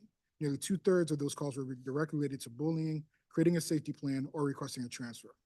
Currently, more than 17% of RFAs so far in school year 23-24 have been related to student safety concerns. Families seeking support with enrollment access made up about 15% of requests for assistance from school year 22-23. This category captures questions and concerns ranging from school choice, the lottery process, to enrollment withdrawals and age limit cutoffs. We're also able to support families who recently moved to DC or are new residents to the United States. In many of those instances, we've been able to walk families through the choices, understanding the enrollment processes, and connecting them directly to school staff for additional support. Currently, enrollment access remains the 3rd highest topic among callers for school year 23-24, with approximately 14% of all callers relating to that topic. Overall, our office is on pace to exceed the volume of requests for assistance from last school year. So far in school year 23-24, we've already served more than 400 families, which puts us on pace to exceed 800 requests for the year. In numerous instances, our office has been able to advocate for the best interests of students and families by meeting with school leadership teams and partnering with various agencies for solutions. Whether helping a family to advocate for an evaluation for special education service or working with a student to build out a behavior plan, our office continues to help families navigate towards the best public education available for their students. We're a team that believes that the experiences and data that we collect from families must be utilized to help prevent other families from getting stuck with poor educational experiences. Every year, we look to share the knowledge and how to, so all students and families can be their own best advocate. We develop easily accessible resources across multiple platforms. We adapted most of our physical and online resources to versions that are mobile device friendly and are meant for social media distribution. We developed informational short form videos covering a range of educational topic areas. As a result, more than 3,500 unique users were able to access our online resources, and I've been able to engage with more than 5,300 unique users indirectly through various social media campaigns. This past year, we were in neighborhoods over 100 times to meet students and families, giving out over 4,000 copies of guides and toolkits. As we are connected with communities, we understand that many students and families are overextended, and that we must diversify our outreach methods. In school year 22-23, we met directly with more than 3,600 students and families and stakeholders. Already this school year, our office has met with nearly 2,000 students and families and stakeholders. As we continue to engage with families, we are deliberate in reaching out to historically neglected communities to provide support to families where language barriers exist or who are facing housing insecurity. We have noted an increase in children being directly raised by grandparents, relatives, or non-biological caregivers in recent years. During school year 23, slightly over 10% of RFAs came from multi-generational families, nearly double the total from school year 21-22. Their top concerns were student safety and special education. In response to this need, we hosted 4 multi-generational community conversations across the city. These conversations were held in partnership with CFSA's Grandparenting Program, Plaza West, DC Ken Care Alliance, Shaw Community Center, and SBO Representative Alistair Chang and Dr. Carleen Reed. We wanted to engage this community directly about challenges and barriers unique to being a non-parental caregiver. Our relationship with multi-generational families and senior caregivers continue to grow in school year 23 and 24, as we directly supported grandparents at Plaza West with special education placement and transportation issues. We look forward to expanding our efforts to continue support to this unique community. Fiscal year 23, we released our second Students' Perspective report, highlighting responses of students and their family members from school year 21-22. The responses we received provide insight to how students and families felt about their daily commute to and from school and their sense of safety.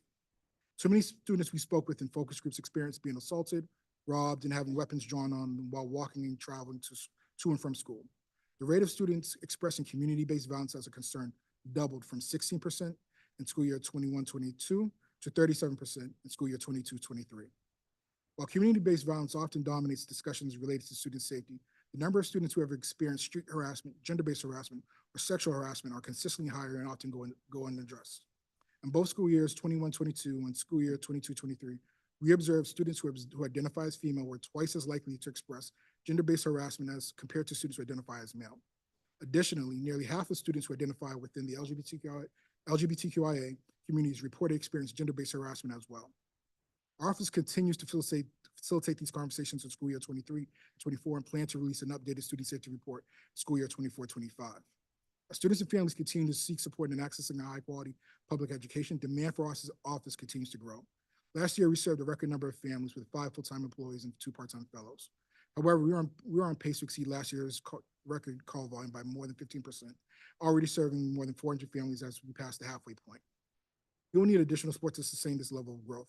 Regardless, we continue to look forward to serving families and students in more direct, comprehensive, and collaborative ways. Before I go, let me publicly thank Chairman Mendelson and the team from DGS for supporting our office renovation, allowing staff to move out of converted closet space, and for us to print without fear of tripping the circuit breaker.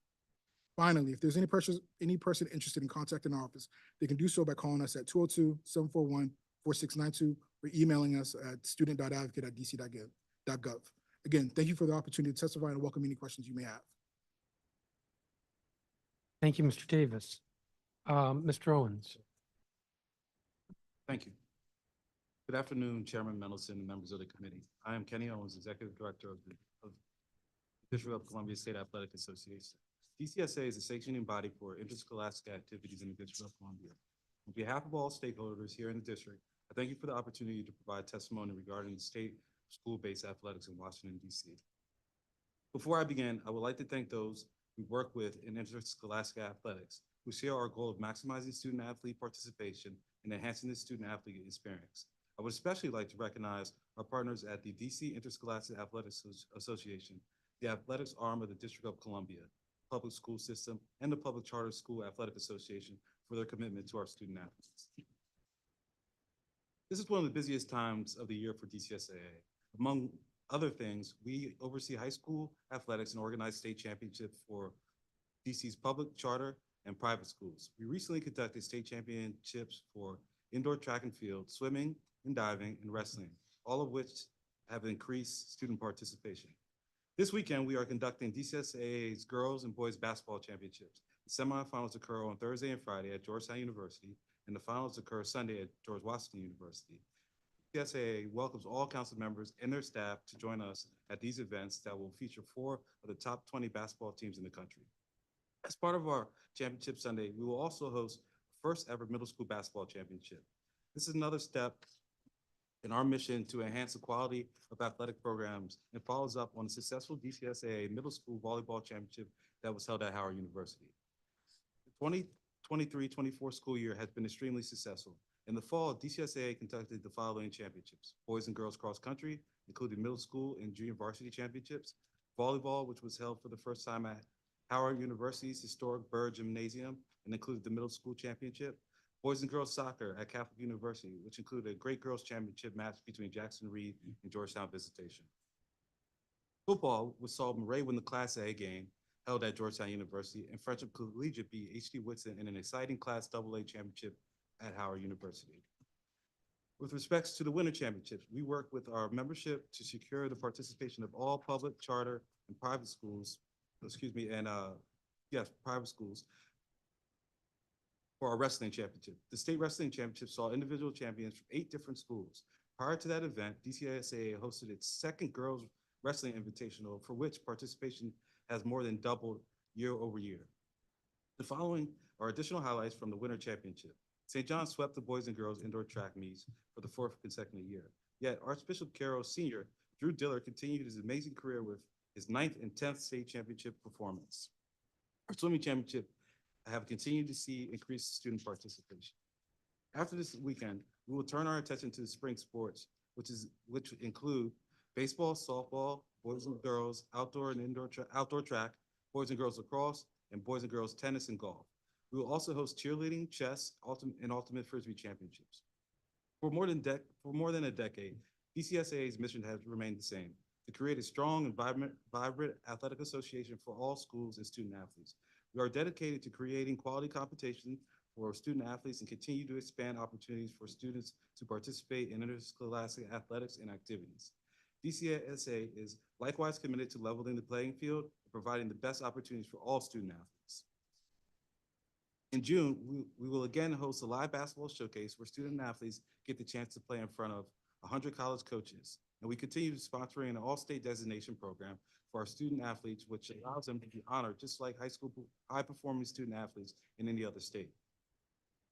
This year, we revived the DCSAA All-State All-Star Games and gave the top players a chance to compete against their counterparts from across the city. In the fall, we will announce the next class of honorees into the DC High School Hall of Fame. This recognition honors men and women who have made a substantial impact in DC's sporting landscape. DCS is committed to the educational development of our student athletes. In addition to our sports offerings, we have created an academic scholarship program that is fully funded by our partner, United Bank. We, as an association, are also committed to developing our administrators, coaches, and officials. We created an essential coach certification program that requires coaches to pass a background check and obtain CPR, first aid, and trainings certifications. This past summer, we hosted a summit for all athletic directors for all DC athletic directors, which included a training of PCA, Positive Coaching Alliance. We also certify all of our interscholastic officials. In each of these endeavors, one thing has been repeatedly demonstrated: high school athletics are essential for our student athletes' welfare and play an integral part in their well-roundedness. To conclude, your and the council's continued support in DCSAA programs helps shape positive futures for hundreds of young people in the District of Columbia. DCSAA continues to examine ways to expand its impact, like continuing to grow our middle school sports championships and potentially adding novice portions to some events, such as swimming, to increase student participation and inspire competitors at all DC schools. Thank you again for allowing me to testify about the status of interscholastic athletics in the District of Columbia. I'm here if you have any questions. Thank you. Thank you.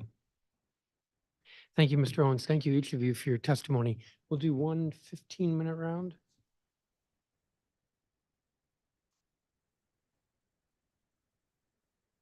There's some murmuring here. Folks aren't used to 15 minutes. If I said 10 minutes, they would go over by about 5 minutes. So this way, it's more efficient.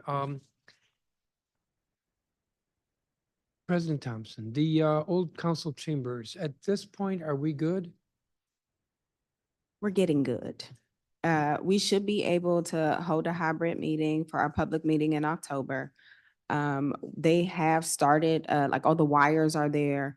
We've been trying to work with them to do a run through and all the things. So we should be able to update you sometime in March to be able to say, yes, we are good, but we are currently getting good. All right, well, your budget hearing is scheduled for April 5th.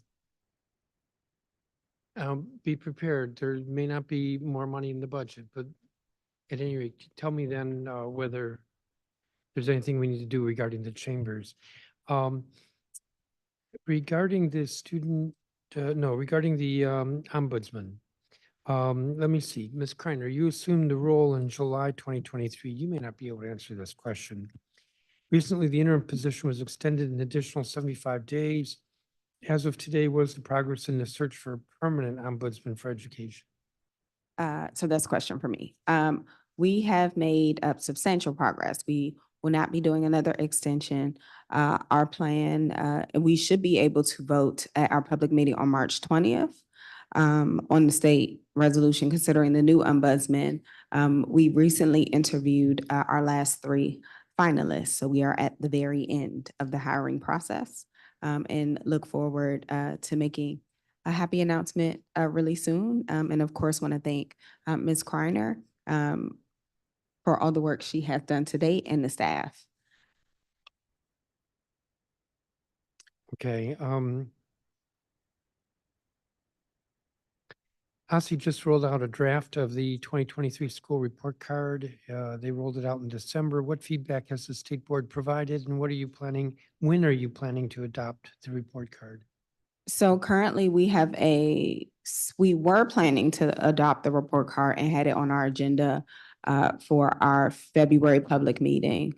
I made the decision and moved as the board president to postpone it for a vote at a special meeting, which will happen on Monday, March 4th at 5 p.m. It will be virtual. No one has to come down to 441 in the old council chambers. So that is our slated timeline for adoption. There has been a lot of back and forth about the school report card. I don't even know how many pieces of feedback we've received during that time. We've also actually seen a substantial change between the initial draft that was circulated at the working session at the beginning of the month and the draft that was posted during our public meeting. I feel fairly confident that many of the things we heard from the public, like teacher retention data being present, are already in the current draft and will continue to get closer to all the things that we've heard and a better report card for all of our city.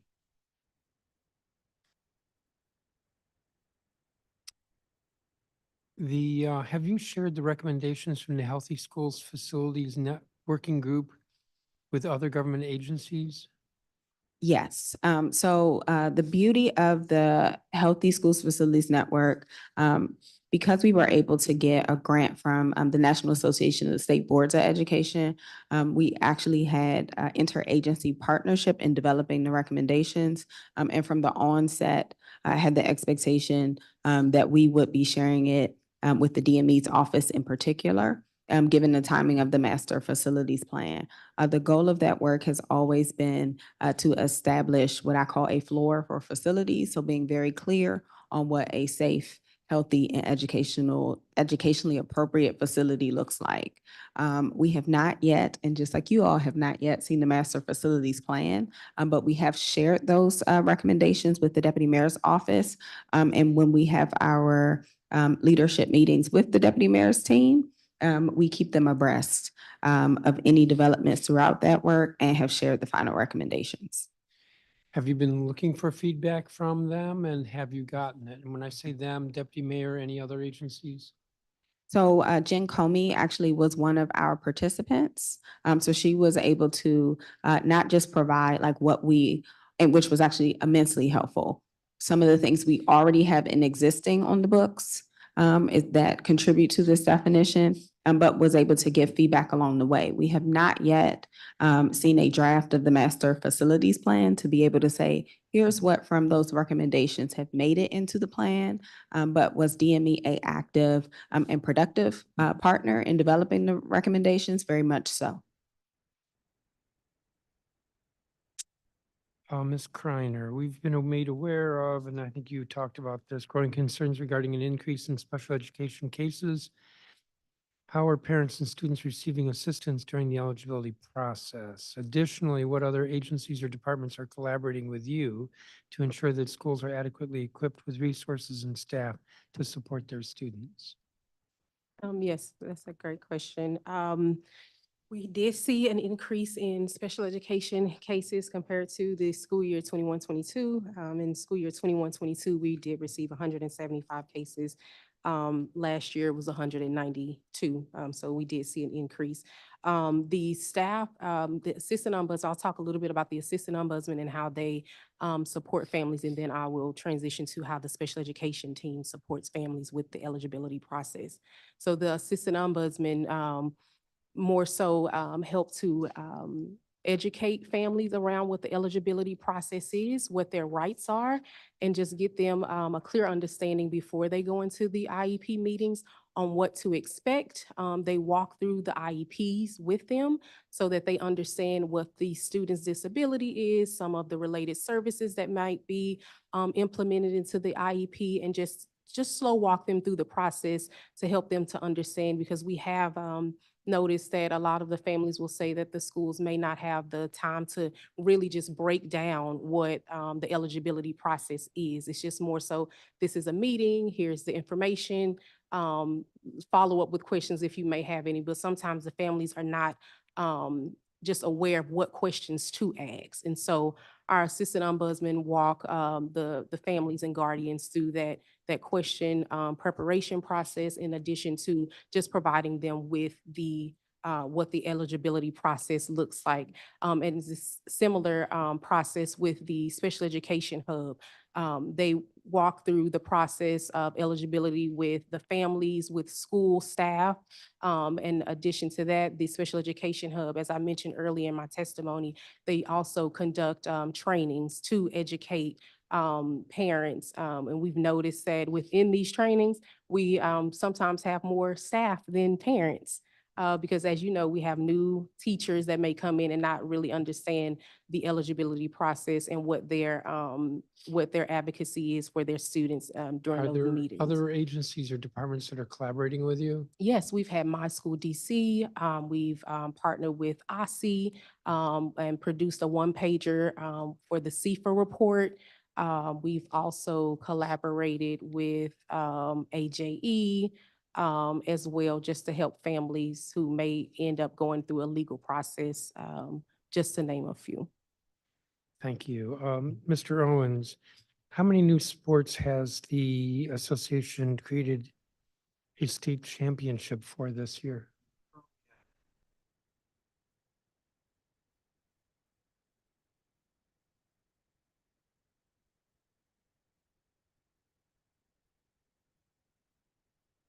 Added 5 over what period of time? For soccer, we added cross country. We also added, or we plan to add basketball. That's this weekend on Sunday. So they'll kick off the games at GW. So we're delving into that. We plan to do chess with middle school as well. So you've added 5 over what period of time? 3 years. And you had 16 sports and 34 championships. I'm assuming that's because they're boys and girls. Correct. Some sports got 2.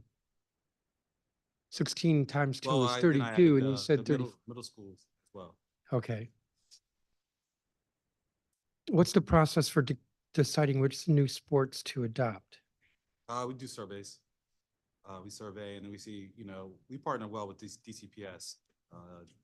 And, if they're adding sports, I think that's very important for us to look at what they're adding. I mean, they're the biggest LEA when it comes to athletics. They have elementary school program, middle school programming. So we want to make sure those kids continue to participate. So we look at that and we survey all of our schools really to see what, where we can have a championship sport or not. There was concern earlier in the year, that too many student athletes were asking to transfer schools for athletic reasons. How was that issue resolved? Well, the process is, in order to be able to transfer, there's 13 exceptions. You have to meet one of those exceptions, and the LEA is the first step to that.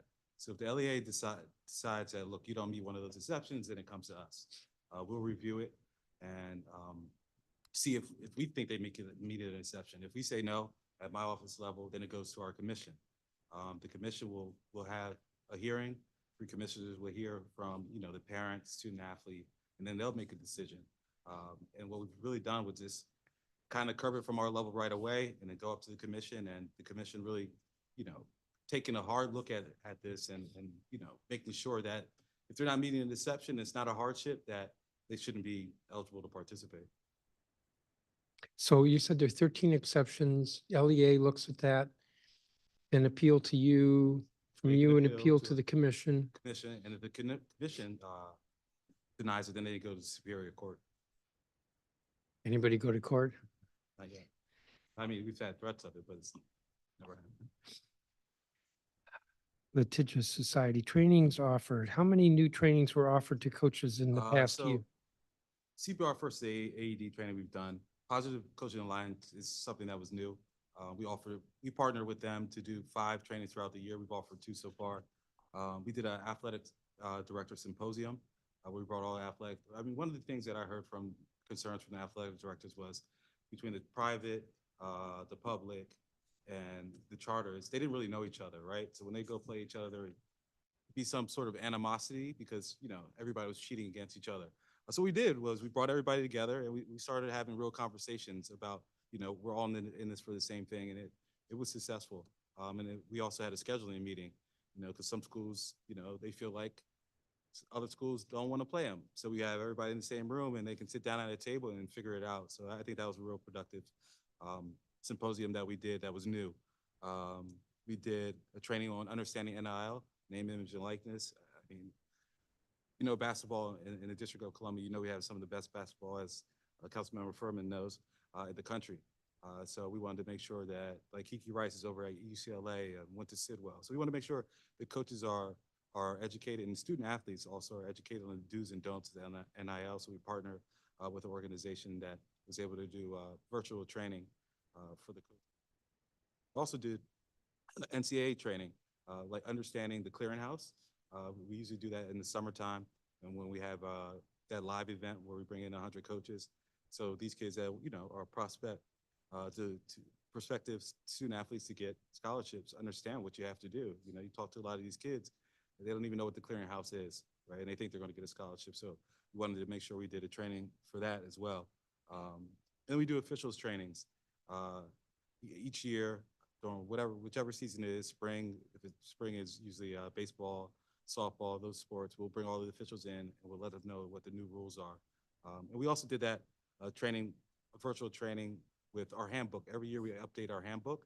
So things change in that handbook. So we do a virtual training where we can bring everybody together and they have questions about, or we can explain the adjustments to the handbook. And if they have questions about that, we can address them. 9. And are they all filled? We have one opening. I'm in the process of filling. It's a DC public school parent. Who appoints?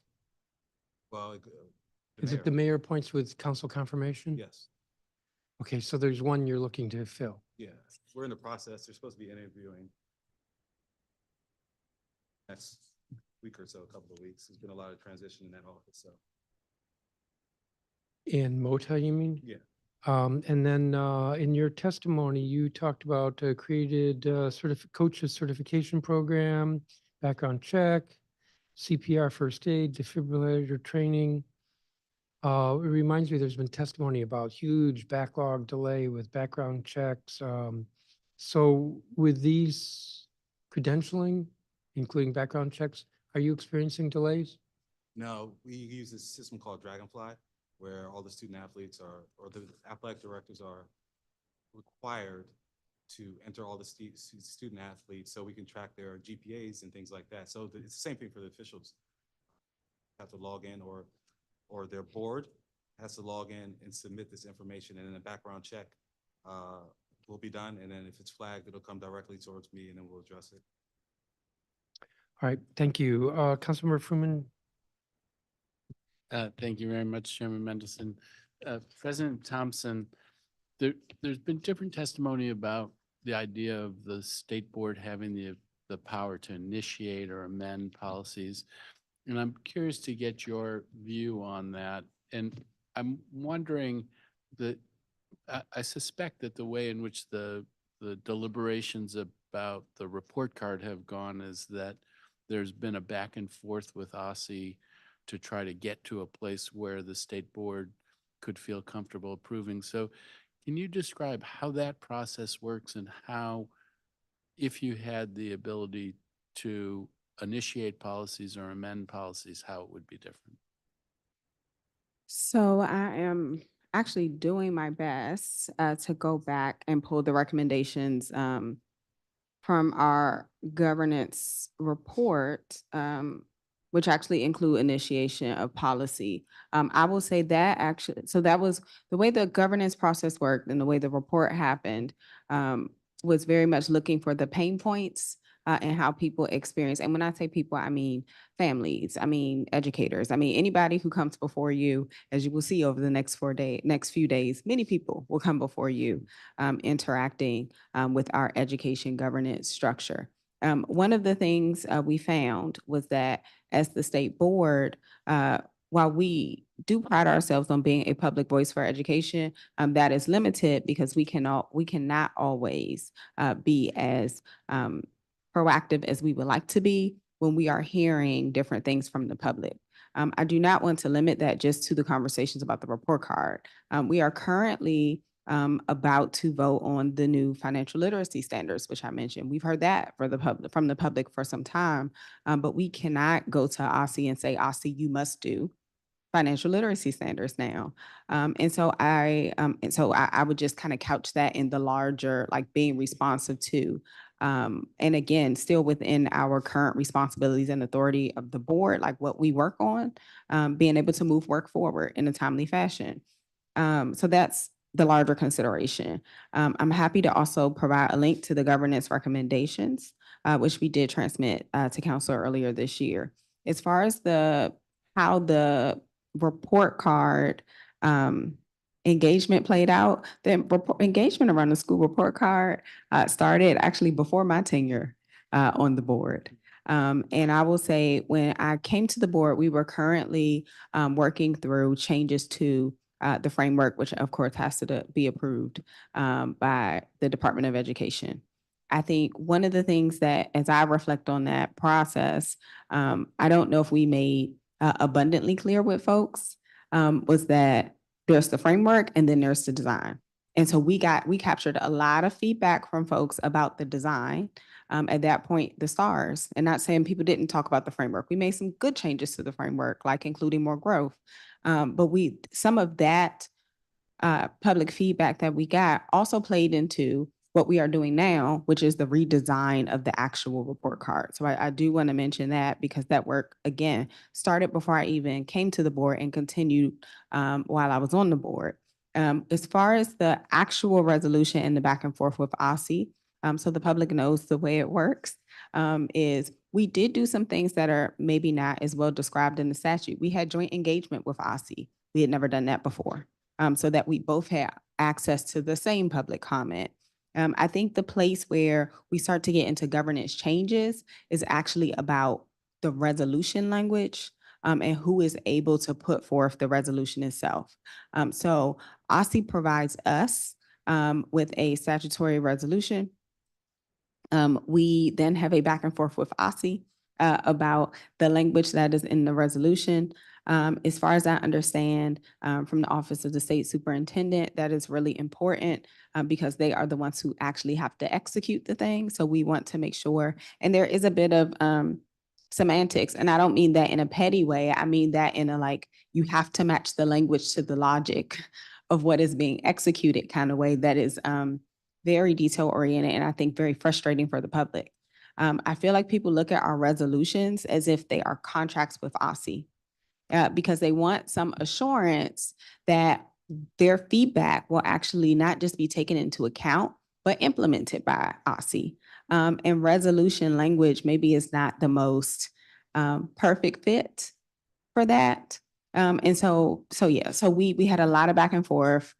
Before the resolution was designed, we've had back and forth since the resolution, and people are starting to see changes in the resolution. The last thing I will highlight, and I think is important to acknowledge because I tend to err on the side of angels with transparency.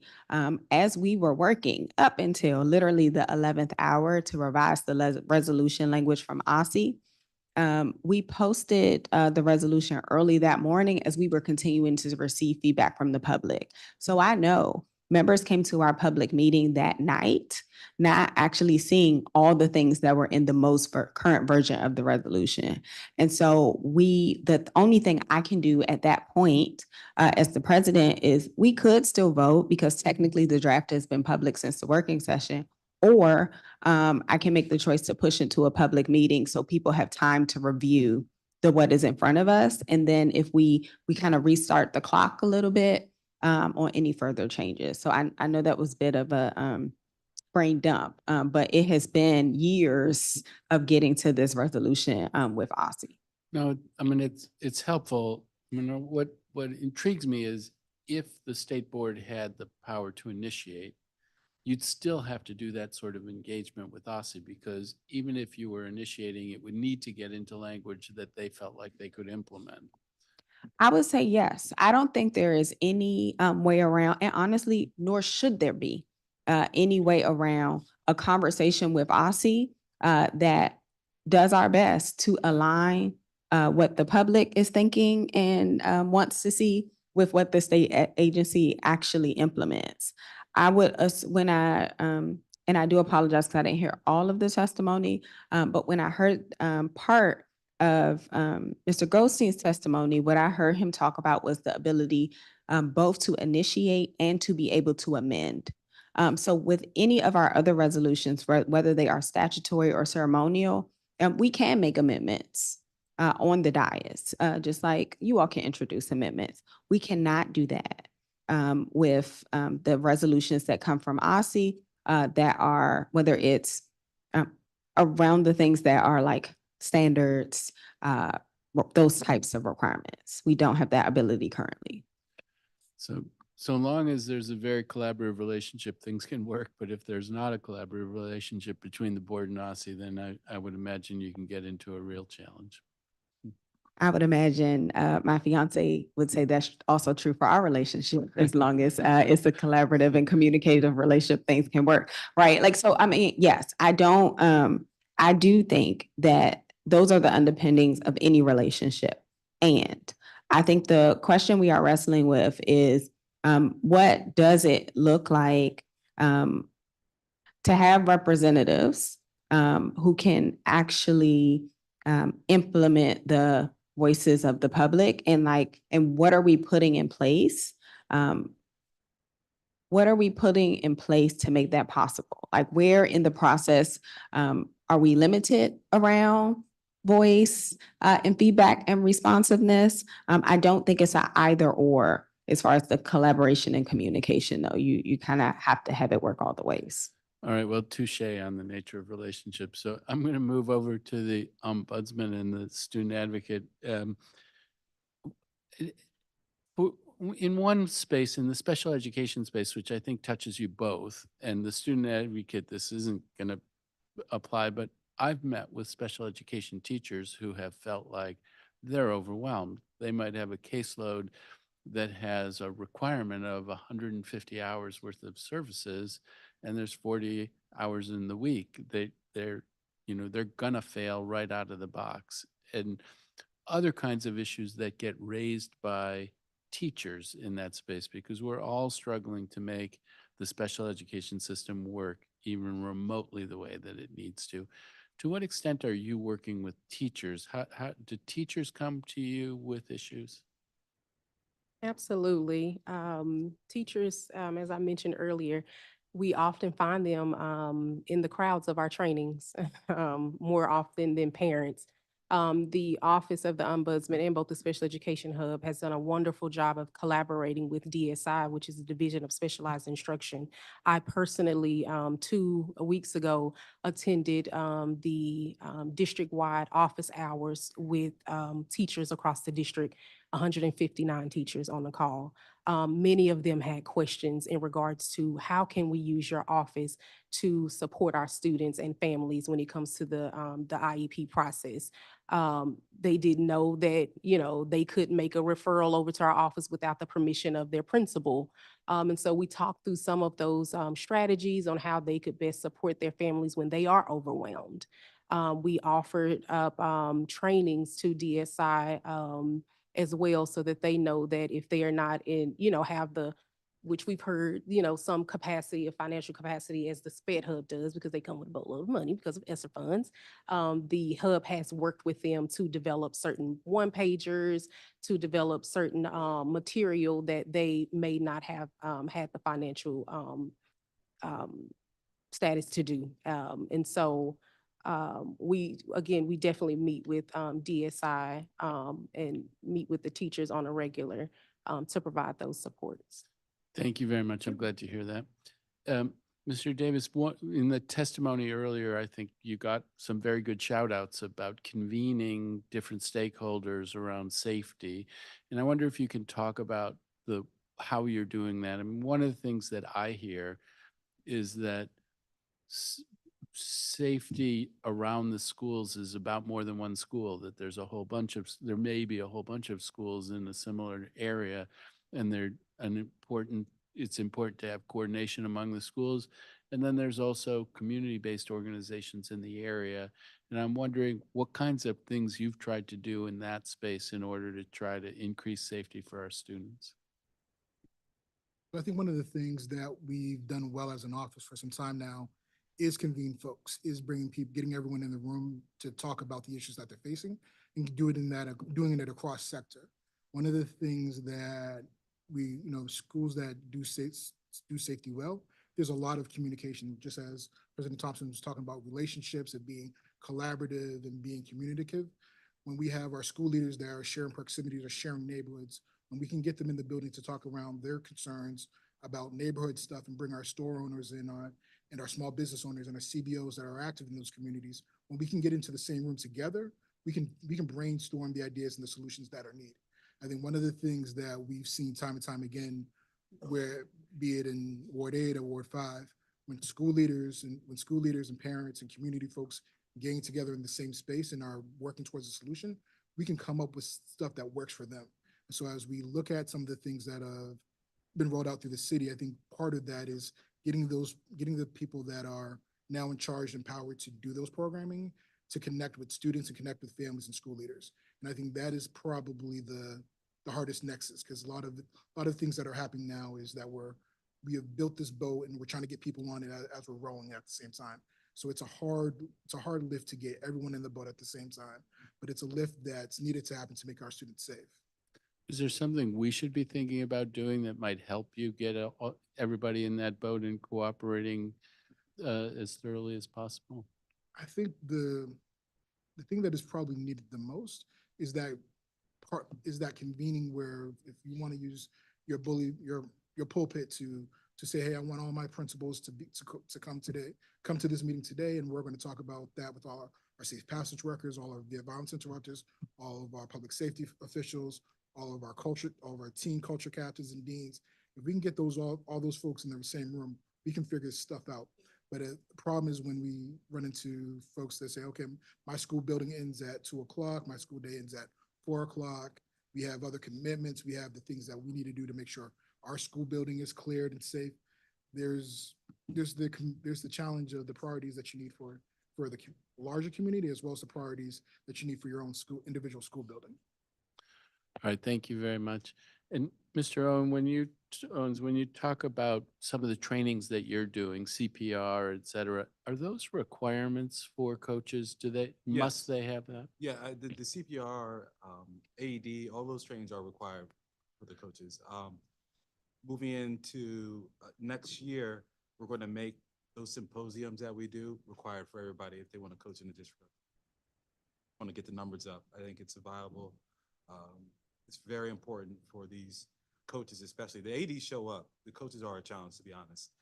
But I think we're going to make that a requirement, and we're going to add that to our handbook, that you have to attend that training so you understand, and also the handbook training.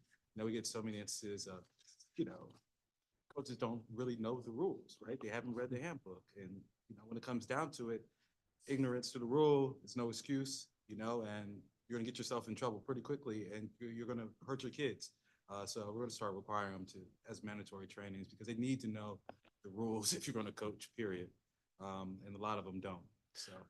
So I'd really encourage you, I like it that that's a requirement. We had a hearing about nurses, school nurses, and one of the things that came out was that the school nurses, day ends with the end of the school day, and they don't have authority, and they may actually have liability if they try to do things after school. So if we have kids playing sports, having folks who have some basic training to address issues is critically important.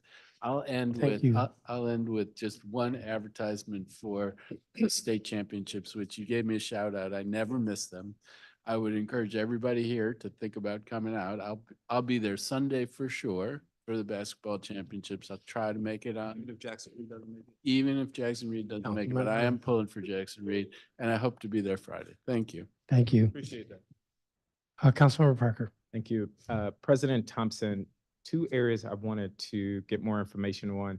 There was discussion about the state board's work on truancy. It's my understanding you had a panel and the board is actively working on something. Can you characterize what's next and what you expect to come of that work? Yes, so we did have a panel at our January public meeting on truancy, where we invited a student from Dunbar High School. We invited the policy director of Future Ed, in addition to us, the ED of Sojourner Truth Public Charter School, and Dr. Rustin Lewis of Communities and Schools, because they were able to lift up bright spots. I believe someone from Maya Angelou was also invited, but I don't think they were able to attend.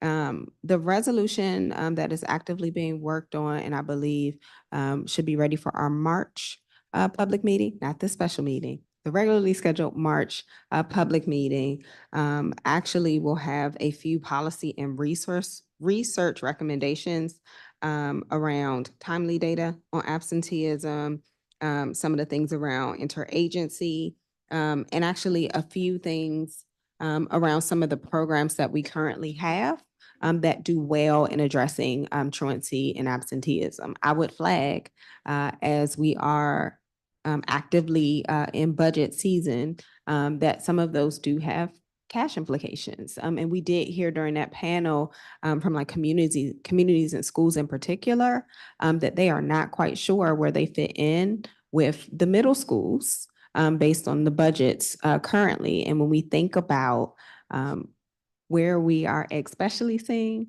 and need some attention, it is middle school age. Are you able to share that? I know we will share the draft. I don't think it's final yet. Oh,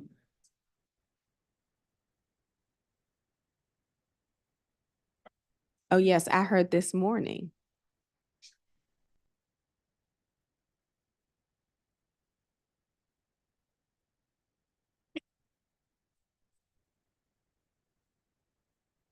I absolutely appreciate that. Our March meeting, of course, is the third Wednesday of March. So I'm not sure of that exact date because, but that's when our working meeting will be. Of course, we should have a working draft in advance of the working session, which should be in the next few days.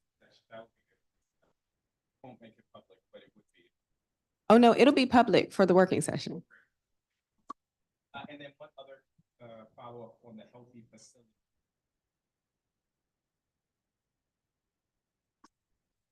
So we have shared the Healthy Facilities Network report, I believe with all members. And if that is not true, we will either share initially or reshare. We also did actually a legislative briefing that some of the council staff were able to attend to walk through the recommendations and any required legislative changes. We, of course, have shared it with the deputy mayor for education, because one of the goals of the report was actually to incorporate that definition of safe, healthy, and educationally equitable facilities into the master facilities plan, which of course will be delivered to council. Oh, and shout out, of course, to Ms. Jordan on Mendelsohn staff, who actually was a participant in the Healthy Schools Facilities Network Committee itself. Nice. In the DGS hearing earlier this week, that report came up, and we want to make sure we connect the dots for the director there. So we will be sure to follow up. Ms. Kreiner, I wanted to come to you. You highlighted, I believe, 13% of the callers to your office related to special education complained about OSSI transportation. What solutions have you seen or heard about, and have those complaints waned over months? And I'm asking this because we know OSSI has long had an issue with its transportation services, but we've been told they're getting better. And I'm trying to get a sense of, is that reflected in the calls of parents into your office? Yes, yes and no. We have not had as many OSSI dot transportation calls this particular school year, 23-24, but last year it was definitely around, we saw a lot of parents who were sent truancy letters because of their students weren't able to make it into school on time, and that communication did not happen between the bus depot and the school. And so we learned that there was no communication between, or guidance rather, between the school's counselors as to how they should document the students inside of the Aspen system. Our office also participates with Office of the Attorney General with their attend mediation, which is addressing truancy through engagement and negotiated dialogue. We also saw families within these mediations that also express that, hey, I have a student who is supposed to be, taking OSSI dot, but again, we were sent information home that, they are engaging in like this truancy matter. We do know that, OSSI put forth the effort to find a vendor to address those particular concerns. We also learned in some of our meetings that we have with them regularly that that vendor, I guess it wasn't successful. However, they are continuing to develop that program. Again, outside of the guidance between the school counselors on how to document students in Aspen when they're running behind due to OSSI dot, was one of the main issues that we heard from families and schools. We also, have engaged with people and families in the community that also expressed just wanting to know what the time is, like who's picking my child up, what time will my child be picked up from home, and when will they arrive after school. And so those are some of the concerns that we saw mostly. If you could follow up with data related to those types of calls, if there's any breakdown of the data, like related to what parents are calling for, that would be helpful as we have the upcoming hearing with OSSI. Okay. And this has been an issue that has been going on for many months. I also note in your recommendations, you suggest that they should implement a live tracking service of sorts or app for parents to have up-to-date real-time information. I know that is on OSSI's radar, and so that is something we will be following up as well on. Thank you. Mr. Davis, I wanted to come to you. I know you've been highly focused on safe passage and student safety. Before I get there, you noted that you piloted a youth advocacy workshop series for students. Are you scaling that, or are you planning to engage in the pilot for another year? And the reason why I'm asking that is there have been discussions around youth advocacy and mentorship. I believe there is even legislation pending, and I think what came out of your office could be instructive.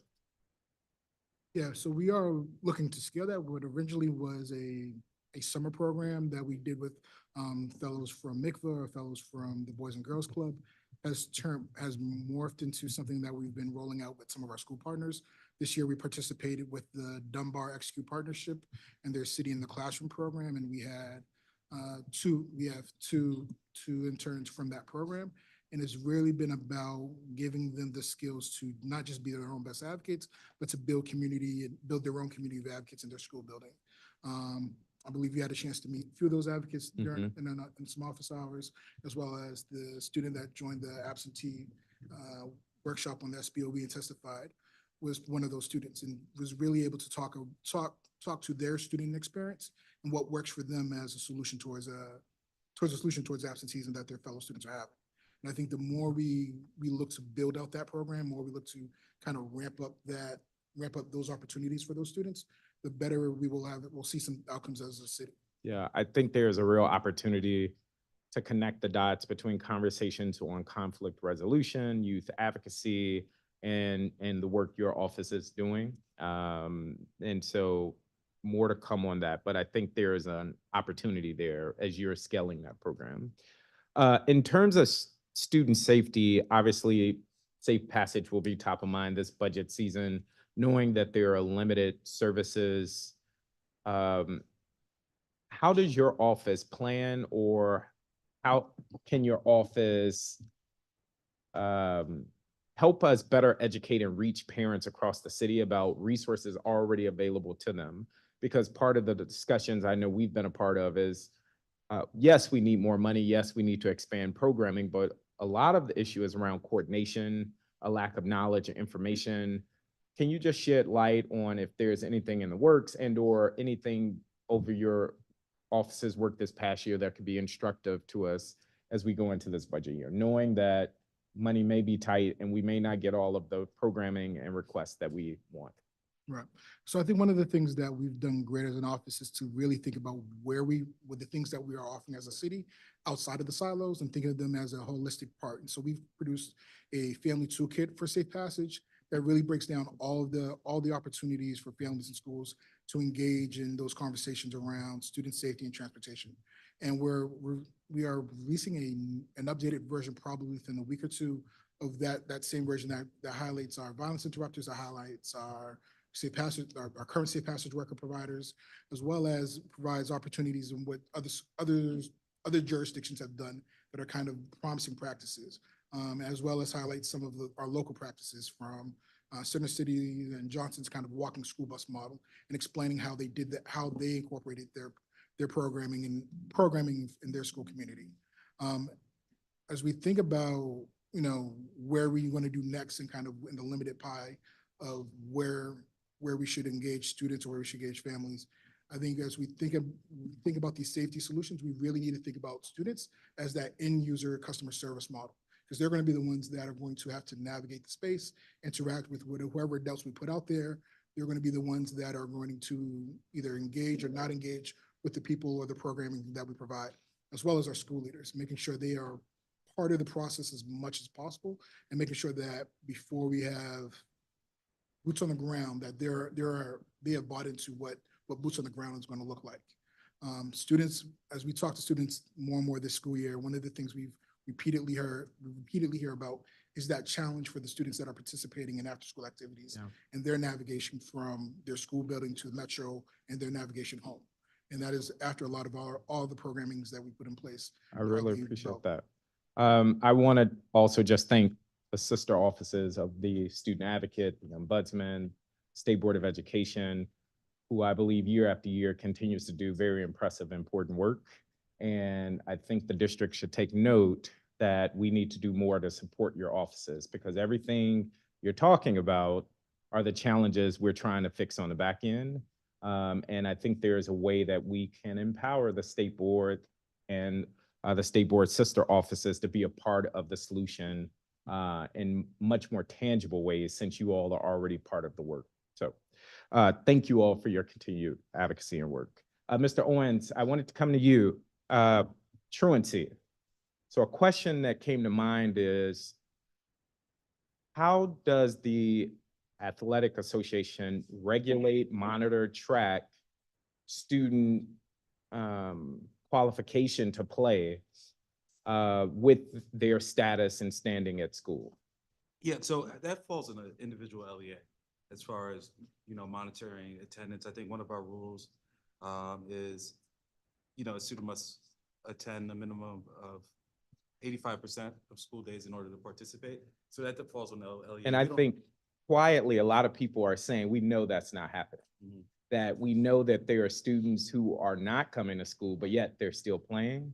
And it begs the question, where is the breakdown? What I'm hearing you say is you're getting the information from the LEA. and Right, you- so it's, yeah. And it so comes the from LEA. breakdown I must don't- be I on don't the have, I don't LEA have access side. to their databases to see where the kids are, right? So it's the LEA and the athletic director and the principal who certifies every roster that says these kids are eligible. It's their responsibility to make sure, we can check and see if they have 2.0s and things like that, but every principal certifies the roster if they're gonna participate in athletics, high school athletics in the District of Columbia.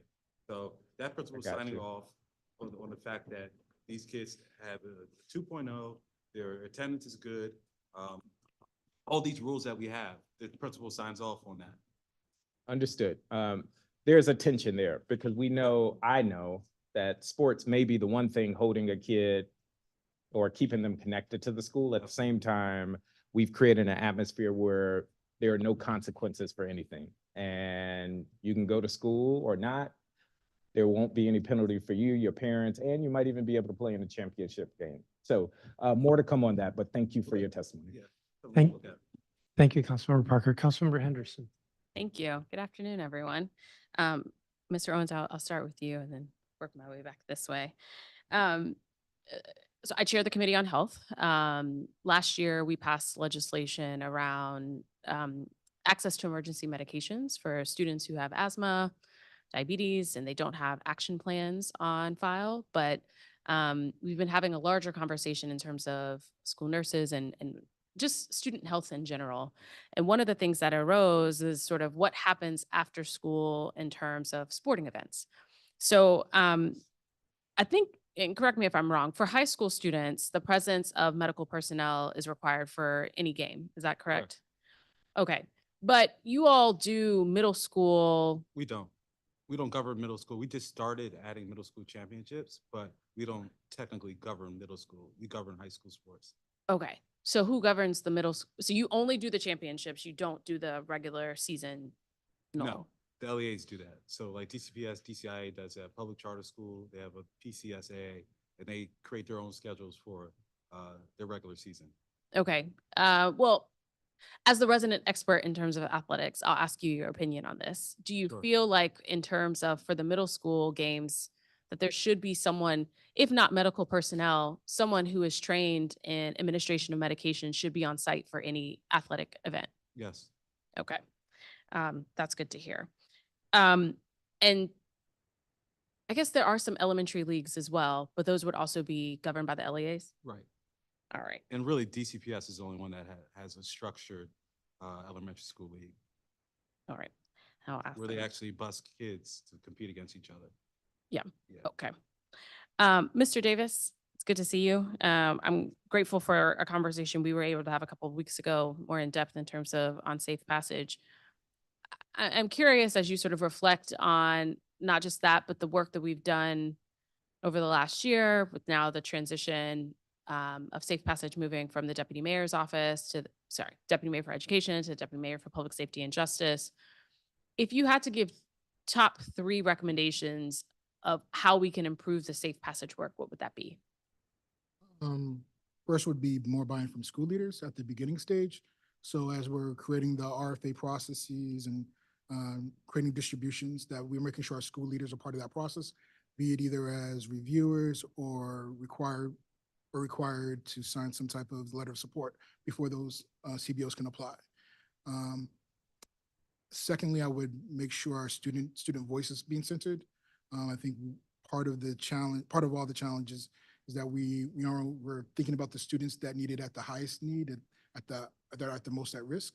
But really, when we think about safe passage, it's for all students. And so we really need to be more intentional about making sure that we're having program and providers that can reach all students. And lastly, I would think one of the things that we hear over and over again that shows up is making sure we're having supports that are culturally competent, both gender-wise and language-wise. Okay. I'm gonna take these upstairs where the Deputy Mayor for Public Safety and Justice is testifying after I finish here to sort of talk a little bit more about that. Ms. Kreiner, it's good to see you. I wanted to ask about the 2023 annual report. I've been on a reports kick of late, but this one isn't posted. What's the status of this report?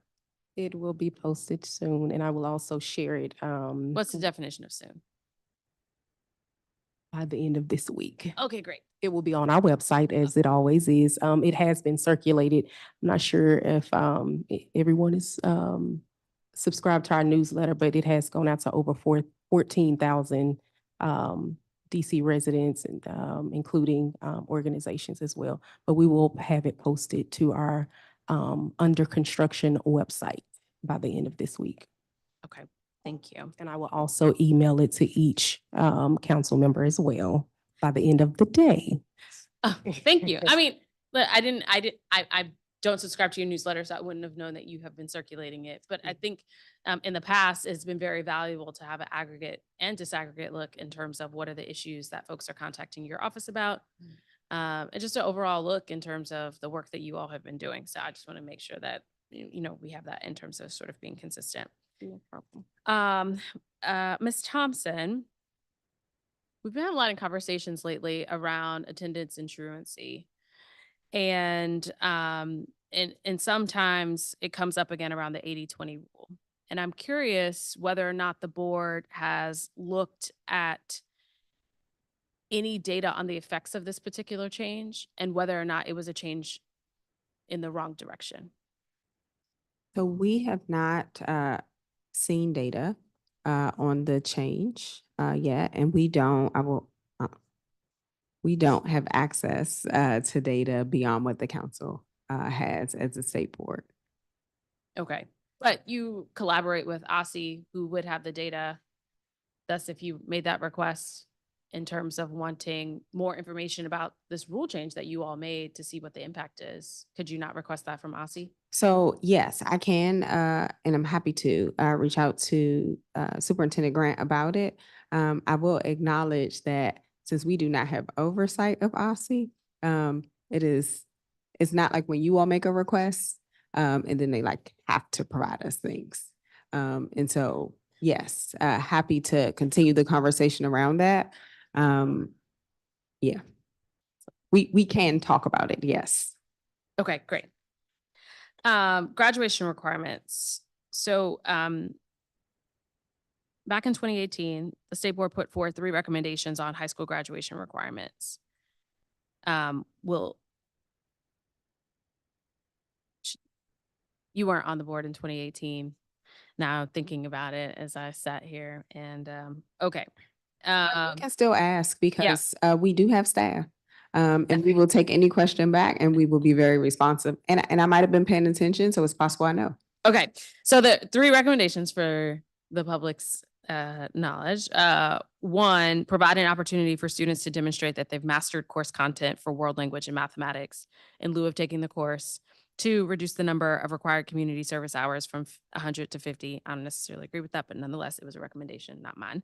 And then 3rd, create a personalized learning plan for each public school student in the district and revisit this plan in elementary, middle school, and high school to ensure that they're on track to graduate. I'm curious, as you all are having or initiating conversations about any upcoming updates to graduation requirements, are these recommendations on the table? So the second one about the community service hours, we actually have addressed since I've been on the board. We, during COVID, I believe, maybe not once, but twice, the council passed emergency legislation to address the fact that it was really hard for students to meet the community service requirements as they were. So we actually did make a recommendation to make some changes to community service, keeping it at 100 hours currently, but also just making it more accessible. So whether that's removing the stipulation that it needed to be a nonprofit, doesn't matter what your tax status is. I can now give you community service for I'm coming to testify in front of the state board, right? Those things are immensely valuable, especially when we think about where our kids live, 7, 8, 5. And sometimes people doing good work in the community, but being able to credit the hours. I think one of the things around the conversation with how many hours, it was very much like, okay, how do we consider students who have to work? How do we consider, students who might need to babysit or have other family obligations, and like we don't want to hinder their pathway to graduation. And so I think the conversation needed to shift to how do we remove some of the barriers and how do we expand, while at the same time reminding ourselves why we have community service hours requirement in the first place as a district. Could we open that up and reconsider it again as part of a larger conversation around high school graduation? Yes, the board could do that. It's not something we currently have slated with OSSI. Okay. Speaking of OSSI, I understand that you all have a vote coming up with the board on the new STAR framework. There is no new STAR framework. Oh, sorry. So Or updated report card. updated DC school report card. Okay. Next week? That sounds right, March 4th. I'm going to acknowledge that. I just know I'm hungry. I don't know. I couldn't tell you if it's a week from today or not, but I believe it is scheduled for March 4th. Because March 1st is on Friday. Right, So that was where it got tricky. It is scheduled for March 4th at 5 p.m. It will be a virtual meeting. It's a Okay. special meeting. So just to clarify, in terms of the changes to the report card, you all can only do a yes or no. You can't ask for any additional modifications. That is correct. But you have had conversations with OSSI ongoing around what should be included, not included, changed in terms of format. Yes, so I think it's really important to be clear about, yes, there have been changes since even the draft that was circulated at the working session. And we do have the ability to be in conversation with OSSI, and OSSI has adopted many changes along the way. We will continue to engage with OSSI about changes. What we cannot do as a body, just based on the statute, is when OSSI brings us that type of language, we cannot amend on the dais, which is different from our other statutory resolutions. So like when we did when we do the resolution on truancy, which will be a statutory resolution, that comes from the board. If I have a member who has a amazing idea at the 11th hour, they could move an amendment to that resolution during the public meeting. That is not allowed with the resolutions that come to us from OSSI around things like high school graduation requirements, standards, the places where our work intersects. Okay. And I'll ask one final question because I don't want to stand between you and a sandwich. Around the early literacy task force recommendations. So the task force report is out, the recommendations are available. Are there any next steps in terms of the work of the board and in that regard? Yeah, I appreciate that. Both not standing between me and any more lunch because I am running out of steam. But the work of the board, I think now shifts in two ways. One, of course, we will be circulating a budget letter about our priorities. We want to very much support the work of the literacy task force and the recommendations, knowing that it is an increasingly difficult budget year. Every year we come here. But so as a board, we will be adding our voice to the chorus that says like, these are good recommendations. We will also do our best to continue to work with OSSI and get updates as things are starting to be implemented. I think that's really our role in this point. At this point, outside of looking for other opportunities to collaborate as they start to do things around math or other, I think and so I would say there is a lessons learned in a really positive way about working with OSSI and what it looks like for us to have a relationship that moves work of the district forward. Thank you. Thank you, Mr. Chairman. Thank you, Councilmember. Well, that's going to conclude our questions for you. Thank you all very much. And I think I indicated earlier that we're scheduled to see you again on April 5th. You have the Thank you. entire month off. Okay. Thank you. Except for your special meeting on the 4th.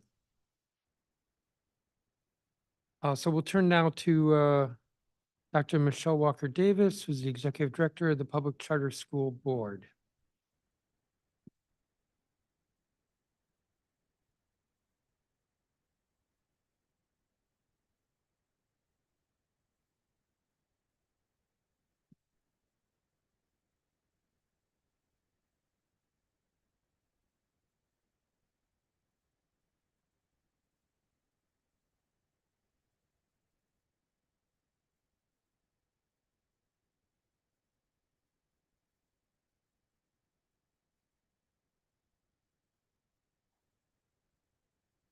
Good afternoon. Good afternoon. Good afternoon, Chairman Mendelson and members of the Committee of the Whole. Thank you for the opportunity to testify on DC PCSB's performance in fiscal year 2023.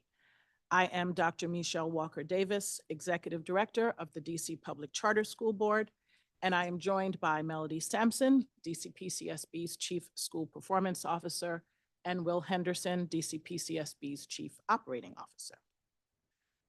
DC PCSB is the sole authorizer of public charter schools in the district.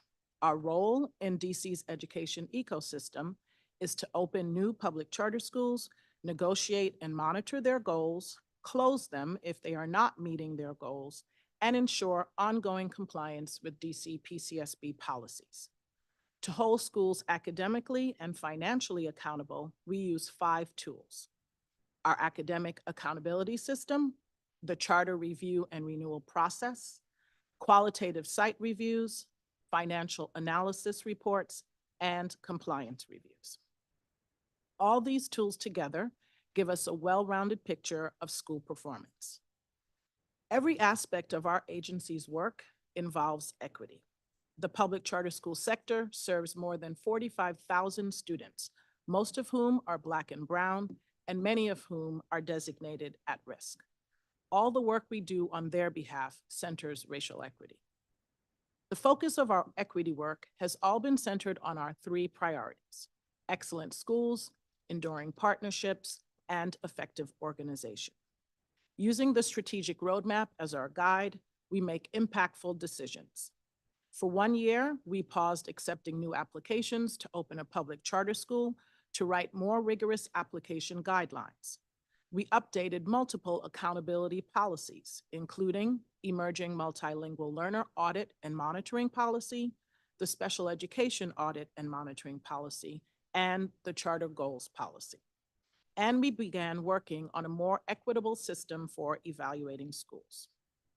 Our biggest lift over the last 3 years has been the revision to our accountability system, which we now call Aspire. The name stands for Annual School Performance Index Report and Evaluation. We believe the name Aspire captures the promise and vision of the changes to the system. Our sector believes in providing excellent schools for all students, especially those from historically marginalized communities. We also believe public charter schools have unique missions that provide diverse education models to the district. We will primarily use Aspire to make oversight decisions.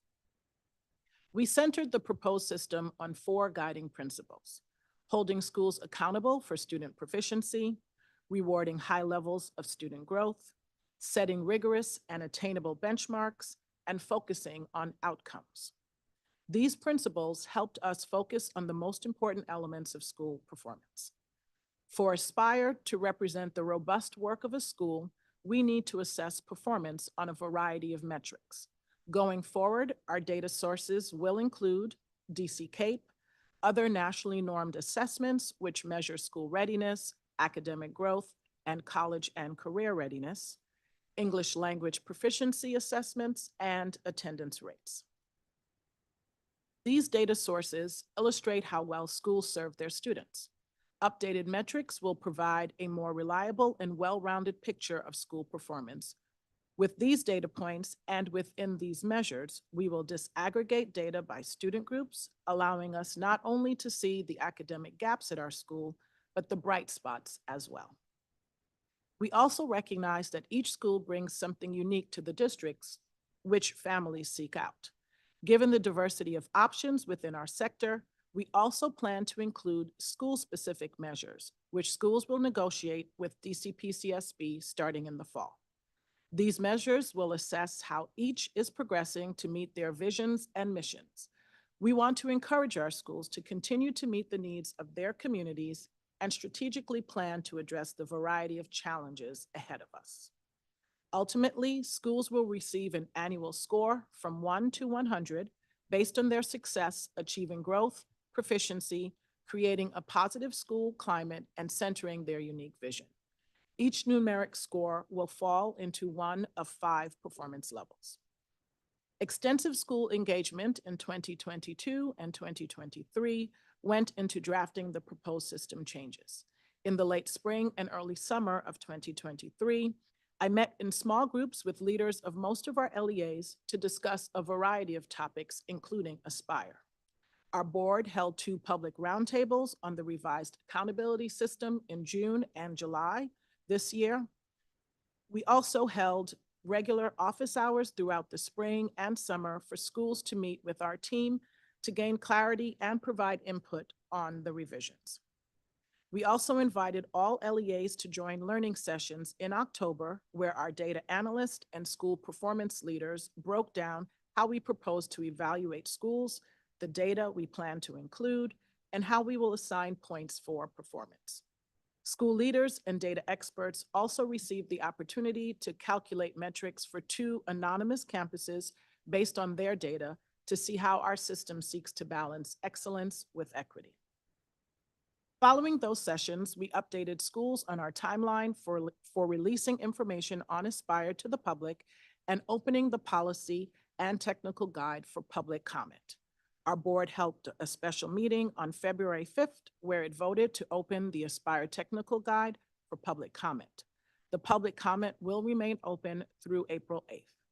We also held office hours for our LEAs this month to discuss the technical guide, ask questions about evaluation measures, and receive any clarification they need. Going forward, our board will hold 2 public hearings on March 18th and April 8th prior to voting on the Aspire system in June.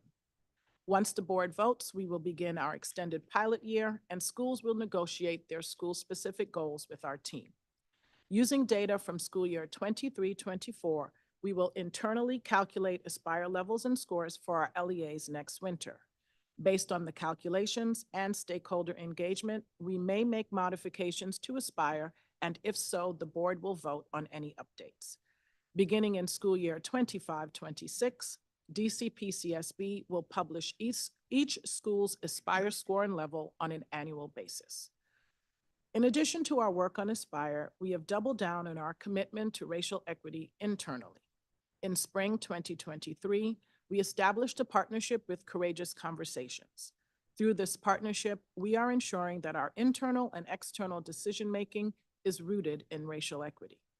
We established an equity team made up of a variety of staffers to review decision-making processes and our board policies to ensure they align with our mission and vision. Given this commitment, we revised our internal promotion, salary negotiation, and performance review processes. Ultimately, the reason we implement the Aspire system is due to the need for more equitable evaluation measures. We believe it's important to highlight the successes and gaps in our schools when it comes to serving students of color and at-risk students. It is also important for caregivers to have, when they are selecting schools, information about the best options for their child. By evaluating more granular information and providing it to the public, we are equipping families with the tools they need to make the best choice for their children. Improved accountability supports an ecosystem of schools that works on behalf of all students, and Aspire is one piece of DCPCSB's work to support a more equitable future for all of our students. Thank you, Chairman Mendelson and the rest of the council for your commitment to equity in education, and we are happy to address any questions that you may have. Thank you, Dr. Walker Davis. We're going to try a 15-minute round. Again, one round. And I will begin.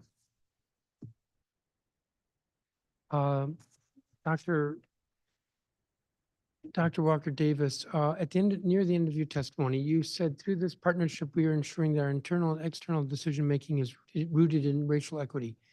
What does that mean? I mean, I know what racial equity is, but what does that look like? What's different? Thank you, Chairman Mendelson. So I am very pleased at the partnership that we have with Courageous Conversation. It is work that I engaged in a previous capacity in an urban district in the Midwest. And we were able there, and we are able now at PCSB to use the protocol that Courageous Conversation offers for us to first start to interrogate on an individual level how we are entering conversations about any aspect of our work, but particularly around education and all of the factors that are involved in education. So it asks us to examine what is the bias that we might be bringing to any situation that we're looking at. What are the voices and perspectives that we are open to and will be committed to hearing so that we can make the best decisions?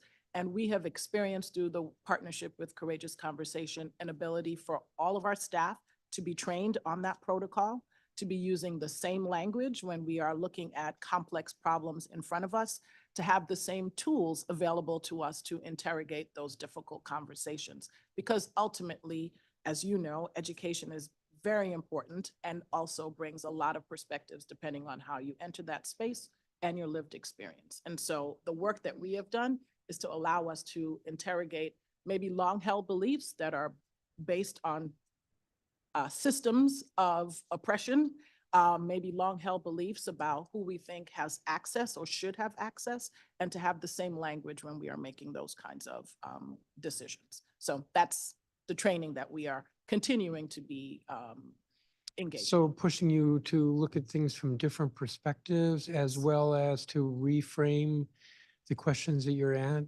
answering, Absolutely. questions that you're answering, that you're asking. Both asking and answering, the ways that we are answering those questions.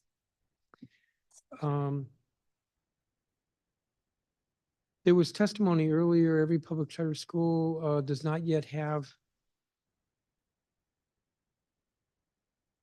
something. Must establish and publish a transparent pay scale by steps and grades by May 1st, which dovetails to a question I have here that we gave funds to increase wages of teachers in the charter sector. And how are we ensuring that that is going to be continued? Yes. Well, first, I want to thank you, Chairman, and the council for being committed to seeing equity in terms of the funding for charter schools around teacher pay. And while we didn't get fully there, we definitely appreciate the efforts that you have committed to. I would say that OSSI is probably the best agency to ask that because they are monitoring the collection of the teacher pay scales and the implementation of the payments. And so I don't have a specific answer as to which schools have not produced those pay scales, but OSSI is collecting that information and monitors the oversight of the teacher payments. So I'm going to push back. So PCSB is just going to stand on the sidelines? That's not what I said, Chairman. So we do collect annual teacher information in our annual reports. And so that will be a part of the data that we collect for schools. But if you're asking for real-time information on who submitted their pay scale information and what schools are yet to comply, OSSI is monitoring the implementation of those Okay, numbers. well, that's the process of requiring and collecting data. That's OSSI, but the goal here is to ensure that there is better pay. Yes. And so PCSB is standing on the sidelines? That's not what I said, Chairman. I will give just a little bit more context to this issue. First, I want to acknowledge that some of our charter LEAs were already keeping pace with DCPS pay scales. But the problem is that, as you know, every LEA is independent, and that is really at the discretion of LEAs to determine that pay scale. And they have a lot of things that they have to balance. You've heard testimony from our LEAs in previous budget cycles about all of the competing challenges that they have. So again, LEAs were very appreciative of council stepping into the gap and making that adjustment. And we are also looking forward to the mayor's proposed 12.4 increase to ensure that that is able to be sustained going forward. in terms of our role, we do collect that information and we report on that information in our annual process. We also look at the interim financial statements of schools to see if there's anything wildly different from what we've been monitoring in the past. But in terms of the implementation of the pay scale information and the last year's payments, that's not our role. That is OSSI's role to do that. I'm going to bet you'll get some more questions on this. I have a question here. You talked quite a bit about Aspire. And you did touch on this, but I'm going to ask it again because it actually sets up my next question. How is this an improvement from the last performance management framework? Sure. I am very excited to talk about Aspire and really appreciate not just the work and tireless work of my team, but the active engagement of our LEAs in this process. And I think you heard testimony before that we may not always agree on the specific elements, but I do think that there is a broad agreement that we want to see accelerated learning and accelerated student achievement for all of our students. So one of the major differences, well, there are several differences with the performance management framework, which commonly was referred to as the PMF, and the proposed accountability system. One, we are going to be disaggregating school performance by student group. That is not a feature in the current PMF, and so we're looking forward to being able to do that. I do believe that this proposal also emphasizes and illustrates growth in areas and ways that we were not able to do with the performance management framework. And so you will see, particularly for the pre-K-8 frameworks, a greater emphasis on growth. And the part that I'm probably most excited about is the inclusion of school-specific measures in our framework, which will allow each one of our LEAs to have measures that are unique to their mission and vision, separate and apart from the rest of the schools. And while we did have some schools who did have their individual measures either separately negotiated or added on to the PMF, this will be included in everyone's Aspire score eventually, once we negotiate with all of our schools. And I think it will allow both our board and parents and families to get a sense of what is uniquely true about this school and what ways that school wants to be able to measure those things. So then there was this testimony, which I want you to respond to. The PCSB's new accountability framework is actually instituting a 1 through 5 level measure of schools that, while it includes growth and school climate, is still labeling schools based primarily on what research proves to be indicators of poverty rather than school quality. Something we know can lead to a narrowing of the curriculum and a less joyful, well-rounded curriculum, particularly for students furthest from opportunity, which has the secondary effect of actually harming literacy efforts, since content knowledge is the basis for literacy growth, and disengaging students from school and harming attendance as leaders prioritize additional time for explicit math and reading instruction and take time away from many of the school experiences that most excite and engage young people. That could have been shorter, but how would you respond? Yes, thank you for the opportunity to respond. As an individual who's been involved in accountability work in education for quite some time, I think that's the crux of the argument every time we start talking about school accountability. How much is too much testing, too little testing? Is it the right amount of information? So I want to take this opportunity to make just a few points about what our system is and what it is not, and what our responsibility is as an authorizer. So as the authorizer, we measure school outcomes. We don't measure school inputs on our accountability system. We recognize and we want to promote a diversity of educational models, a diversity of innovative approaches. And so we, in exchange for a school being able to live its mission and vision, we ask for a commitment to student outcomes. And so our framework measures school outcomes. Secondly, if you compare it to both the performance management framework and OSSI's current accountability framework, you will find that fundamentally the measures that we are looking at, whether it is student achievement, student growth, have not significantly changed under our new system. So we are still looking at performance on the state assessment. We are still looking at performance on nationally normed assessments. We are looking at attendance, although we did change our metric from in-seat attendance to chronic absenteeism. consistent with the attention that this council and others have been putting on that issue. But fundamentally, the measures are very similar. What is different in our Aspire is previously we had tiers. We reported on schools being from tier 1 to tier 3. We will now have 5 levels, which sounds similar to OSSI's 5 levels, but we will have 5 levels of reporting. And the reason that we moved in that direction is, as you will note, we had a number of schools, in fact, the majority of our schools in tier 2, and there was significant difference from schools that were high performing in tier 2 to very low performing. And it did not allow us to have a granular perspective on the range of performance even yet within tier 2. And so by having 5 levels, we will have a lot more granular perspective on the performance of schools.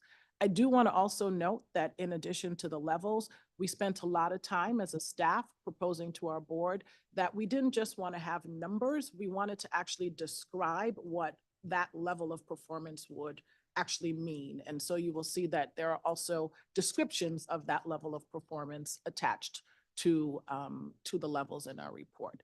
And then lastly, what I would say is that I am excited about the fact that our framework now allows us to have information about particular student groups that we did not have with the performance management framework, because it is important, and even more so coming out of the pandemic, that we do pay attention to the performance of specific student groups, particularly our students furthest from opportunity. So I think the major point that people are getting hung up on is that we are now moving to 5 levels, which sounds similar to what OSSI moved away from, but the fundamental substance of our framework is in fact very similar in terms of paying attention to specific measures and giving credit for growth and also paying attention to proficiency.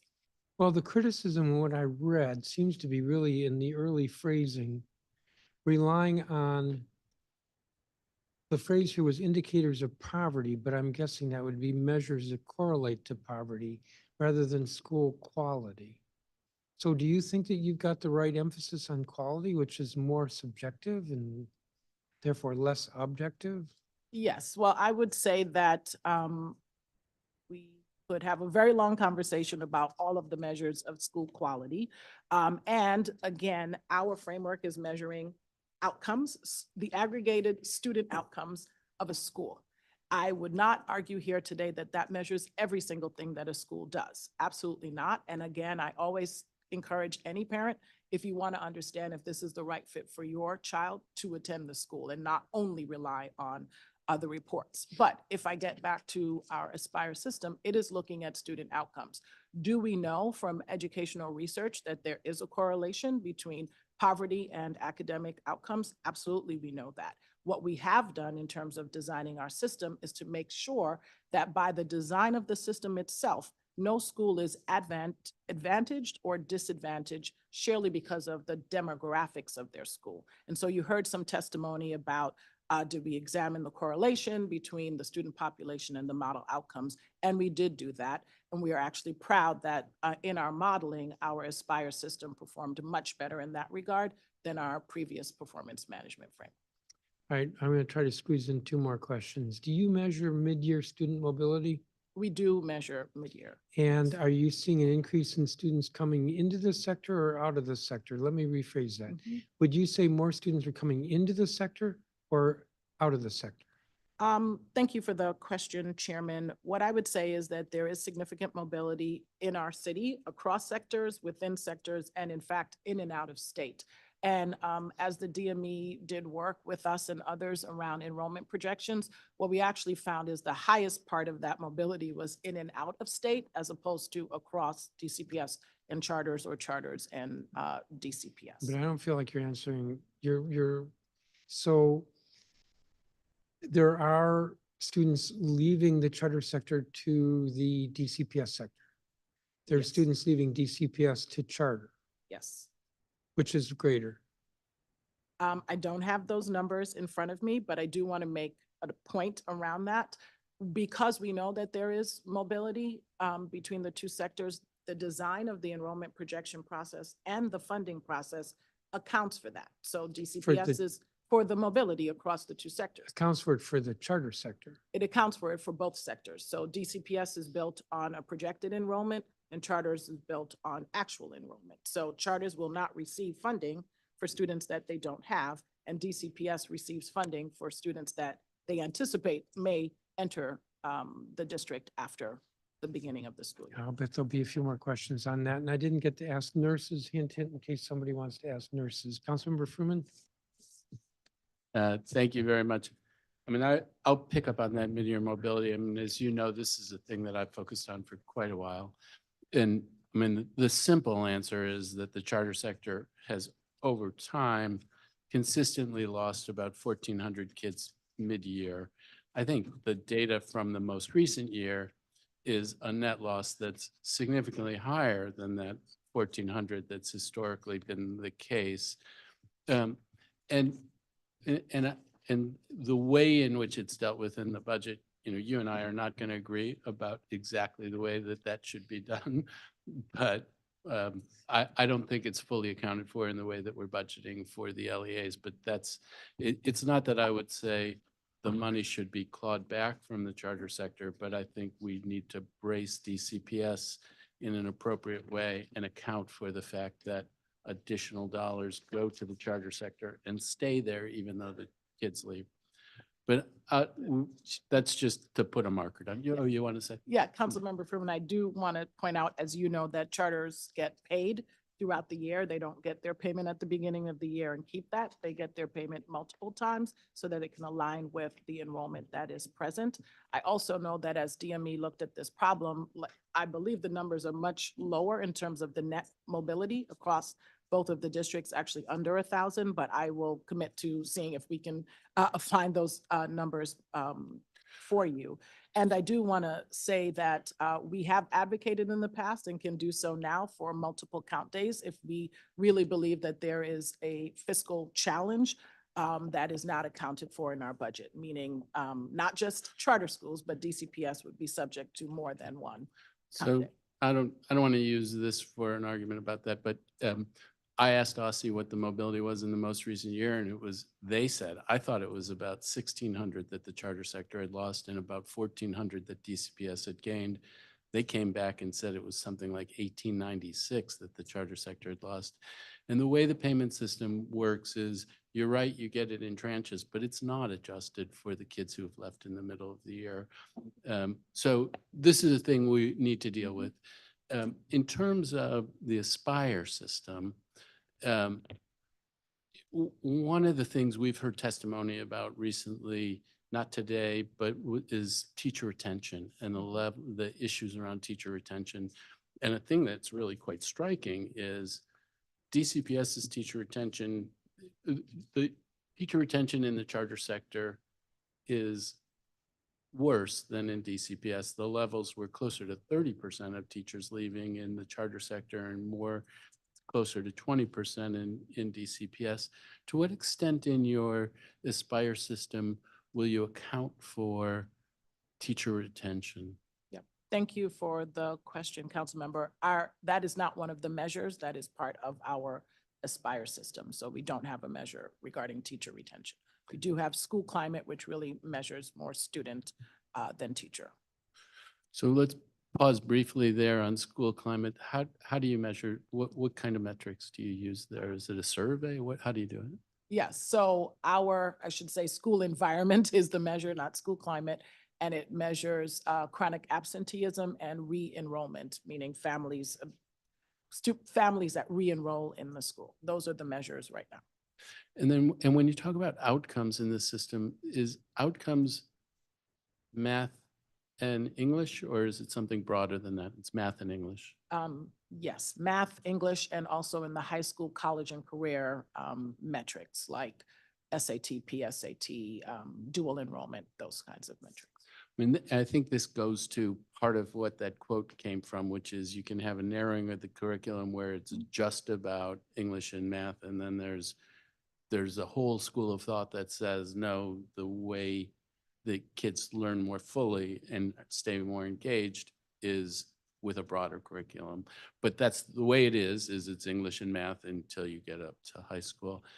What about mid-year mobility? Is that a thing that is accounted for? Because, I mean, one of the things that happens is every charter school is different, but some charter schools do lose a significant number of kids in the middle of the year. And their performance on English and math might look better because some of the kids who might not have scored as well might have left. And so you can get an impression that, wow, this is a school that really delivers a lot of growth, but there's the kids who aren't there. So how do you deal with mid-year mobility in the way in which you're evaluating schools? Yes, thank you. So mid-year withdrawal is what we look at, and that is a part of the review and renewal process that we do for each school. Again, every school, every LEA is required to go under a review every 5 years, and at 15 years, a renewal process. So you will see information about attendance and all of the academic measures, including mid-year withdrawal as part of those review and renewal reports. I don't know if there's anything that my Chief School Performance Officer would like to add to that. Mid-year withdrawal is just not typically something that we've included in our academic accountability system. So when it was the PMF, we weren't using that as a measure. We are not proposing to use it as a measure for the Aspire system.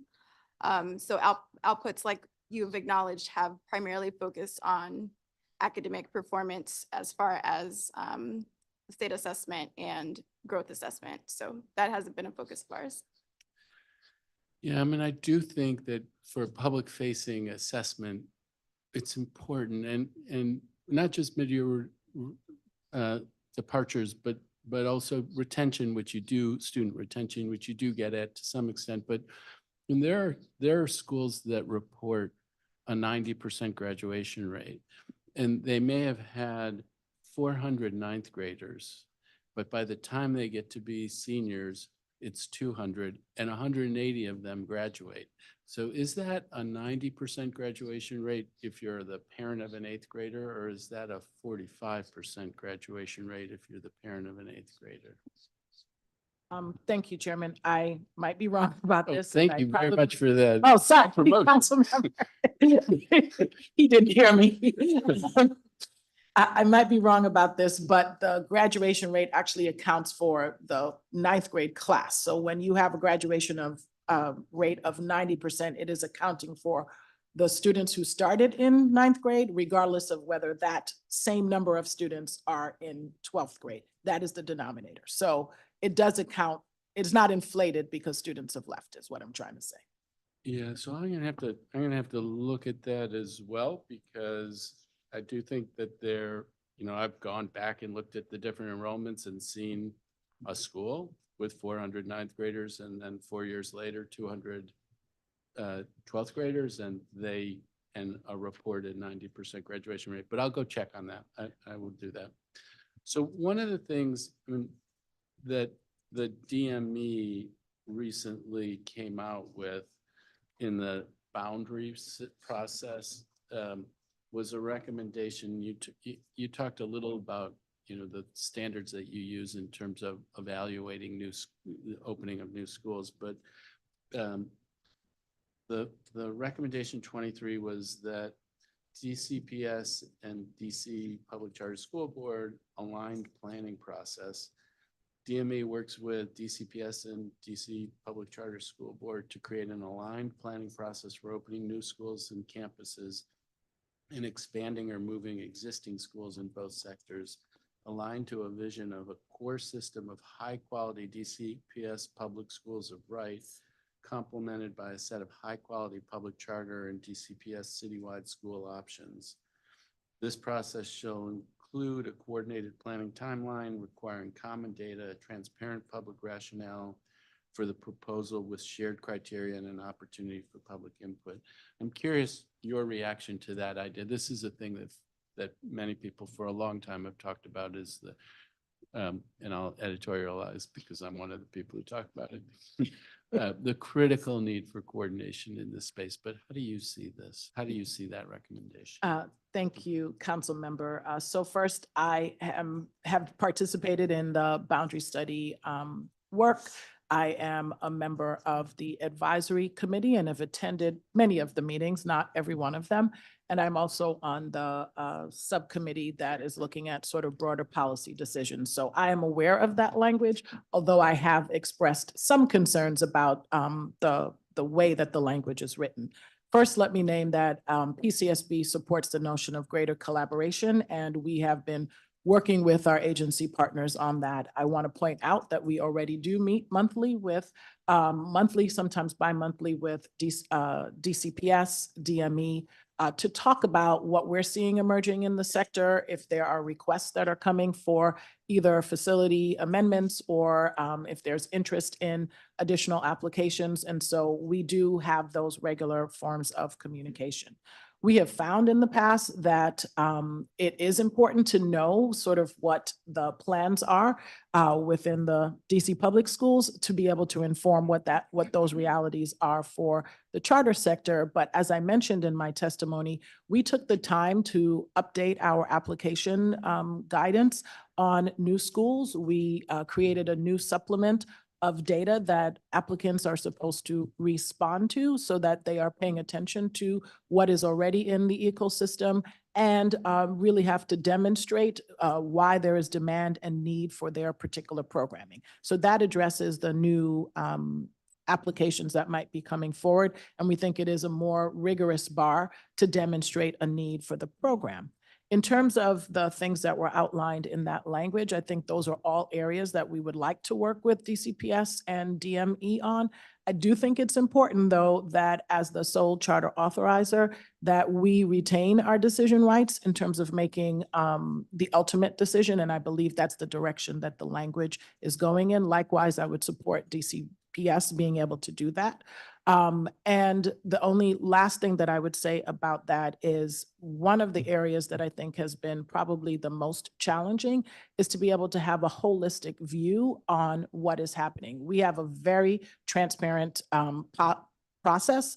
A school that comes before us for a facility amendment has to demonstrate that they have engaged their own school community, that they have engaged their ANC. They have an application that they have to submit to us, which is an application that is part of the public hearing that they have to attend. And ultimately, our board does engage with that school in a public setting to make their determination. And as I mentioned, the process for a new school, they have to demonstrate all of those things and also have a public engagement process. We look forward to working with DME and DCPS about that level of transparency on the DCPS side and also ways that we can work together to have the same information that we all are responding to. All right, thank you very much. The line of questions that the chairman was asking about the new dollars and pay for teachers in the coming year. So last year, the money came outside of the UPSFF, and then it was, it had very strong strings attached to it that it had to go in a certain to teachers. And then this year, the effort is to raise the UPSFF to replace it, and then but to do the same thing.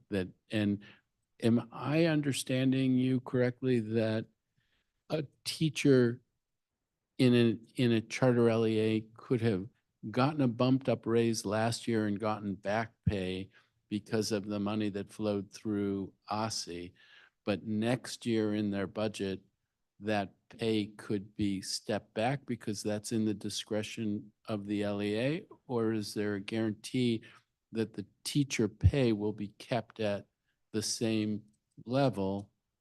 I believe that was the goal of the council, but how is there the possibility that an LEA could make a decision? Well, we got this pot of money last year, we paid so-and-so 80,000, but this year we're going to pay them 75,000 because we need to make the money. We need to use the other 5,000 in a different way. Yeah, I will not be able to respond to the specific decisions that LEAs are going to make. As you well know, each LEA is an independent school district and has independent personnel authority. I will say that charter schools for quite some time have been trying to keep pace with DCPS pay scales.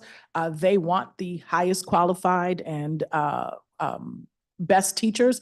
And so it is in their best interest, and they have demonstrated that they are going to do their best to pay teachers as much as they can. They also have to make decisions about the other staff in their schools, much like DCPS does. And so do charters ultimately have the decision-making authority around how they're going to determine their pay scales? They absolutely do. But you heard testimony last year, and I'm sure you will hear testimony this year, that they are looking forward to all of these monies being baked into the formula, because at the end of the day, what that formula is about is giving equitable pay to our schools so that the decision makers can create the kind of programming that they think meets the needs of their school community. So again, we are thankful to Mayor Bowser for the proposal and the intent to provide that 12.4, not just the additional money, but through the funding formula.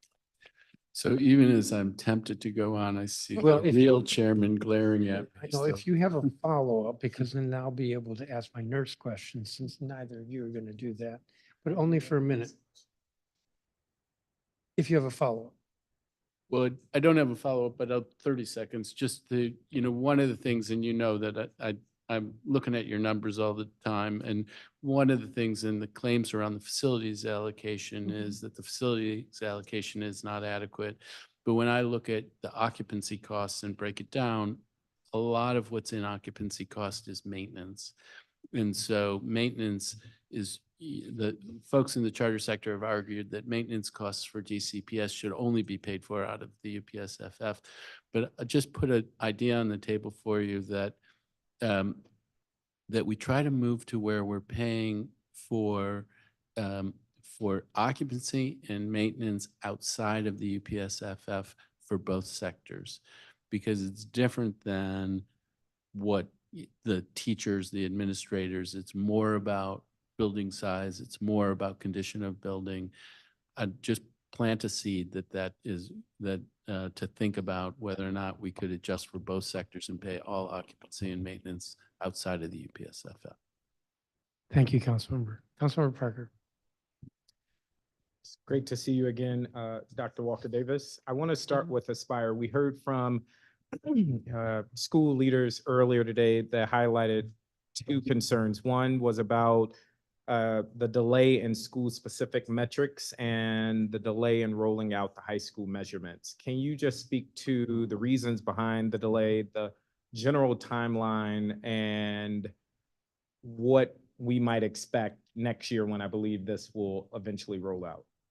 Yes, thank you, council member. So I want to clarify, there isn't a delay in the high school framework. We are prepared to have our board vote on our entire accountability system, which will include the 5 major frameworks and the sub-frameworks within on June 10th. And so, as I mentioned in my testimony, it is now open for public comment, and we do encourage not just the LEAs that we've been engaging, but any stakeholder to provide public comment on the Aspire framework. Where we do And have, Just to interrupt, and if people wanted to do that, how do they find that document? yes, all of the information regarding the Aspire is on our website, dcpcsb.org. There is a dedicated page to the Aspire accountability system. You will be able to submit public comment either in writing. I believe our phone number is there for you to give phone testimony, and there is you can also participate at our board meeting. So we are having a public hearing on March 18th and April 8th to receive public comment on the Aspire system. Awesome. And so as I was saying regarding the high school framework, we did make proposals to the changes for the high school framework. We received feedback both in our in-person learning sessions and during office hours and separately from our high schools, that there were some concerns around both the measures of included in the high school framework and the weighting of that. And so we have been open to having conversations with our high school leaders, particularly because unlike our pre-K-8 framework, because high school is culminating and there are so many achievement-related measures, the percentage of the framework that is that accounts for growth is smaller than the pre-K-8 framework. And we've heard testimony from our high school leaders that they would like to see more growth in the high school framework. And so that would be an area that we would want to further engage with our schools, and probably one of the areas where we may get to closer agreement, but not full agreement on what that framework will look like.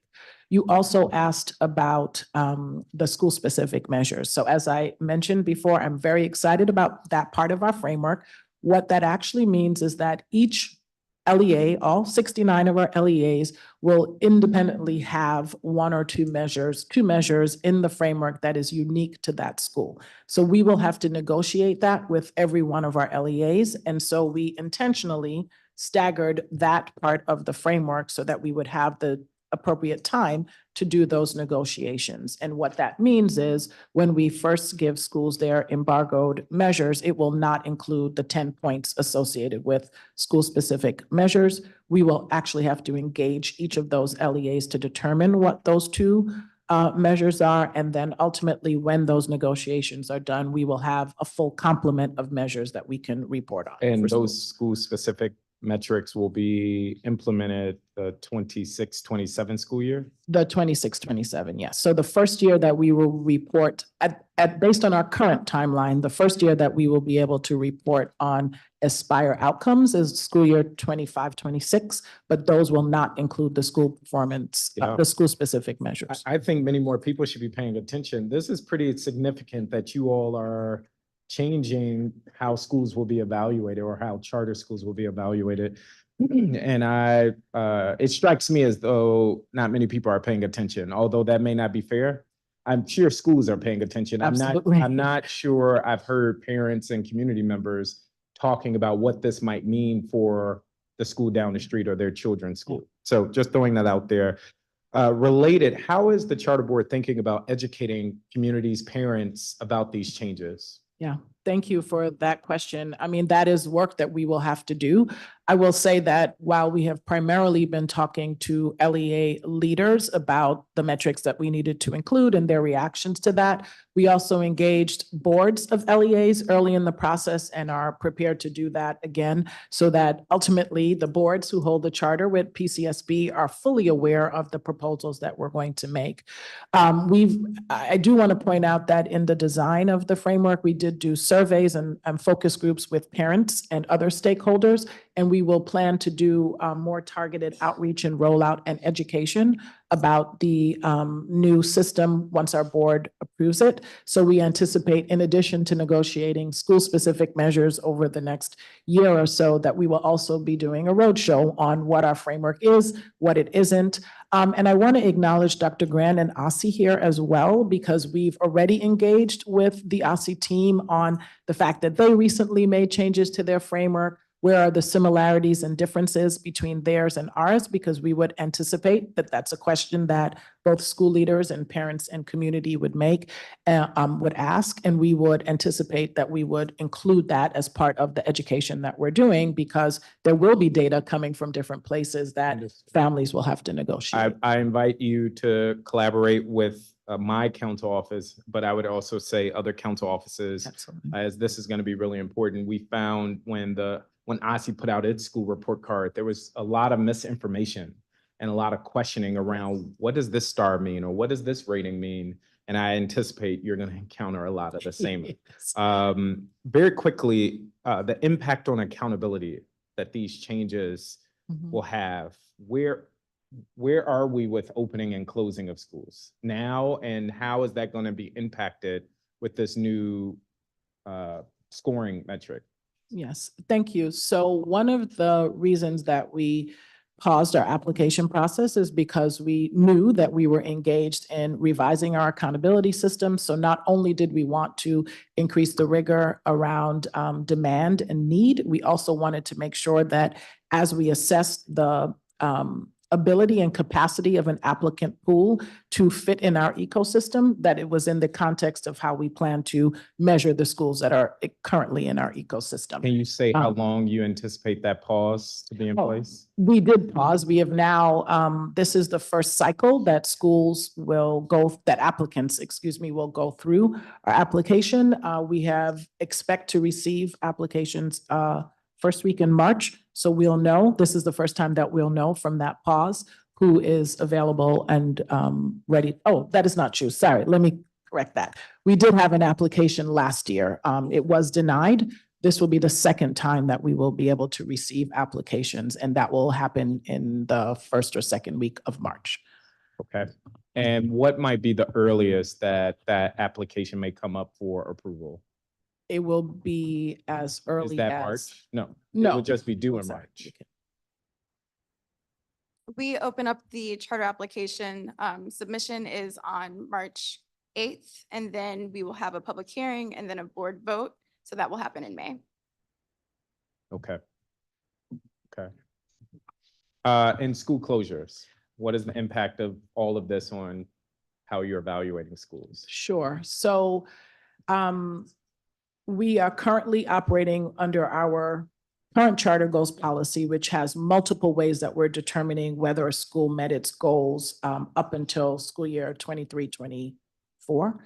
Our Aspire system will be voted on in June, but it will not be publicly scored until school year 25-26. So the first year that a school will receive a score associated with our new framework would be school year 25-26. Until that point, we have laid out how we will actually determine whether a school has met its goals, and it will be that the school's ability or inability to meet the goals that would drive whether or not we make a decision around continuance or closure. That is helpful. So right now, all schools are being judged on the existing framework or the PMF, and that will be in place until the fall of next year. Do you have a number of how many schools are pending review right now? Yes. We have 10 schools up for review this school year and 18 next school year. 10 this school year, 18 next school year. So the 18 next school year, they would be judged on the Aspire framework. No, so to be clear, our review process is a look back. So it looks at the I got previous you. 5 I school got you. years. So it will look at the first few years, we won't have data because those were early pandemic days. The last couple of years of the last 3 school years of the review period will include what we call transitional goals. Dr. Walker Davis mentioned the charter goals policy. It established sort of a stripped down version of the PMF. So the measures that we could collect during the pandemic, that is what we are using in the interim before we make the actual transition to the Aspire system. So I imagine it's going to be a little tricky because you're dealing with many different mixture, metrics, many yes. different goals, many different numbers. And I would suspect school leaders or teams, boards are going to say, we shouldn't be closed or we should be extended because of that. So more to come on that, but that is helpful. Nurses. I introduced the Public School Health Services Amendment Act to close what I saw as a loophole in school nurse coverage. The data that I received from DC Health suggested that 94 schools had nursing coverage via the DC Health School Health Services Program. 7 are in process of securing coverage via that program. 15 have their own private nursing coverage, and that there were 19 charters that didn't have any coverage because there's no enforcement. Many of them aren't qualified for the DC Health Services Program. And then 8 of those are pre-K through 12 schools. So my first question is, there has been a debate around, should the requirement of nursing coverage apply to adult charter schools? Any feedback, thoughts? And I know I'm kind of putting you on the spot, so if you need to follow up, that's fine. But it would be helpful to know the charter board's perspective on that. Yes, that is not where I thought you were going to go, council member, but I would say that all of I'm our. gonna go there too, but I wanted to actually. I would say that all of our schools want access to high quality health services on behalf of their students. I do think that that will look different depending on the schools. I would imagine that our adult LEA leaders will have a specific perspective on what would work for their school community. Some of them have not just nurses, but complete health clinics and suites. And so I do think that that is varied, just given the population that they So it serve. sounds like you're not weighing in formally on, and I guess obviously everybody would want nursing coverage. The question is then if they are mandated and they then have to pay out of their own budget, for adults versus an 8-year-old or a 10-year-old, which is often what we're thinking about when we're more concerned about not having the coverage. I can follow up on that because I see my time ticking. In what ways is the charter board supporting schools around nurse coverage and/or even tracking it or holding schools accountable to it? Sure. Again, I will start by saying we know that schools want coverage. We know that schools have tried successfully, sometimes unsuccessfully, to engage with the DC Health program. For our part, we do have staff that participate regularly in the coordinated efforts with DC Health and DCPS and us around making sure that we understand the needs in the charter sector in particular, and that we can connect the dots when there is a request for coverage from an LEA. And But in like your school accountability system, is there something to say, this is the law, you have nurse coverage, yes or no? It is not part of our accountability system. We do engage in those conversations when we're doing compliance reviews for schools, but it is not part of our Got it. accountability system. And for what it's worth, what we found is that many of the charters that don't have nursing coverage, it's because they aren't qualified to participate in DC Health's program, often because of building constraints. Absolutely. They don't have a bathroom or water flow, and so therefore, more to come on that. School support legislation. As you know, the chairman and I introduced legislation alongside OSSI. Can you speak to what conversations, if any, have transpired since we've introduced that legislation? Is my understanding that OSSI should be convening stakeholders now to think through that? Thank you Have for you been a that part of question. any of those discussions? We have not yet been a part of the conversation specific to the legislation. We have been a part of conversations with OSSI around the fact that we are both implementing new or fairly new accountability systems, that will most likely be the substance of the data that informs Okay. where school That's support is helpful going to be because then needed. we're going to ask OSSI that, and we then will have both of those data points. So I'm sure they will certainly engage you. In my last 20 seconds, I believe I heard you say you would be open to the double count for school funding. Multiple count days, yes. And therefore adjusting school budgets based on that second count. Yes. Thank you. Thank you, Councilmember Parker. Councilmember Henderson. Thank you. Hello, Dr. Walker Davis. I haven't seen you in a while, so it's good to see you. Good to see you as well. I just want to report, sorry, I just ran from upstairs. I was talking to the Deputy Mayor for Public Safety and Justice. We talked about safe passage. And I'm going to tell you what she agreed to. So when she calls you, don't act surprised. So one of the things that I'd heard from some public charter school leaders is that they felt disconnected in terms of from the system around, who the commander is, who to call when there's an issue, X, Y, Z. And so what I asked is that in her deputy mayor role, she be a convener to bring together the school leaders, but also to bring together these agencies so that everybody can be in the same room together. Everybody can get the same phone numbers, meet one another, and kind of go from there. Similarly, in terms of the schools who have the contracts with the safe passage workers, that there be meaningful introductory meetings that are set up between whoever has the contract and the workers who are going to be on the paths around that school and the relevant school leadership in the building. So that we don't have this, like, I don't know who this person is outside of my building. Or even the situations where I've heard of like some school leaders not even allowing some of the safe passage workers to come in and use the restroom when they need to, which I feel like is truly a breakdown in terms of communication and collaboration, unnecessarily so, that I feel like we could work out by just having some conversations with one another. So anyway, she agreed to that. So I'm letting you know so that when, they call to make that happen, we can kind of get there. I want to start by asking some questions about absenteeism and truancy. I understand from my colleagues, they already sort of went through the various changes that you all are making to the framework. What do we call it? Aspire? Aspire. Yes. Okay. So I saw in the pre-hearing responses that you all will be shifting from measuring in-seat attendance to chronic absenteeism and starting that in school year 25-26. You said that, and I agree, sometimes in-seat attendance masks high rates of chronic absenteeism in schools. I'm curious, was this the main impetus for this particular change? And what was the reaction from school leaders when you all rolled out this particular provision? Yeah, I'm gonna ask Melody to give some context to what feedback we heard about this and also how we looked at this over time. So we didn't hear very much feedback about this shift. And I think that's likely because OSSI also uses chronic absenteeism in its accountability system. So school leaders were already accustomed to that metric being a part of a formal accountability system. But what we really saw this as an opportunity to use a measure that could give us more meaning than in-seat attendance has been able to do so through the PMF. Sorry, how will you all sort of guard against what might be unintended consequences of this now being a measurement of success or not for a particular school? And by that, I mean, what used to happen in the past and some great frequency around counseling students out, et cetera.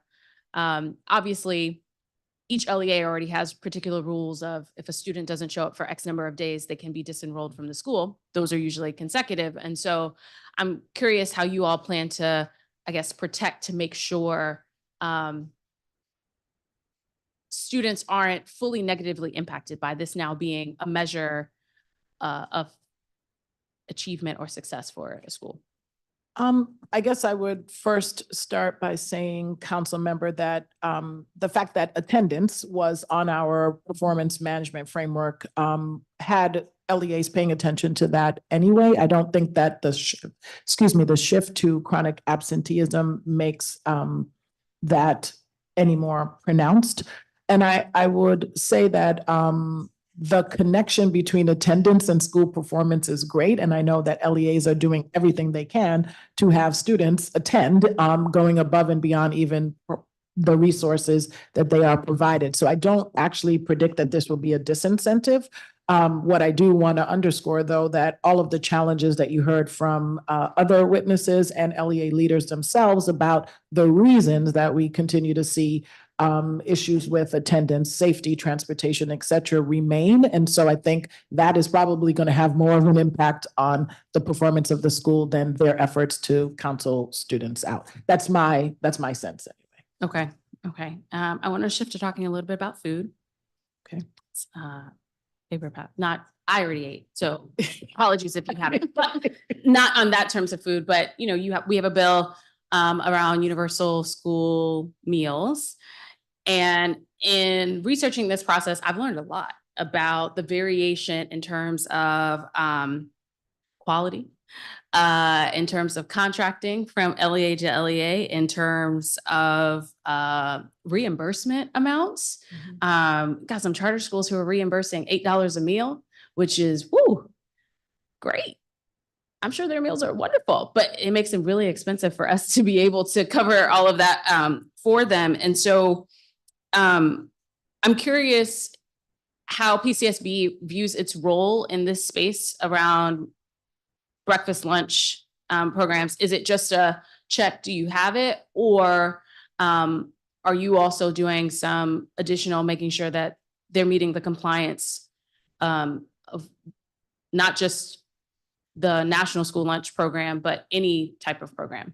Yeah, thank you for the question, council member. We actually don't have an active role in the school nutrition program. So I don't really have much personal or actually in this capacity information to share there. It is something, obviously, the health and nutrition of all of our students matters to us, but it is not part of our accountability system or something that we have an active role in. If requested, we will certainly make connections and partnerships between agencies. If a school is butting up against barriers, we will make those connections, but it's not an active role that we play in that process. Do you often find this tension between PCSB as the authorizer versus PCSB as a technical advisor assistance to your LEAs who are in need, who don't have a central office to be able to help on some of these things? Thank you for the opportunity to say on the record that we are not a central office for charter schools, and that is actually sometimes hard for folks to understand, particularly when they're looking for answers. I'm a former district administrator, both here and in other places, so I know what the functions of a central office are, and we are not that. That being said, you've heard testimony about coordination and planning. There are areas where, because of the lack of maybe foresight and planning about half of the public students in the city, that charter schools are sometimes an afterthought. And we do sit in that balance of making those connections and making sure that folks understand the impact on the 69 LEAs that are serving our students. There are ways that our staff participates on task force and other things where it might be challenging to have 69 representatives of the other LEAs present. And so we do take up that slack, but you have often heard me testifying that you, as council members, you probably want to hear directly from LEAs about the impacts that these things are having on them. I would certainly say in the area of the nutrition program that they are best equipped to talk about what barriers they have encountered. And we have also, because we are the one agency that sort of represents all of the schools, have unfortunately, at the impact of our ability to do oversight, provided resources like lead and other things on behalf of all schools, which isn't technically our role, but no one is taking that responsibility. So it is a challenge, and we do our best to connect the dots when we can, but I do appreciate you lifting that up, because it's not just a communication challenge in terms of families and others not knowing where to go. It is I think, a gap in our structure that needs to be shored up, particularly on behalf of our students, so that they get all of the services that they need. Now, I mean, we're going sort of a little off of a tangent here, but I'm curious though, is there a different model? Is every other jurisdiction that has a large number of LEAs, this has come up as an issue, right? You don't, there's not one central place that you can go and those questions. I think the chairman held a hearing a year or so ago on special education, and I had this conversation with Asi. If you have charter schools who are literally telling you, I need assistance in being able to find someone to do these evaluations, who do they turn to? Because they can't go to their authorizer and say, hey, I haven't been doing my evaluations, because then you're telling on yourself. And then the state superintendent of education isn't also providing that on-hand technical assistance. You're just sending me to a website. So who is the authority to be able to help the schools when they're in need? Yeah, and I do think that there's a difference between authority in terms of evaluation and accountability and support. And it has been challenging for us to be the entity to provide support, because we want to protect our authority to do the evaluation and make tough decisions if necessary. In other jurisdictions, they do have support centers that support charter schools, that connect the dots. Those are not regulatory or legislative bodies, but they are entities that schools can go to for support. And I've been a part of conversations, and I know we're starting conversations to think about what could that look like here in DC, to meet some of those unique needs, which is not just about like direct service, but if a school is struggling with a particular issue, how do they get help before it becomes an accountability issue? And so I do think that that is an area that we are lacking here, a coordinated approach. There are a lot of entities doing that, but a coordinated approach. And I know that there are conversations to think about what that could look like here in DC. So in terms of the role of an authorizer around guidelines and things like that, I know we had a pause for a little bit in terms of new applications, which I think was appreciated at the time, just to let everyone level set after COVID. But now as we're sort of going back into it, one of the things that keeps coming up is around buildings and locations. And I have to remind people that wasn't necessarily the agreement at the beginning, but nonetheless, we don't actually have any school buildings. We've got plenty of downtown office space if anybody wants to sort of come. But have you all thought around establishing a set of guidelines around location? And I'm not saying where, but I'm saying, you know, to Councilmember Parker's point around school health suites, right? You have to have a water source. You have to have X number of this or X number of that. Basic minimum pieces, because while I understand in the past, we definitely have charter schools who opened up in church basements. If they're not able to graduate from that church basement, then I have a parent who is saying, well, my kid doesn't have a gym and my kid doesn't have a cafeteria, but I'm also saying to them, well, the authorizer is not requiring any of this from that school. Yes. That is a complex question, and I'm looking at the time. Go ahead. I think this is the inherent tension in wanting to afford the autonomy and flexibility for innovative school designs. Not saying that there's one cookie cutter approach for charter schools, and some of the things that we want to make sure that every family and child, every student, excuse me, has access to. And so we think about our role in terms of, particularly at the application stage, asking a lot of tough questions about the applicant's ability to provide the program that they're offering, what they have thought about in terms of location, what they've thought about in terms of all of the things that are important to school programming. And while we don't require any particular design of a facility, there are very important questions that we do ask in the capacity interview process. And during the first year of conditional approval, we are actively engaged with the school in their planning on where they're going to site the school and how they're going to provide those services, just short of saying you must, and this is what it Would needs you to look ever, like. would you guys ever deny a particular location? We would deny, if a school does Because I know not. DC Health would say, that's not gonna work. We're not So gonna I provide. may need to ask Melody to assist me here, but we do during the planning year, there are conditions that the school needs to meet, a certificate of occupancy and all of these other requirements, health, fire, all of those things need to be met. And if a school does not meet the conditions that are laid out, then they would not be allowed to pursue get final approval of their charter application. You could probably state that better than I I can. have one more minute left. Okay. I want to keep talking about this. And I think as space becomes available in parts of the city where there aren't charter schools, I think this is going to become a conversation that we're going to need to have all together.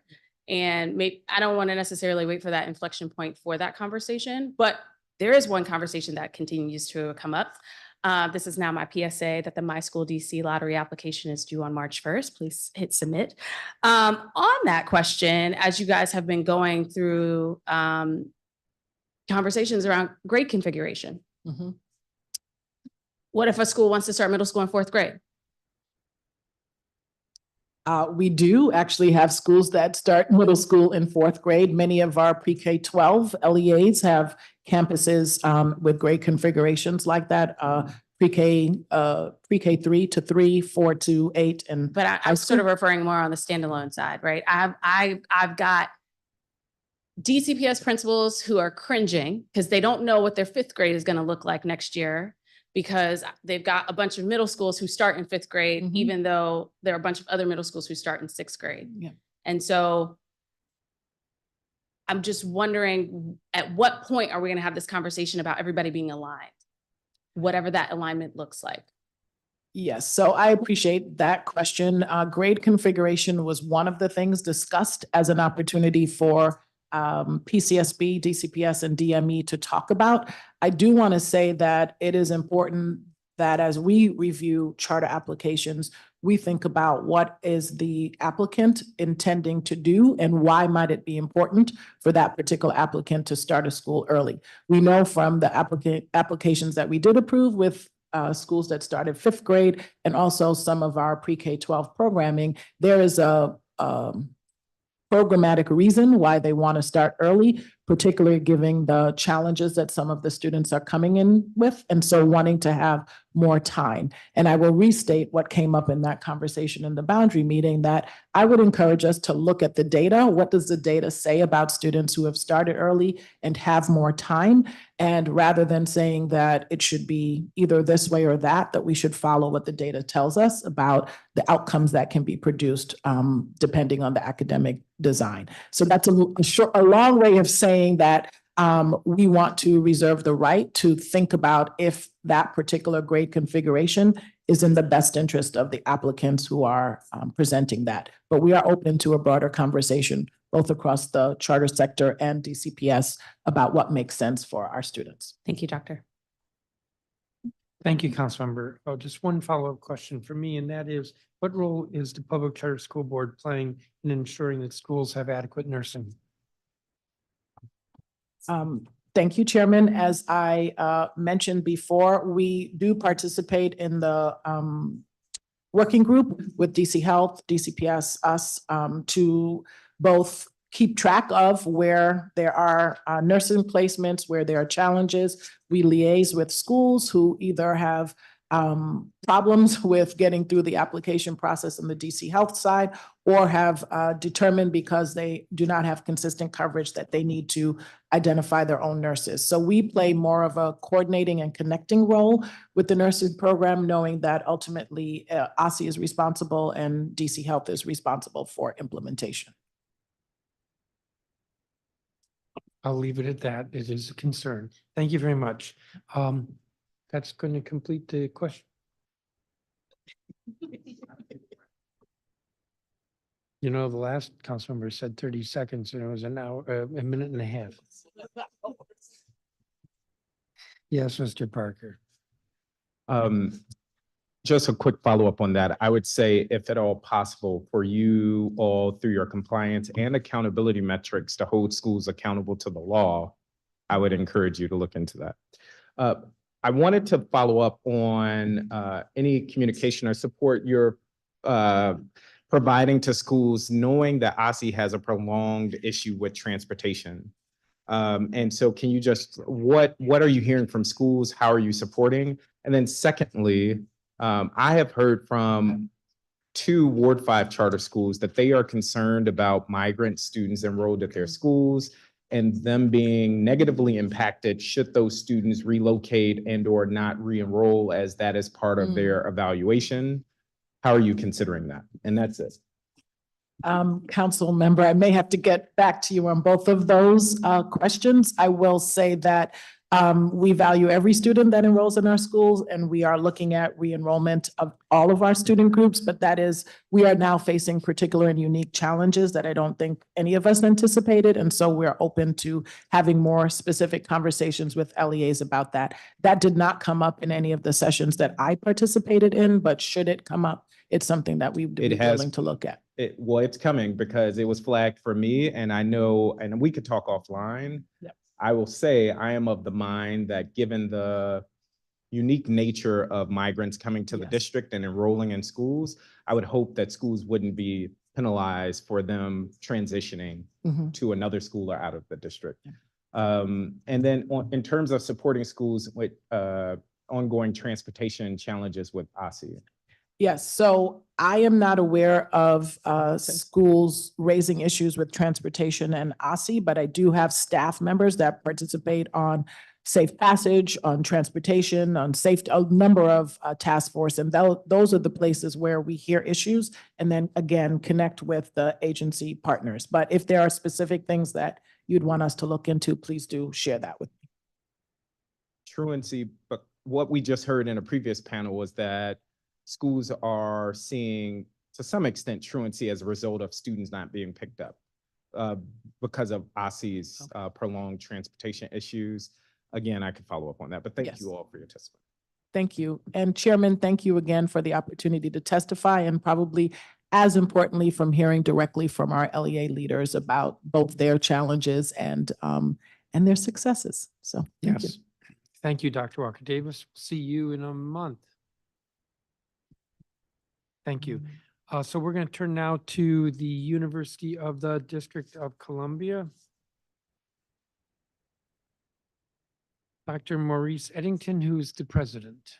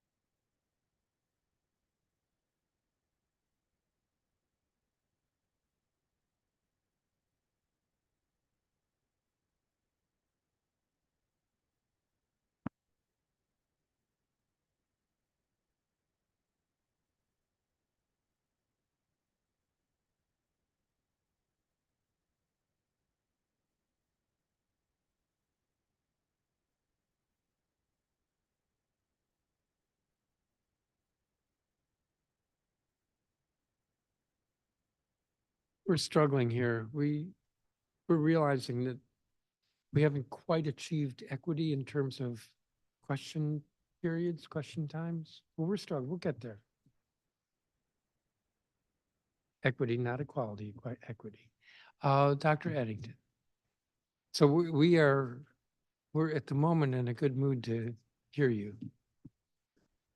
Good mood for the moment.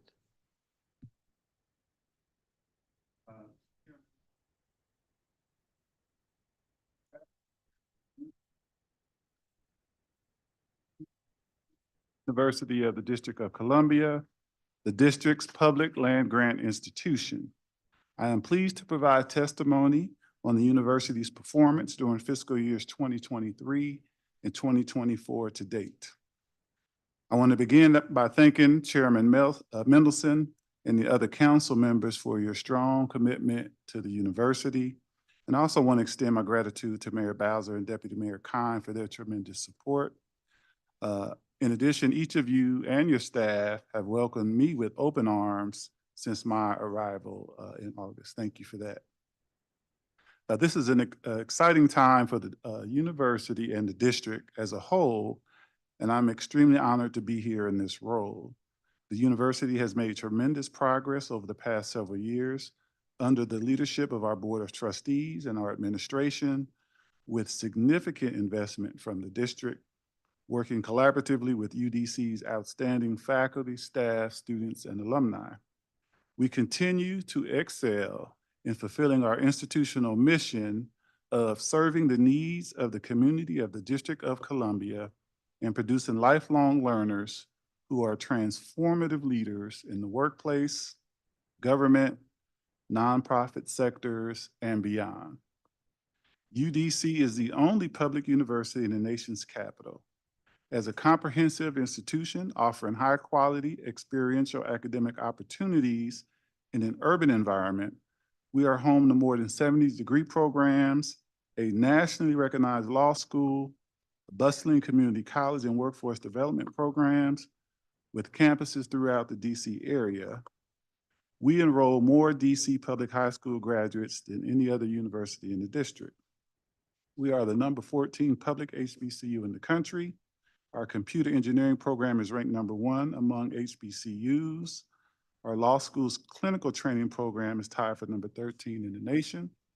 Our School of Business and Public Administration recently earned an international accreditation, given the less than 6% of schools offering business degrees in the world. And we offer professionally accredited programs in health, education, engineering, and architecture. In fiscal year 2022, we received more than $41 million in research funding. Our faculty are nationally and internationally recognized and regularly in the spotlight for prestigious fellowships, distinguished roles abroad, and achievement in the arts. We are a sought-after research destination for funding agencies, and our research centers are actively finding solutions in nanotechnology, water resources, and climate change. Our students are on the national stage, serving in leadership roles in their fields, taking top honors at conferences, and seeing their work in major publications. Alumni remain highly engaged with the university and are moving into successful careers in architecture, cybersecurity, filmmaking, information technology, and nursing.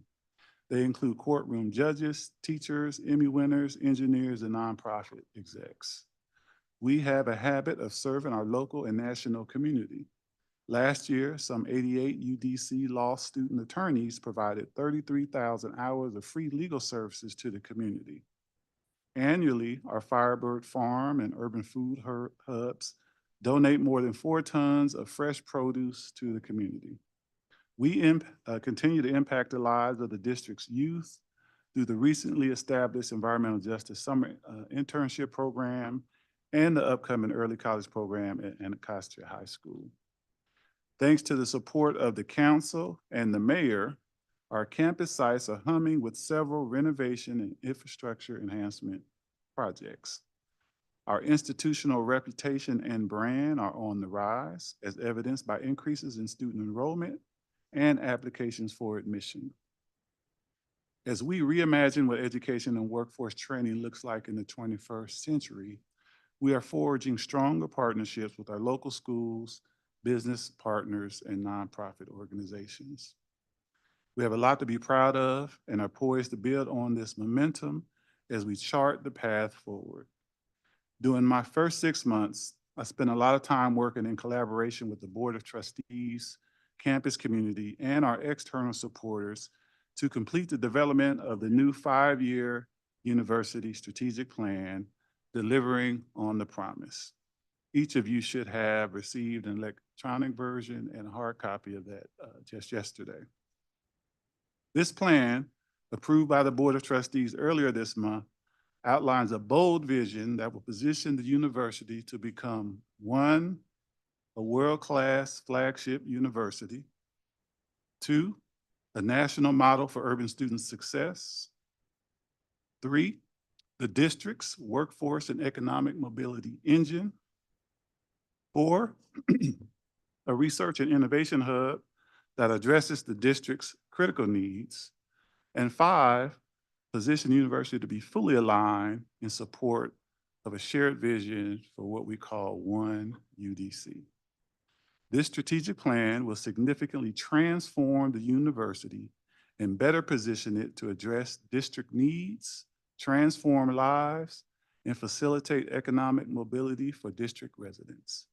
Anticipated outcomes by the year 2029 include significantly boosting student retention and completion rates across all campus sites, increasing enrollment by 50%, doubling the number of credentials awarded, tripling annual fundraising totals, and increasing research expenditures by 50%. Achieving these goals will require continued investment from the district government, UDC alumni, the business community, individual donors, funding agencies, and the local community.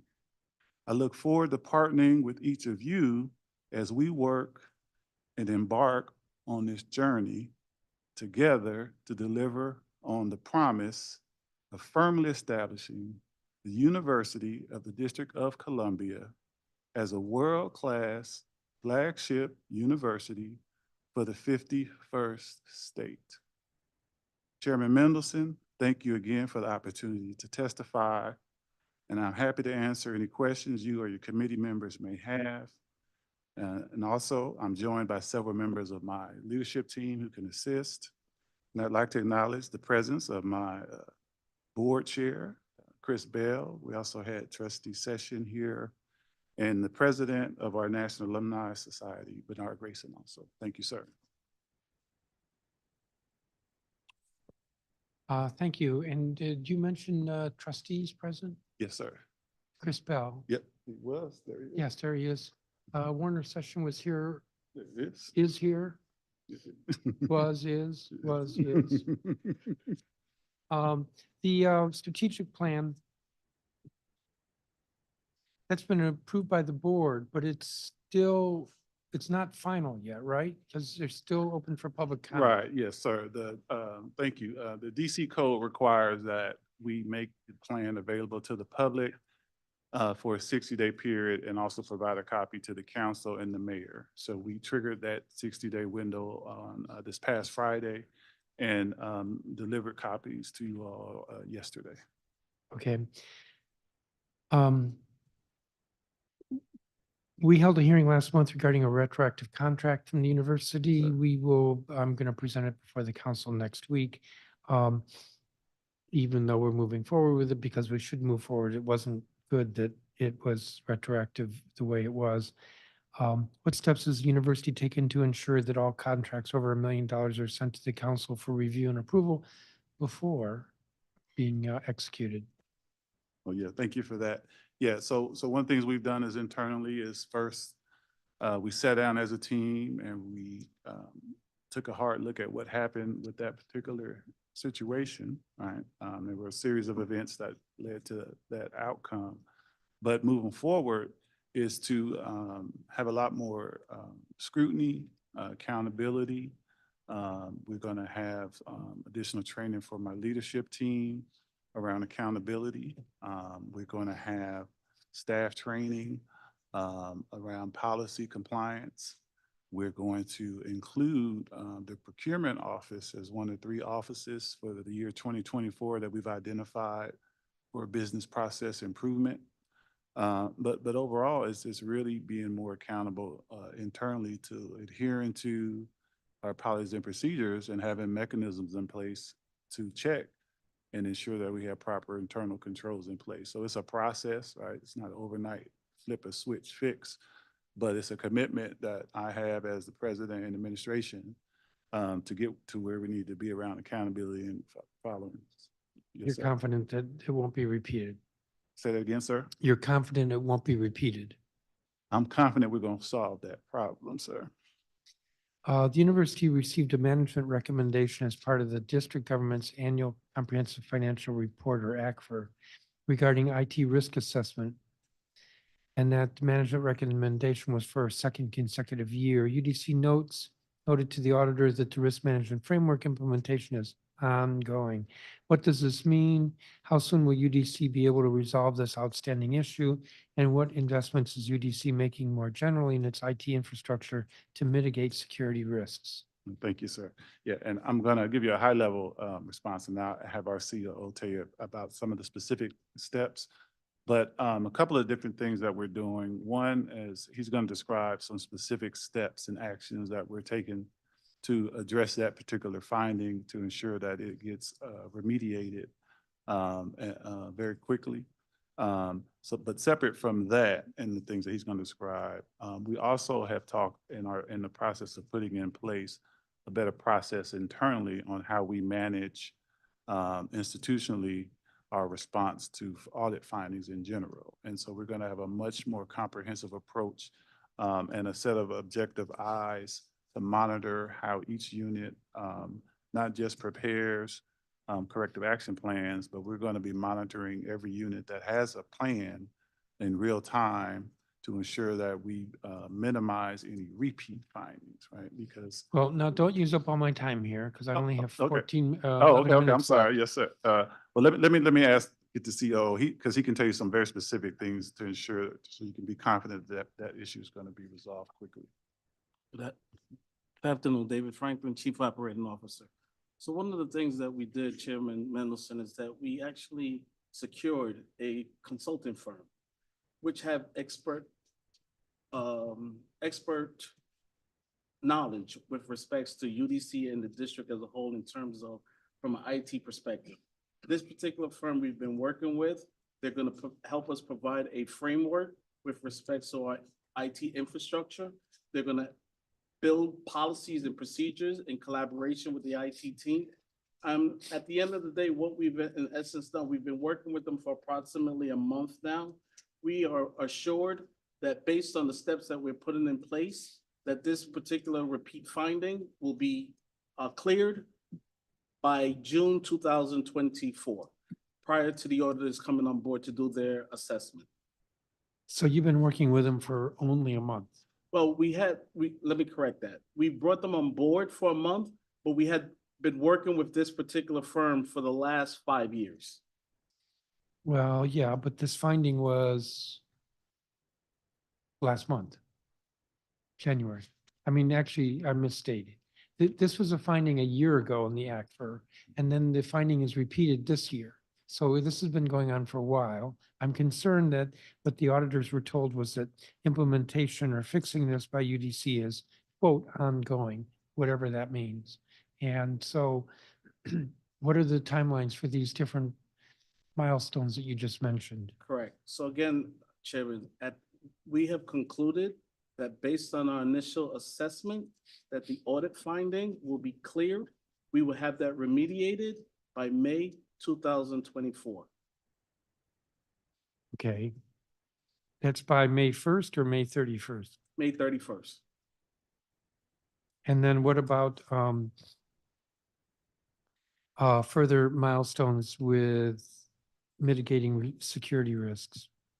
So there's only one audit finding at this point in time. With respects to moving forward, we're asking the same consultants to actually help identify and build processes and procedures with regards to if they have identified any particular findings or risks as part of their current assessment. Do you have deadlines for that? Yes, What are they? that's August 1st, 2024. We're putting that all in place so that we have this audit finding completely cleared, have policies and procedures in place prior to their engagement concluding on September 30th, 2024, You said August 31st or August 1st? August 1st. So the audit finding will be mitigated by May 31st. That is correct. And then additional work on mitigating security risks by August 1st. That's correct. I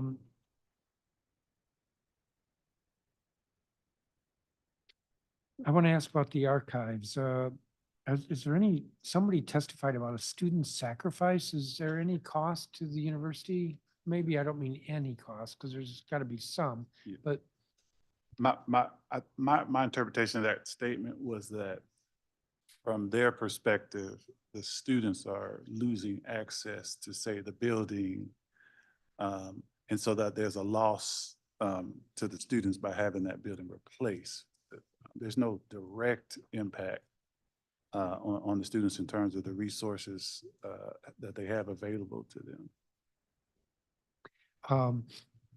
am I correct that while the university is losing that building, it has gained other facilities? I think you were in the room when I said like 4250. Exactly, yeah.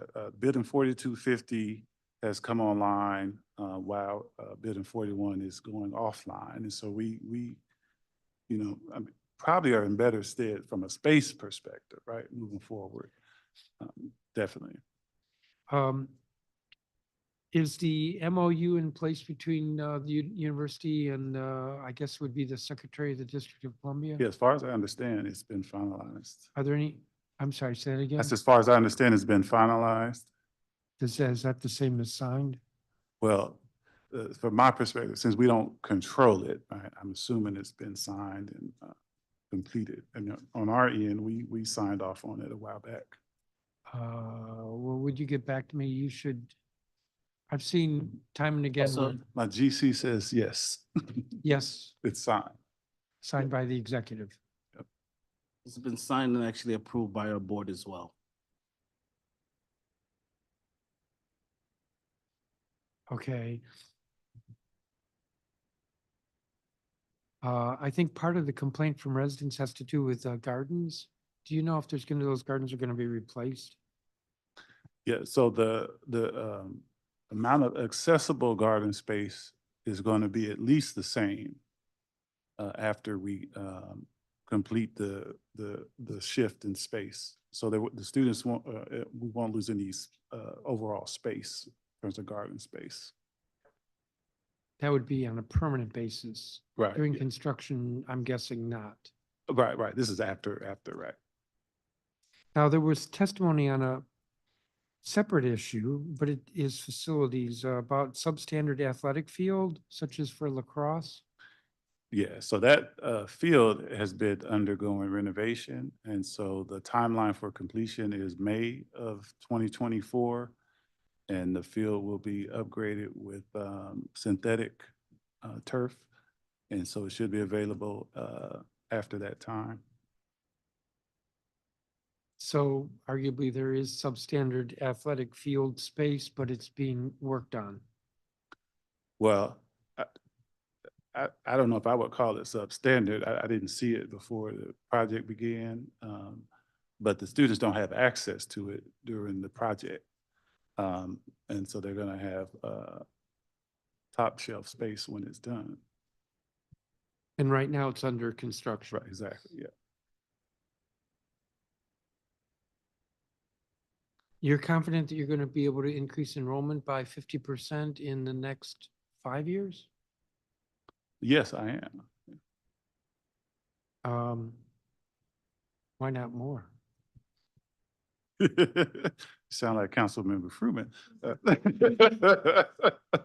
Well, what I'm hoping is that we exceed the goal. But one of the reasons that I wanted to be somewhat conservative about a 5-year target is that in order for us to achieve the goal, We also have to have a major focus on increasing student success outcomes. So part of the anticipated enrollment growth is due to increased retention rates, right? It's not just completely new bodies coming into the university. And it takes a little bit of time to build out the right infrastructure and framework to support student success the way we need to do it. And so I want to make sure that we focus on the right set of initiatives and activities rather than just setting a goal, a number, and not having enough focus on the infrastructure and the building blocks. And then also, we do need some additional investments in student success to make those things happen. And so I want to take an aggressive but incremental and somewhat conservative approach. But if we do everything that we want to do on the student success and student experience side of the house, as well as the marketing plan that we're putting in place to support this, then the things like enrollment growth should come. But I feel comfortable that that 6,000 target is very reasonable, but I hope we exceed it by that time.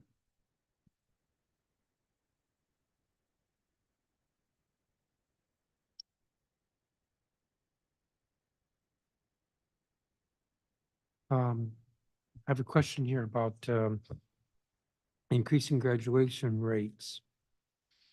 If there is not additional funding granted, I don't know if it's needed, are there existing resources to support the goal of getting to a 65% graduation rate? Well, we're going to have to make some hard decisions about resource reallocation.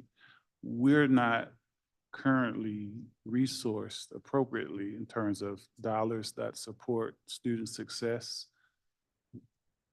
We're not structured in terms of a resource allocation perspective to get there right now. So if we fail in our attempts to get additional external investments, we're going to have to make some tough decisions about how we reallocate existing resources.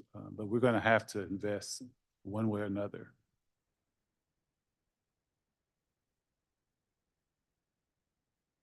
Well, I'm suspect that you've gotten some sense that the mayor's budget's not going to be generous. Oh, yeah, yeah.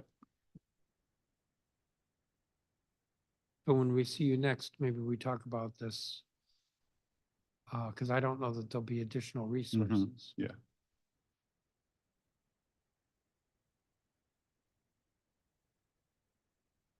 What is the status of the scholarship program for students to pursue a master's degree program in licensure in social work? This was a program that we funded when we adopted the budget a year ago. So this is the first year of implementation. Is it underway, or if not, when will the program be established? Yeah, let me defer to my chief academic officer. So, sorry, so the program is in build status, which is what we indicated would have to happen. And so the goal is a start of fall 2025. The first step that we had to undertake was the hire of an MSW program director. And so that person has been identified, and that hire is being completed as we speak. Once she is in place, we will move to the hire of a field instructor for the MSW program, which is required by the accrediting body. Once we have those two individuals in place, the build out of the curriculum will be completed. But the start for actually accepting students into the program is August 2025. Well, over my time, Councilmember Fruman.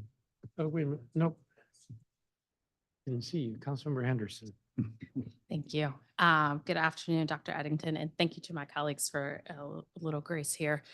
Dr. I want to, and I apologize, you're the Chief Academic Officer. I didn't catch your name. April Massey. April Massey. Okay. Dr. Massey? All right, Dr. Massey. I want to follow up on the question that Chair Mendelson asked about the program. So I want to take this opportunity to also clear up the record. I think I was the only council member who didn't support this legislation. And it wasn't because I don't support degree programs in terms of masters of social work, but I fundamentally believe that state legislatures should not be controlling the academic programs of institutions. And I feel like if we criticize Florida or Oklahoma or these other states for doing so, then we should follow by our same example. Nonetheless, it's been approved. So I want to follow up on this. My understanding that the funding for this program kicked in for a start for fall of 24 for school year 24-25, that there were supposed to be 20 students who were starting. That's not accurate. I know you said it's build status, so I just want to clarify for the public, because I think there are people who believe that they could be reaching out to the admissions office about this program that is supposed to be starting in the fall, and that doesn't seem to be the case. And so, I'm sorry, that is not the case, but the Behavioral Health Act actually funds students in a number of different programs, not just social work. So the 20 students who will be funded under scholarships this academic year will be funded under our counseling and rehab counseling programs, which the bill also funds. Okay. So we will be putting money in the hands of students for scholarships to pursue graduate degrees under the Behavioral Health Act. The legislation as it was being written, and there was interface with the university around what it takes to build and stand up an MSW program. It was understood that the day that the legislation was signed and the money was put in place, there couldn't have been a stand-up of a program that would allow us to put in place the infrastructure that would allow us to build, move toward accreditation by CSWE, and then we would be able to accept student enrollments. Is 1 year enough time? So I know you have 2 critical hires, but the build out of the curriculum, which I imagine in some ways a little bit standard, but I also imagine that UDC would have to hire faculty in this particular space. I just want us to be realistic about the expectations here. So the thing that supports us being able to meet the 2025 fall date was that we had envisioned an MSW program as one of our next builds some time ago.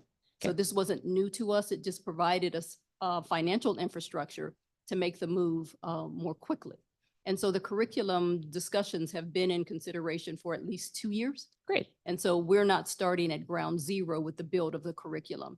What the Behavioral Health Act allowed us to do was to put the personnel in place, that those are the first steps for CSWE. And so we can talk about the curriculum build, we can do that work, but we can't do anything until we have the personnel in place. We now have the personnel in place. The curriculum build conversations are ongoing. And so that work is not going to be an impediment to actually standing the program up. Okay. Are there any other degree programs that are in the pipeline in the build out phase right now? Under the Behavioral Health Act? Nope, just in general for the university. Yes, there are programs under a number of different college and school areas. So we're working to stand up an MS in cybersecurity. We're working to stand up a degree in construction management. And so there are a number of different areas where we have degree programs in the pipeline. Yes. Okay, great. I want to switch to talking a little bit about capital. Dr. Eddington, I think you were talking about the field. Right before President Mason retired, we did a walk around the campus. So sort of seeing that in action. On the athletic side, though, one other issue, I'm just going to call it a light issue, was around the tennis courts. Have you all resolved the varying issues with the community around their desire to convert your tennis courts to pickleball courts, even though you have a whole tennis team? Well, what I can say, in the just about 7 months since I've been here, I have not received one complaint, me personally as president, about the tennis court. I've had conversations about other topics with the community, so my assumption is that things are okay right now. Okay, that's great. We used to get like weekly emails. Trust me, I've been told. The Yeah. chairman has informed me of that as well, and Okay. Councilmember Fruman, but let's knock on wood. Okay. So we heard quite a bit of public testimony about archives and Building 41. One of the things I wanted to ask about was the daycare center. So obviously, space is at a premium, particularly in our early childhood. You guys have early childhood degree programs, so I'm sure you know this information. My understanding is that you all had identified a new location to move the childcare center? Or is that incorrect? I'm not sure. Is that? No, and I'll let the CEO speak, but also it was my understanding, we weren't using the child care center, right? It wasn't UDC students or employees, it was for residents in the neighborhood. I just want to make sure that's clear, because I've had the sense. So it was not a UDC run Right, program exactly. It wasn't a child or care center. affiliated. Right, no, it was a private child care center. That's correct. It was actually, the daycare center was affiliated with the district. So the district is partnered with a daycare center and moved it to UDC. We provided the space, but it was never a UDC affiliated daycare center ran by UDC. And with respects to space, one of the things that we shared is that we have commercial space that we're leasing, and there would be an opportunity if that particular daycare center wanted to lease space from us. They did tour our space, and it came back that it was not really feasible for them to move forward based on what we were offering at that time. Okay. Okay. I guess offline, I don't want to necessarily put the center on blast, but if someone could share the name of the operator, I just would love to follow up with them in terms of where they're actually operating. We're dealing with a situation in another part of the city of a leasing snafu, which is going to result in, if it's not resolved, about 230 families losing childcare. And so when we're talking about these spaces, right, I think for folks in the community, they feel like, well, this was here and now it's going away because of this other thing. And so this is helpful clarification on that front. In September, the Zoning Commission held the hearing on the project. Were there any concerns that were raised that give you all pause about moving forward? Well, we've heard many of the same concerns that you heard today, and I'm sure you've heard in other forums. Very sensitive to the concerns, but I didn't hear or have not heard anything.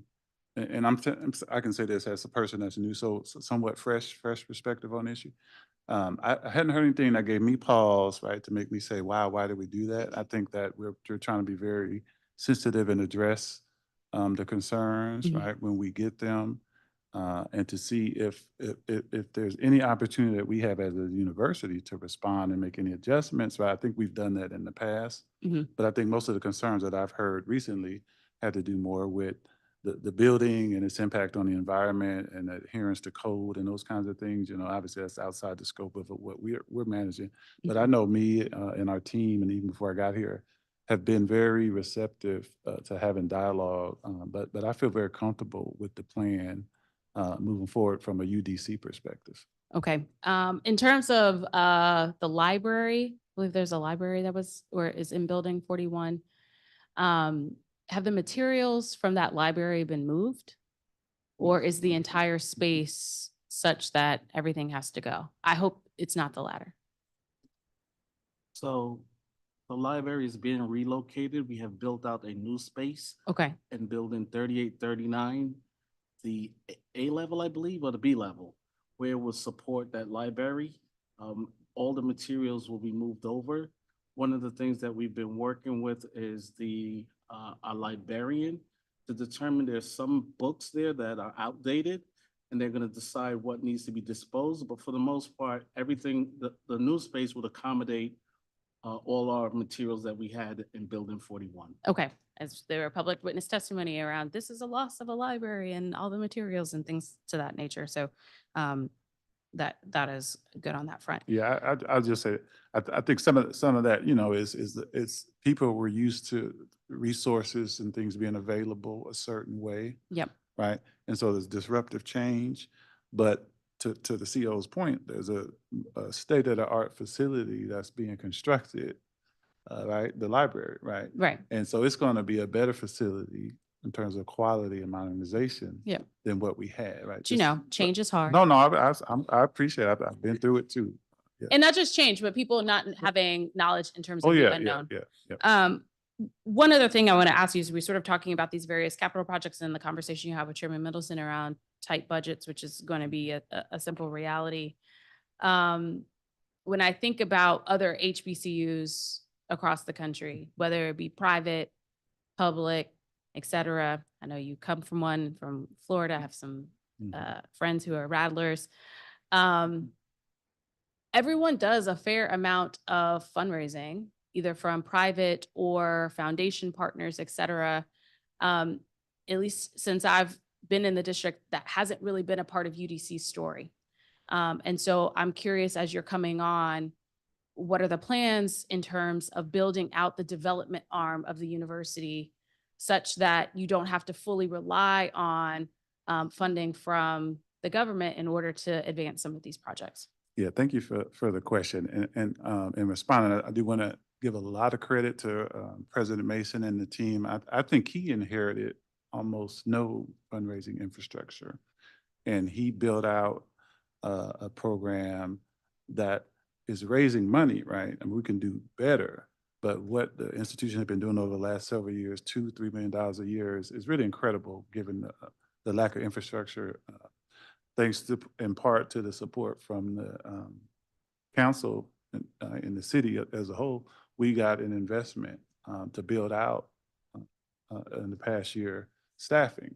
And so as part of my administration, as part of our new strategic plan, philanthropy is one of the strategic priorities in the strategic plan. And in fact, we're in the process of establishing a new high-level fundraising role that we're going to be launching a national search for very soon. Okay. And we're going to restructure. And Is there an Office of Development? oh yeah, we have a Office of University Advancement, Okay. and there's a VP and staff, but it needs to get bigger. And so we're restructuring and growing it, and you all invested in it last year, and so we were able to add a couple of positions to do that. But yeah, we're on the same page. We need an investment of funds. Back to the chairman's question, you know, well, I probably shouldn't say this out loud, but I don't solely count on you all to fund us for everything we need as a university, right?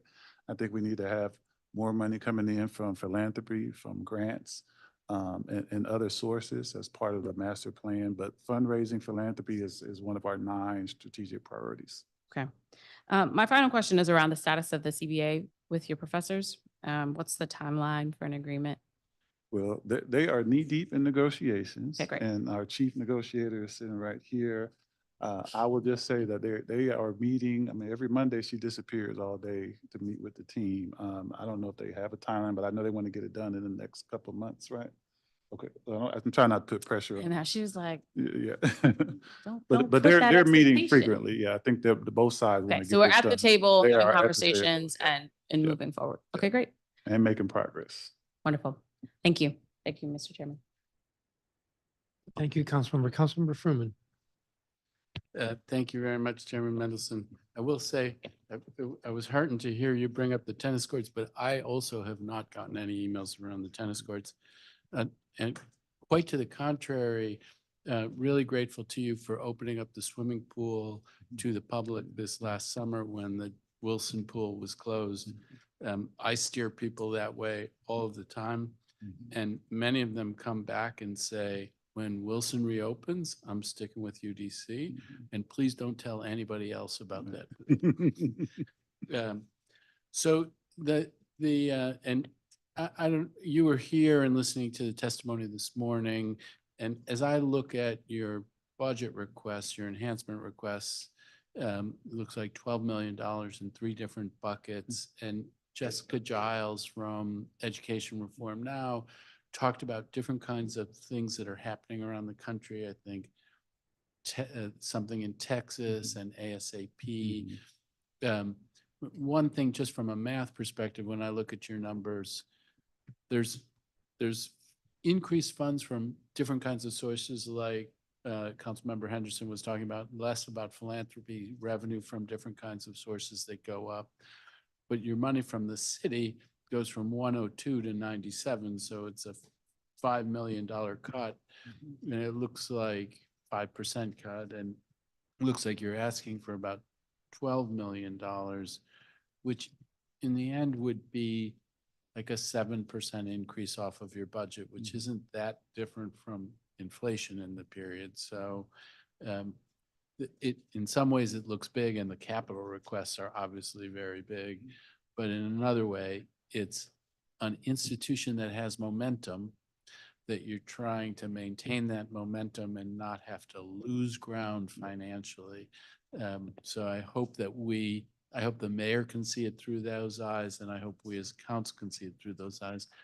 But can you talk about the three enhancements that you're looking for and talk about the relationship between those enhancements and the kinds of things that Jessica Giles from Education Reform Now was talking about and how it fits with your retention and enrollment goals? Yeah, no, thank you for the question. And I'll start with saying that all of these parallel initiatives are perfectly aligned. So thanks to you, Councilmember Fruman introduced me to Ms. Giles. And she and I had an opportunity to meet in person. And we reviewed the report that her organization had developed that she referenced in her testimony earlier. And so one of the things that we did is we were very careful in finalizing the new strategic plan to make sure that many of the recommendations and strategies that they touched on in that report, if you look at our strategic plan, you'll see a lot of alignment with several of those initiatives. We were already thinking about most of those. And when she and I met, we left the meeting, both of us saying, yeah, we're thinking very similarly about student success and in strengthening UDC. And I told her I'm very committed to taking those recommendations and addressing as many of them as we can in our plan moving forward. And so our strategic plan is very well aligned with the UDC related components of that report. And then the other thing that was very beneficial to us is as we were finalizing the strategic plan over the last 6 months, we were also working on our budget requests. And so our 3 enhancement requests directly support the strategic initiatives outlined in the strategic plan. And so those 3 enhancement requests address student success outcome. That's priority number 1 of a strategic plan. They address workforce, building out and strengthening our workforce development, education and training programs, and then faculty compensation, right? High quality teaching and research. And so those 3 enhancement requests are directly tied to the 9 strategic priorities in the strategic plan and those aggressive set of KPIs and metrics that we have established for the next 5 years. Very well integrated. Wonderful. Thank you very much for that.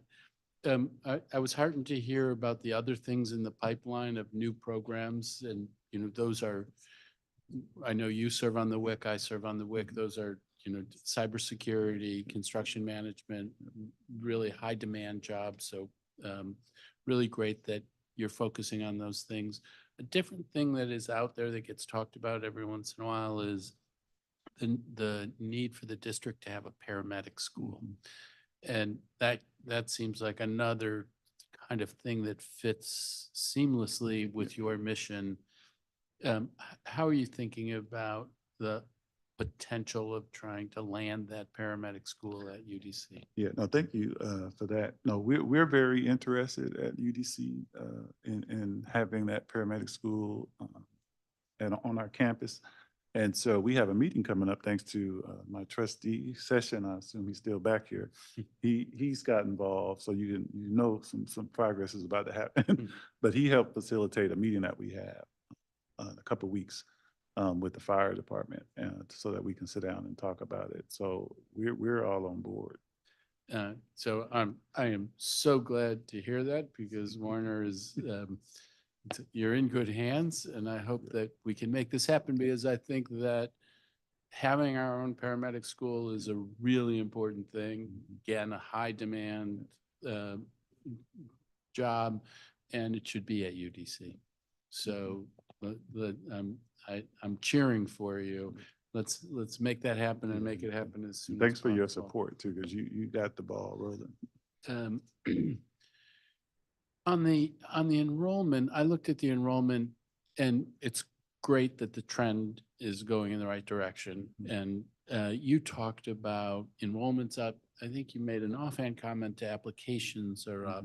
And so to the extent that applications become a crystal ball that tell you a little bit about next year, are you already seeing applications for next year or?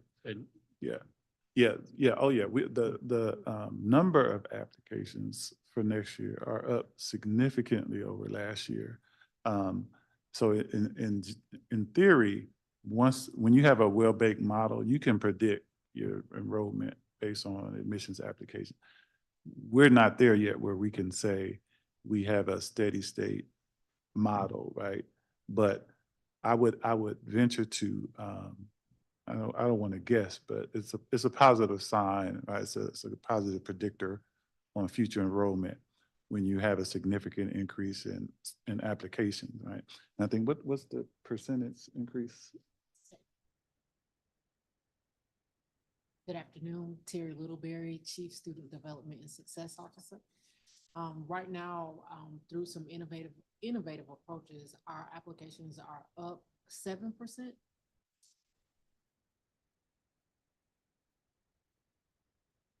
91%, I'm sorry. 90, over with where those, we that's a were difference. some last year. Really? And so we are working not only to communicate with those students and be intentional, or those prospective applicants, and be intentional about the approach we take to courting them into. Well, good luck to you. And another one of those indications of this is an institution which has some momentum. And so I do hope that we as a city are, see the importance of the institution and supporting that momentum. There's UDC as part of the city, and then there's the flagship campus as part of Ward 3. And so put my Ward 3 hat on for a second. Well, it's related. So the field is going to come online in May, but that's the upper field. What are the plans for the lower field where there had been demountables for temporary space for schools? Will that be developed also into usable field space by UDC and the community? Yeah, I think, after probably the conclusion of the archives project, because they're going to need to use a lot of that space to support the construction. But long-term, yeah, it's going to be a field available for use. But it has to await the completion of the Right, archives yeah, project. yeah. Mhm. Well, I mean, that is what it is. Yeah. A little bit of a disappointment because we have such an acute need for fields everywhere in the city. Another kind of long-awaited thing is the moms market. Is there any update on where we are in terms of projected opening for moms? Yeah, I believe it May, June. Oh, I'm sorry, summer 2024. And are we feeling pretty good about that? Because that goalpost has moved a couple of different times, but. So we had conversations with the owner of Moms, Mr. Scott, approximately 2 weeks ago, just to get a sense of where he was. And we feel very confident that the space will open in summer 2024. It's imperative for our commercial real estate because that is in essence the anchor. And we do have a space right next door to that we've been somewhat struggling to lease. But we believe once Moms open, it will attract a whole lot more tenants to that space. So we're pushing aggressively with the owner to have Moms open in the summer of 2024. And we are confident that they're going to keep that commitment. And what about the old Walgreens site? What's the status of that? What's the plan for the old Walgreens site? So appreciate the question. The Walgreens site, our plan for that has always been swing space. As we're completing the build out and the renovations to building 4250, which is now the academic hub, we will need swing space as we do the constructions on each floor. We'll be moving individuals from 4250 to the Walgreens building, complete a floor, and then moving them back. So in essence, that building will be used for swing space for the completion of the academic hub at 4250 Connecticut Avenue. So then will you build it out so that it has classroom and office space and it just cycles through different players? Is that the Also, idea? office space, that's correct. Office space. Correct. Are there classrooms in 4250 or There it's will be mostly? classrooms in 4250. There are some classrooms there currently. But we will have sufficient space on the lower levels, so accommodate the classrooms. So 4225, which is the Walgreen building, will be built out for office space only.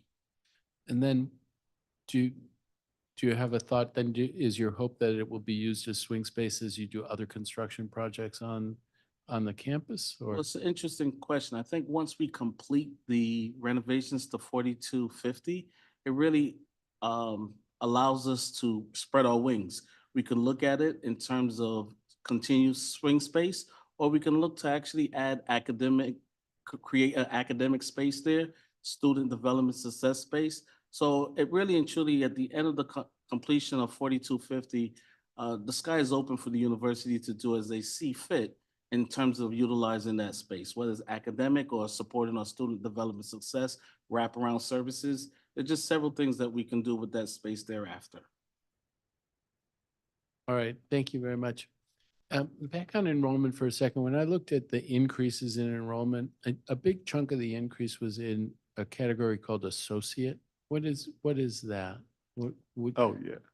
So the associate are the degree programs housed at the community college. Ah. Yeah, so when you look at the incremental growth that we've had over the last 2 years, most of that growth was driven by growth at the community college site.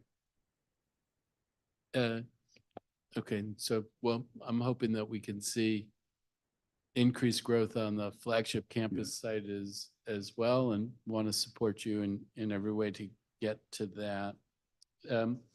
You know, I've raised a thing with you before about the arts program and an arts school, and I'm curious, I think UDC has always been at the center of the city's art scene, and it's a real opportunity to try to locate a major art school on the campus. I'm curious your views on that subject. Yeah, no, totally supportive.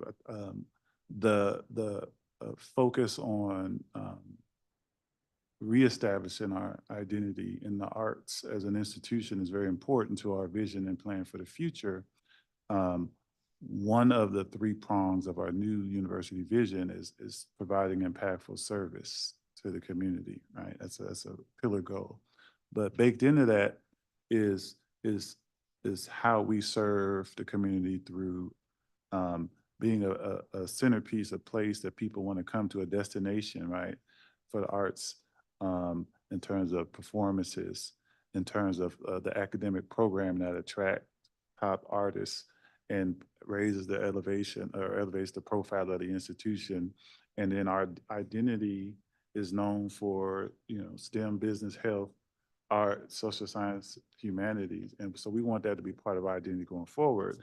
And so the concept of an art school, we're very supportive of that. That is something that we discussed and made clear that we want to really work with you to build that out and explore that. And then there's a philanthropy piece as well to it, right? And so we've also have just started some conversations about our art collection and leveraging that too. But it all fits in this theme of the arts at UDC being a centerpiece of our brand moving forward.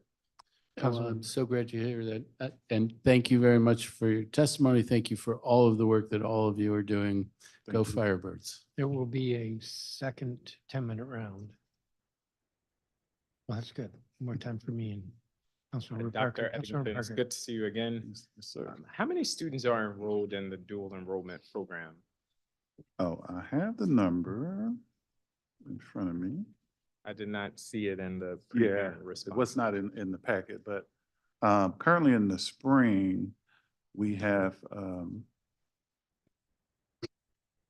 sorry, in the spring semester, we have 80 students at our, I'm sorry, we have 80 students total. We break them out by site, but there's 80 students 80 total. students total, and are those all DCPS students? Most of them are DCPS. I thought I had it here. But yeah, the overwhelming majority of them are, yes. Okay. Are you able to provide, not necessarily now, a breakdown of what schools those Oh, students yeah. come from? Mm-hmm. That would be helpful. I know in your responses, a key goal for you this year is to grow that program. And I'm a big believer in dual enrollment programs as to, a catalyst for inspiring young people. And so that's why I'm interested in seeing how we can support and grow.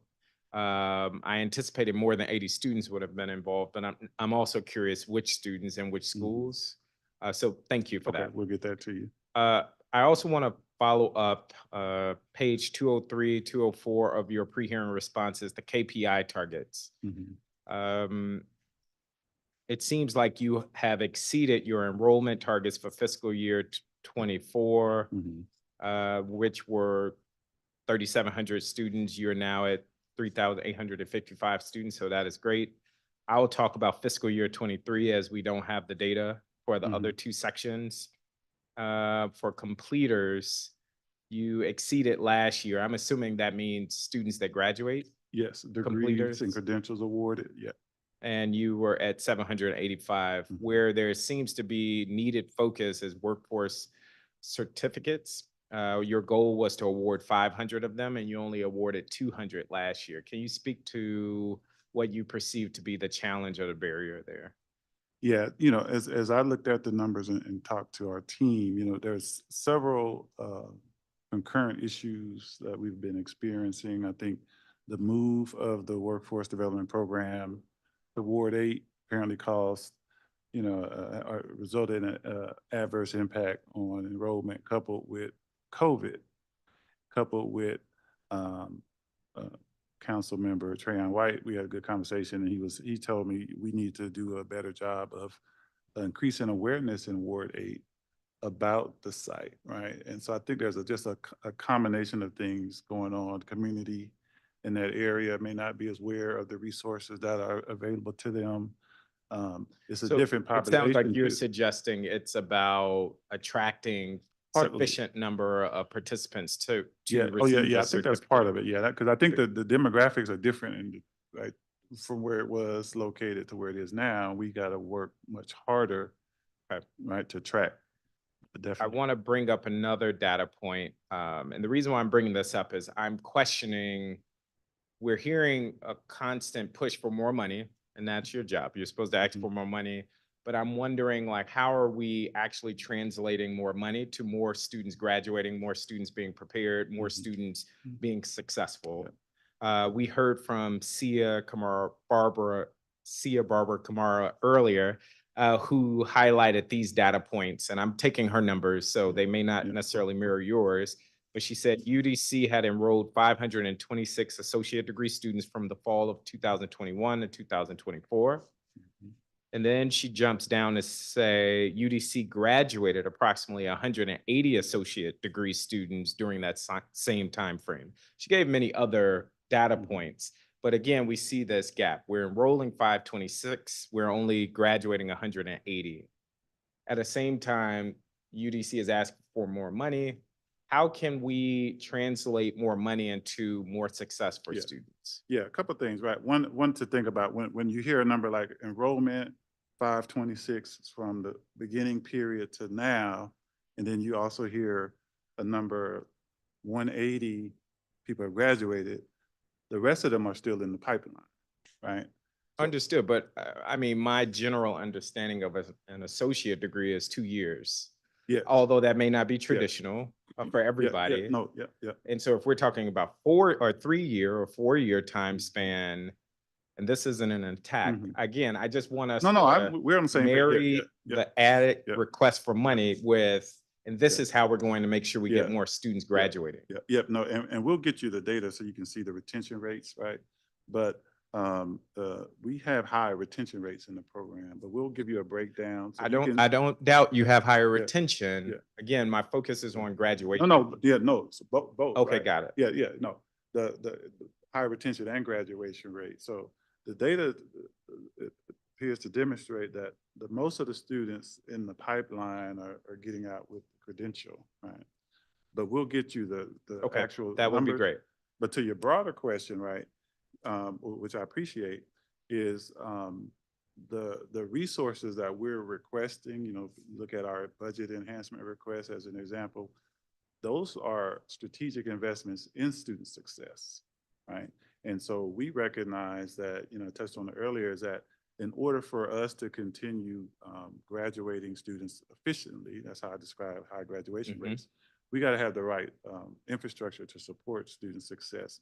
And so the dollars that we want to get from the district this year primarily are to invest directly into the support structure, the staffing, the wraparound services, the predictive analytics technology, and additional dollars to address students' financial need. It's all to support students plus faculty, right, to educate them. And so I think to your question, the way I look at it is, we know that the strategic investments that are needed on our campus right now are primarily to support student success. So we're not asking for money to do some of the other nice things we'd like to do. We'll wait till later, but Gotcha. we want to put it in around the student and get more of them out quicker with less debt, fewer excess credit hours. Okay. I think it was Dr. Massey. Massey. Sorry about that. You noted that there were several courses in the pipeline that you're standing up. We heard testimony from one of your students earlier about a need for more economic coursework at the university. Are any of the pending courses around economics? So sorry, I guess I need some water.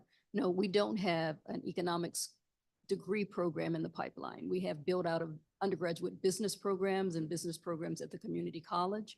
And we're looking at the opportunity to build certificates and concentrations that attach with more general offerings in business. But we've not had any internal or external demand bubble up to us of that interest. Okay. Trying to see if I can find the name of the student that. Yeah, no, I got it. Yeah, I think You got it. Yeah, so I think what we need to do there is not necessarily establish a new program, but to look at the course offerings in economics to make sure that students Yes. who need the courses, Yes. right, that we have enough course sections, right, and that probably has more to do with number of faculty and how we deploy them to support the students. And so we did capture that. And so that the university can be competitive, but thank you Oh, for yeah, that. yeah. A few more questions. The community gardens, I reached out earlier in the year at the Ward 5 campus. There were a number of neighbors that were concerned and upset that the community garden plots were destroyed. Any update on that in terms of where we are today and or engagement with neighbors who had their plots there? Yeah, I'll tell you, and I'll see if the COO needs to add anything, but I appreciate you reaching out when you did. And we turned around and responded immediately to the concerns, and we had our dean and the team meet with them. I've met with the ANC, at least some ANC members since then around, well, we had a general meeting, but that was one of the topics that came up just to see if they had any concerns that they wanted to address to me directly. But from my perspective, I think that we're good in terms of the relations. I haven't heard any more Yeah, complaints, yeah, but and I don't just if don't know there's where anything that to add left to off. that.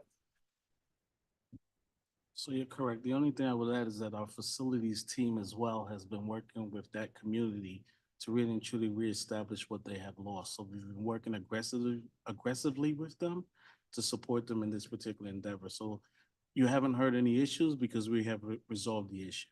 Okay. There was a student that testified, and I thought it was pretty compelling, Louis Steptoe, earlier, saying that he was charged out-of-state tuition for 6 semesters. He was only partially reimbursed, even though he graduated from DC. He proved that he was a DC resident. Who would be the person to follow up with my office to see how we can get him reimbursed if there is in fact proof that he is a DC student or Yeah. was always a DC resident? Yeah, we'll have Dr. Massey and her team follow up with you. And what I'll point out, this is not specific to that student because I don't know what the student's issue is, but in general, students have to trigger that process. Right? They have to what? Trigger the process to be designated in state. It's not automatic. So I might live in DC, apply to UDC, enroll in UDC. That doesn't mean that I am granted in-state tuition. There's a process that I have to do to get. And that is what Get the it. student testified. And it was confusing to me, given that the overwhelming majority of UDC students are from DC. Why wouldn't the status quo be that you are considered an in-state resident versus out-of-state? Because, well, one reason is the individual, and it's not a UDC thing, right? The individual has to provide documentation and go, prove. right, you have to, there's some certain checks, things you have to check off.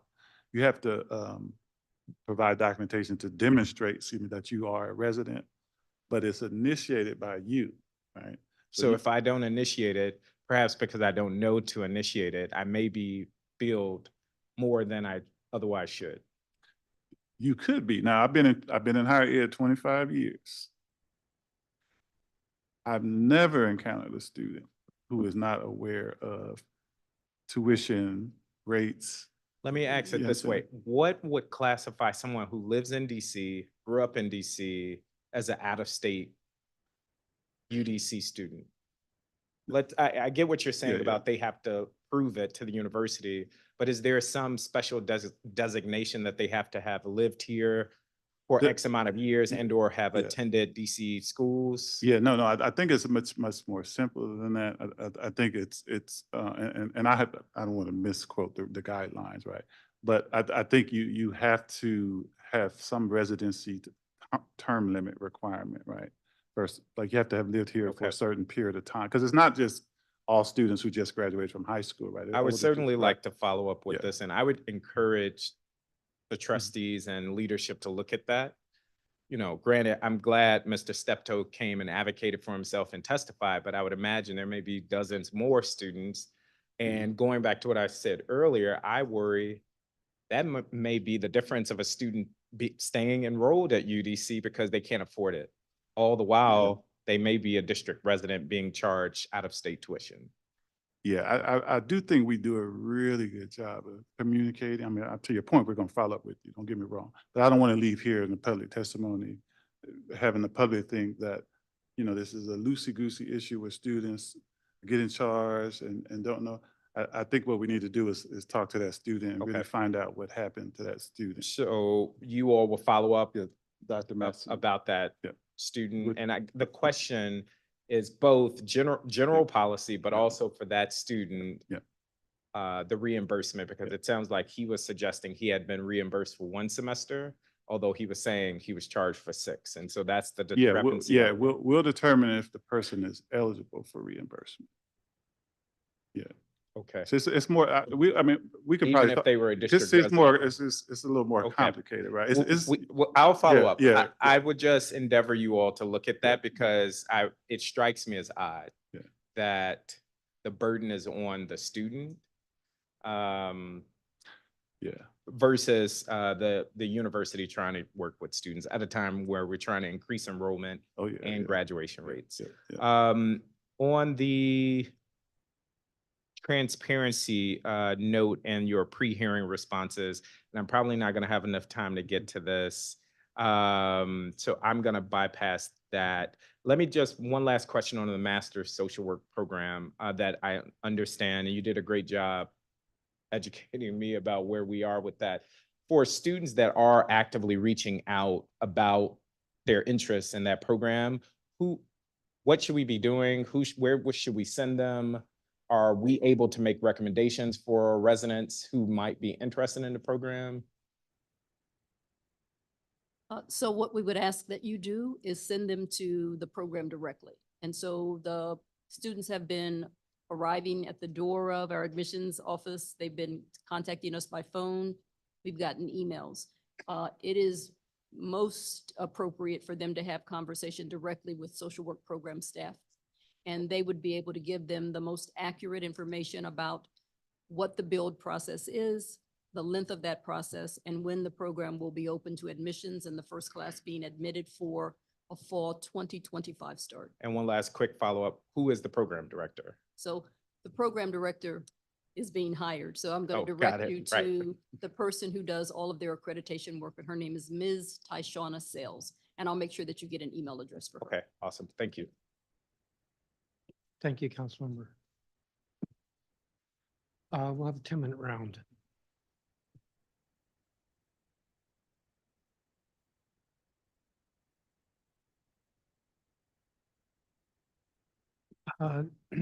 Dr. Eddington, has the university been instructed by the executive to add provisions to grants or contracts that limit the agency's commitment to deliver the funds to the recipient? It happened with some agencies where they've been instructed that the contracts Yeah, basically say that the money can be pulled back. I'm But not this aware of is that. I don't new. know if anybody here. We'd have to follow up with you on that.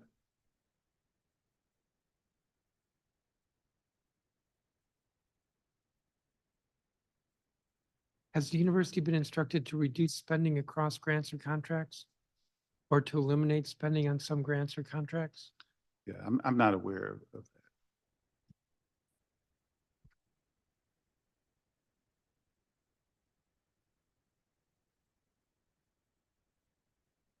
that. Um,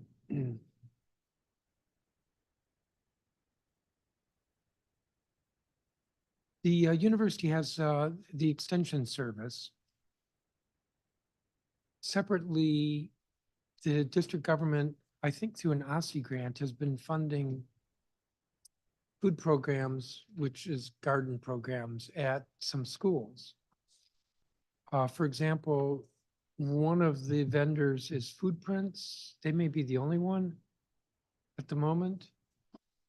Has there been any communication between the extension service and Foodprints to see if there can't be some greater value from collaboration?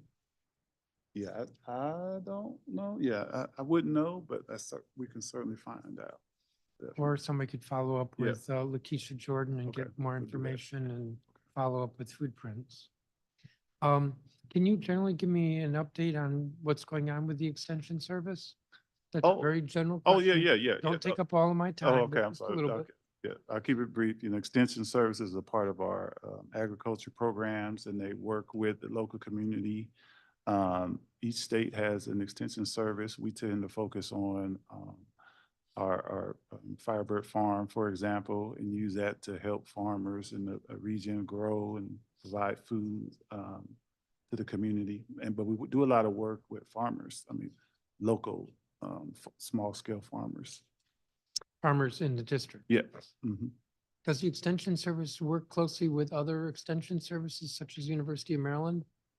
I don't think we have a lot of engagement. I think it's probably more around USDA type interactions, facilitated interactions versus partnerships between us. I don't think we do a lot there. Okay. If any of you folks want to supplement that, feel free to send us something after the hearing. Okay. What is the university's involvement with the Advanced Technical Center? Yeah, we have a lot of involvement. We're partnering with the district on that. We have faculty that we have designated to provide instruction at the ATC. And so we've been a partner, I think, since the beginning.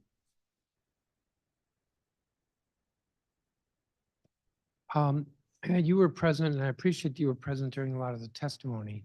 You got a lot of students who testified. I think it was actually probably a course requirement. Yes, apparently. Yeah. It was good for them. Yeah. Oh, yeah. And it was good for me. It was to good for hear- me. Yeah. Yes. Mhm. But one of the themes that appeared with a number of students was what I think one characterized as a disconnect between the administration and students. For instance, I'm looking at one statement. I reached out to the admissions office several times. No one ever answered or returned my messages. So I emailed. After 2 weeks, one of them returned my call. After several weeks, I think there was another contact outreach. After several weeks, he returned my call. Continuing, I emailed and called several times, no response. This is with same witness, but a different contact. After several weeks, the admissions officer returned my call. There was another witness. He just said, I highlighted, I frequently hear about the disconnect between the UDC administration and its student body. Can you speak to that? Oh, And yeah. how that's going to change? Yeah. Oh, yeah. Yeah. No, thank you for that, sir. Yeah. So, one of the things that, I did as part of my transition was to spend a lot of time listening to the community. I had a lot of meetings with students, internal stakeholders, external stakeholders, but that message was delivered to me early on in the first round of meetings I had with some student leadership. And what I committed to is, and it's always been my mindset, is that I'm a student-centered president and we're going to be a student-centered administration. And we built into our strategic plan a focus on the student experience. And so that's a high priority for us. We have made a lot of improvements, I think, since some of those students experienced those bad experiences. We have a new admissions director that was hired a few months ago. We have new leadership in our student services area. And we have a renewed, strong commitment to providing students with a first-rate experience. And I made sure that by making it a strategic priority in our strategic plan. So the chances of hearing all these students talk about disconnect next year is slim. I'm very optimistic that the experiences that you heard about today, see, I think even some of those were from a while ago, because a lot of changes have been made in that admissions area since some of those students went through that. But a year from now, I would expect that you would hear much more positive experiences, yes. There was also a student who suggested or requested that UDC enroll in WMATA's UPass program to subsidize public transit. Yes, I just sent a note to my chief operating officer and chief student development officer. Might have been last night or the night before, that we're going to meet. We have a meeting coming up to talk about it because apparently the university had looked into that, was it a couple years ago? 2021. Oh, you want to chime in? Chairman, the university did look into the UPass with Ramada for our students. It was actually taken to the student government organization. It was approved by our students in academic year 2021. It was actually approved by our board where we would add a fee to the students to participate in WMATA. What ended up happening during COVID was WMATA came back and said, look, at the end of the day, we will support this. However, it won't include your part-time students. And when we looked at it at that point in time, we could not see moving forward with incorporating a fee for all our students, which would exclude a significant population of our students, which would be those part-time students. So at that point in time, we had to pull the resolution and did not implement the fees or the program. There's an opportunity, though, for us to go back to WMATA to see where they are. The reason they pulled it initially was because of low revenues.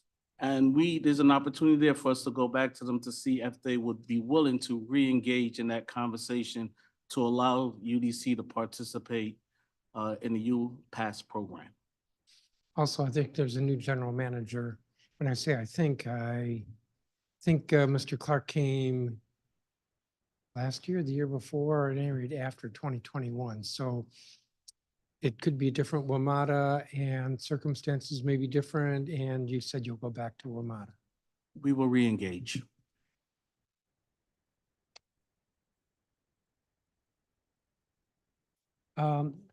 Dr. Eddington, when you come back with the budget, one of the issues that I want you to look at and address is the funding for the early childhood educator certification. It's too early for us to be talking about it right now. Okay. But I need to understand what's going on there. In the 30 seconds I have left, Jessica Giles had a number of suggestions. I'm going to toss these out really quickly, see if you'll respond. Launch a support model to incentivize on-time degree completion, such as Texas Stay the Course. Provide grant-based aid sufficient to move part-time students to full-time. Provide student advising services that include fully utilizing early warning systems. Reduce student debt by eliminating loans for first-year students. Establish articulation agreements within the university and between the community college and other local universities, provide free co-requisite courses with wraparound support, and immediately end the practice of withholding student records and transcripts. You want to speak to that? Oh, sure. Thank you. Yeah, I think if you look at that list you just read, and then if you look at our strategic plan, I think each one of those points, except the last two, are either directly stated or indirectly addressed. And part of that is because she and I met. And so many of those approaches are in our strategic plan, and some of it is the exact same wording. So my point is, we are on the same page about the approach and strategies. The two that are not explicitly listed there were the last two, but we're very supportive, right? The practice of withholding transcripts for students who have a debt or something. We are working on how we're going to address that. As Ms. Giles mentioned, the Department of Education is going to require institutions to stop doing that in most cases. And so UDC, we have already started our planning process for how we're going to address that. But philosophically, we are on the same page about we need to address that. And then the other one was the co-requisite. It's not articulated in the plan, but it's one of the strategies that we are going to embrace too around accelerating retention and graduation rates. So Ms. Giles and her organization, in terms of what they think UDC should be doing for student success, is in very good alignment with what I and we are planning to do around student success. Thank you, and I'm out of time. Councilmember Fruman. Thank you very much, Chairman Mendelson, but I will observe that you may have used the strategy that Councilmember Parker often uses of one last question with 1 second on the clock. So I think people who live in glass houses. And he covered one of the 4 questions that I had. So I hope I'll be quick. Last year, a big issue was the CRM system and giving you investing in the CRM system. It's going to take a little while for it to be fully operational in the way that you want it to. But how is that going? How is the implementation of Thank you for the question. And thanks to the council for the investment. Yeah, it's going well. We have recently selected the vendor. So we went through a process. It was a lengthy process to work with different potential vendors. We internally selected a vendor, and so now we're moving into the procurement process.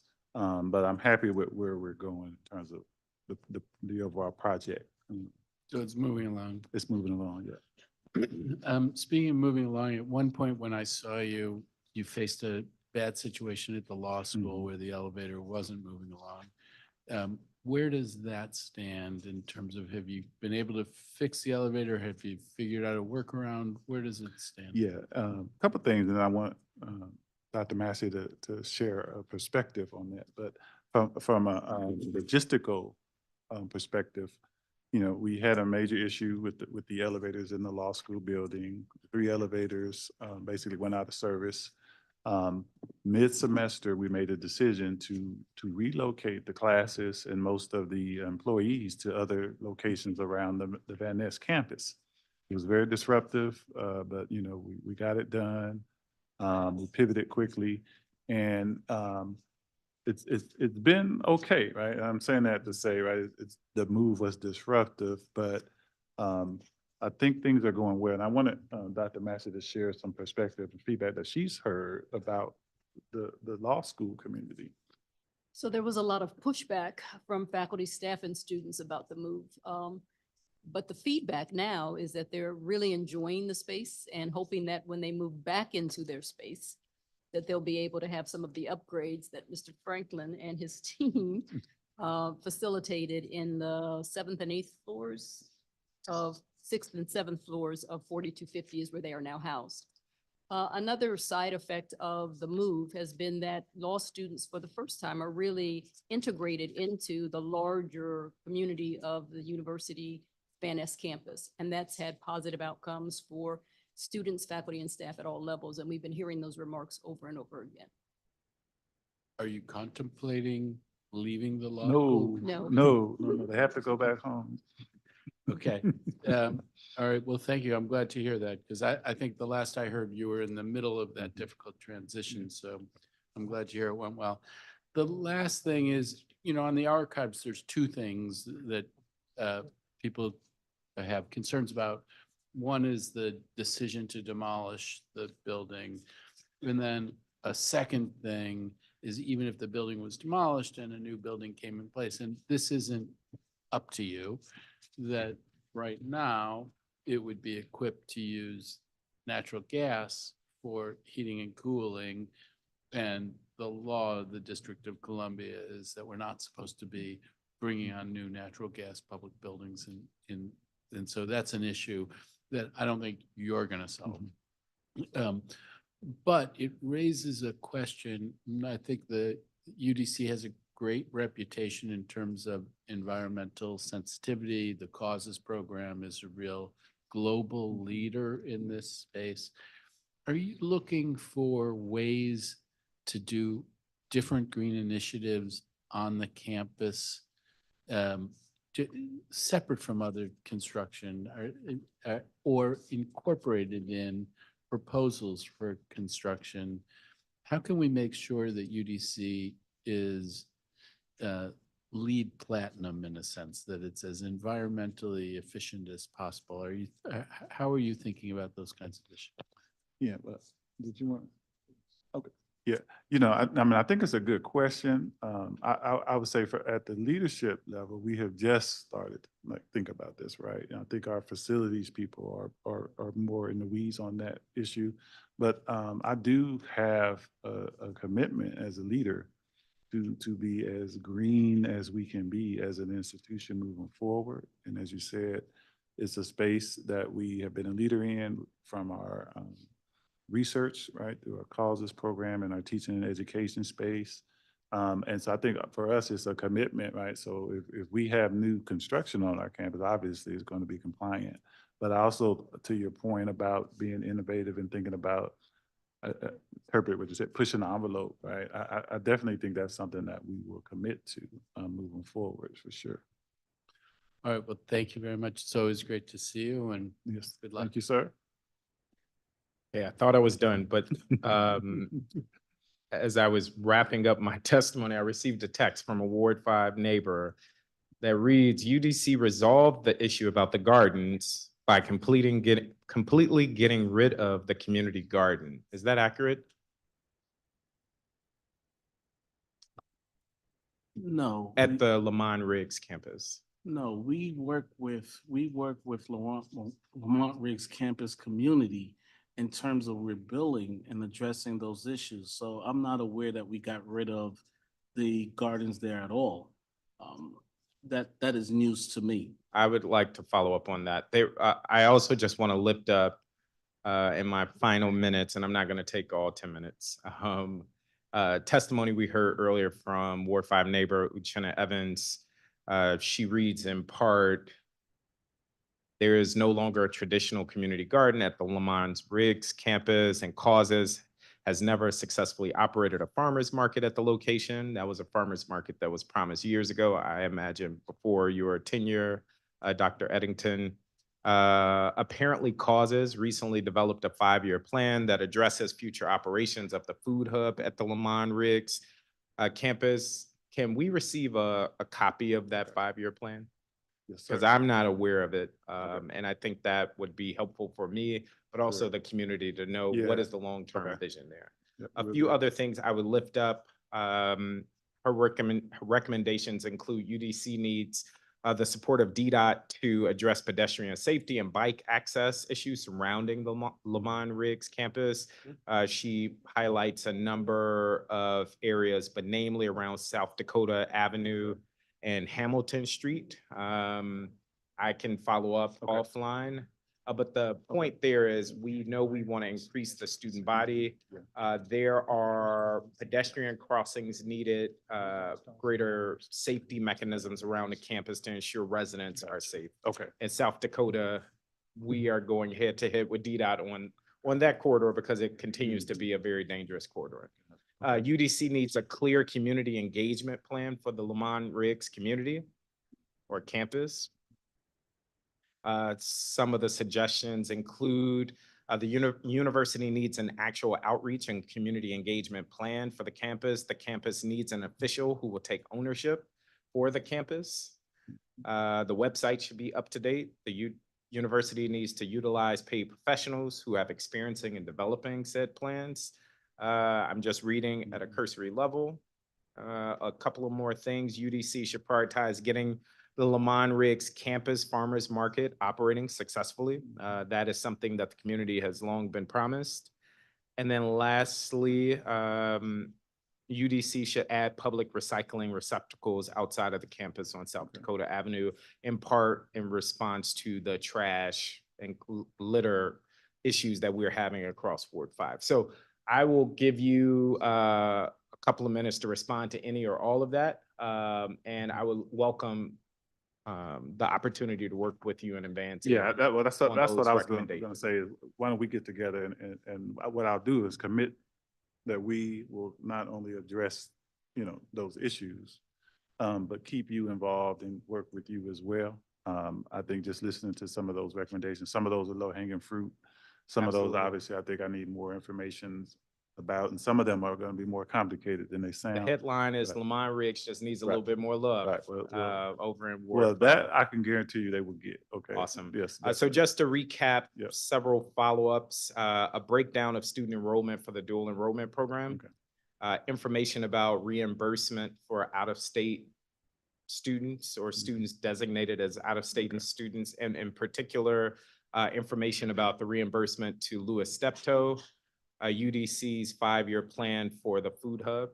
And then I will follow up, as I know, I believe tomorrow you're engaging with the ANC in Ward 5 for some. Oh, tomorrow evening, yeah. And so we will have more opportunities to talk about this, but I want to thank you and just underscore that I have tremendous faith in your ability to shepherd the university in the right direction and help meet the goals that you've laid out for yourself. All right, thank you, sir. Thank Appreciate you.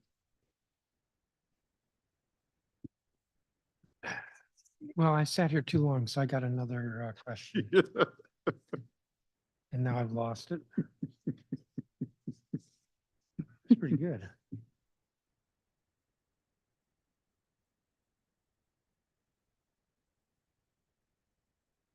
That's the wrong one. Give me a second. I had it a minute ago. Nope. You're abandoning me. Last September, I introduced emergency legislation to continue to authorize stipends for nursing students at the University of the District of Columbia's Workforce Development and Lifelong Learning Division. I'm reading from the notice. The DC Nurse Education Enhancement Program was established in fiscal year 2022, in the 2022 budget, to provide education benefits for district residents in various nursing and healthcare programs at the university, as well as at community training providers. The program provides tuition assistance for students in UDC's 4-year program and the UDC Community College students within the Workforce Development and Lifelong Learning Division. I misread that. It provides tuition assistance for students in UDC's 4-year program and the UDC Community College. Students within the Workforce Development and Lifelong Learning Division do not pay tuition. Therefore, the program provides, among other things, living and transportation stipends for students. Last year, which would mean in 2022, UDC asked for this clarification because it was unclear whether they had the authority to issue the stipends without explicit legislative authority. However, it is unclear to us if this issue has been resolved without the need for legislation. Out of an abundance of caution, this was in September, I'm moving this legislation to ensure the status quo stays in place while the community of the whole works with UDC to see if permanent legislation is necessary. So this is working with you. Is the legislation necessary? And if you don't know, can you promise to get back to us ASAP?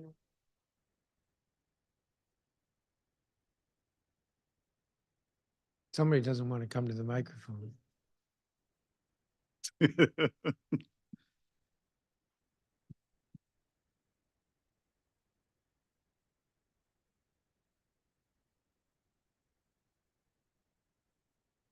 Right, Marilyn Hamilton, Dean of the Community College.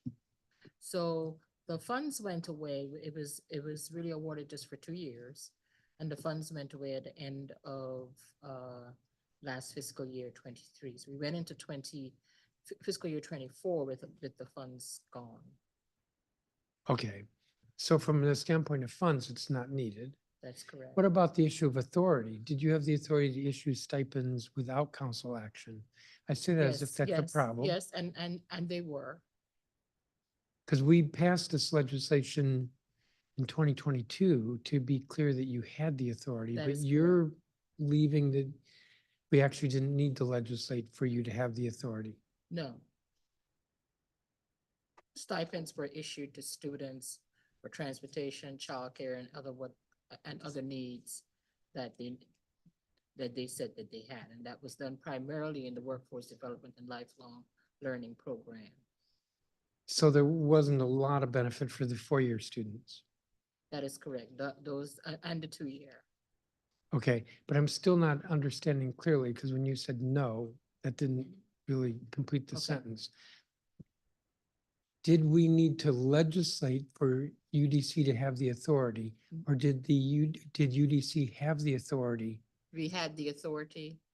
We used the authority that we had, and we issued the stipends to students. Okay, so then further legislation isn't necessary. No further registration is needed, and we don't have any additional funding. Okay. All If right, you'd like to give us additional funding, we can. We can. We'd entertain it. I'll turn my mic off. that could be why she's dean, because she knows to ask for money. Do you have any other questions? I don't have any other questions for you. I think there were a couple of things you were going to get back to us on. Yes, sir. Okay, and then we will see you on April 5th, it looks like. All right. Thank All you, right. Mr. Chair. Thank you, President Eddington. Thank you to everyone on your team and at the university. Thanks, sir. That's going to conclude this hearing. Guess what? We have another hearing tomorrow, public witnesses for Deputy Mayor for Education, DC Public Schools, and also State Superintendent of Education. And then we have 2 more days of hearings this week. The time is 5:35 PM and this hearing is adjourned.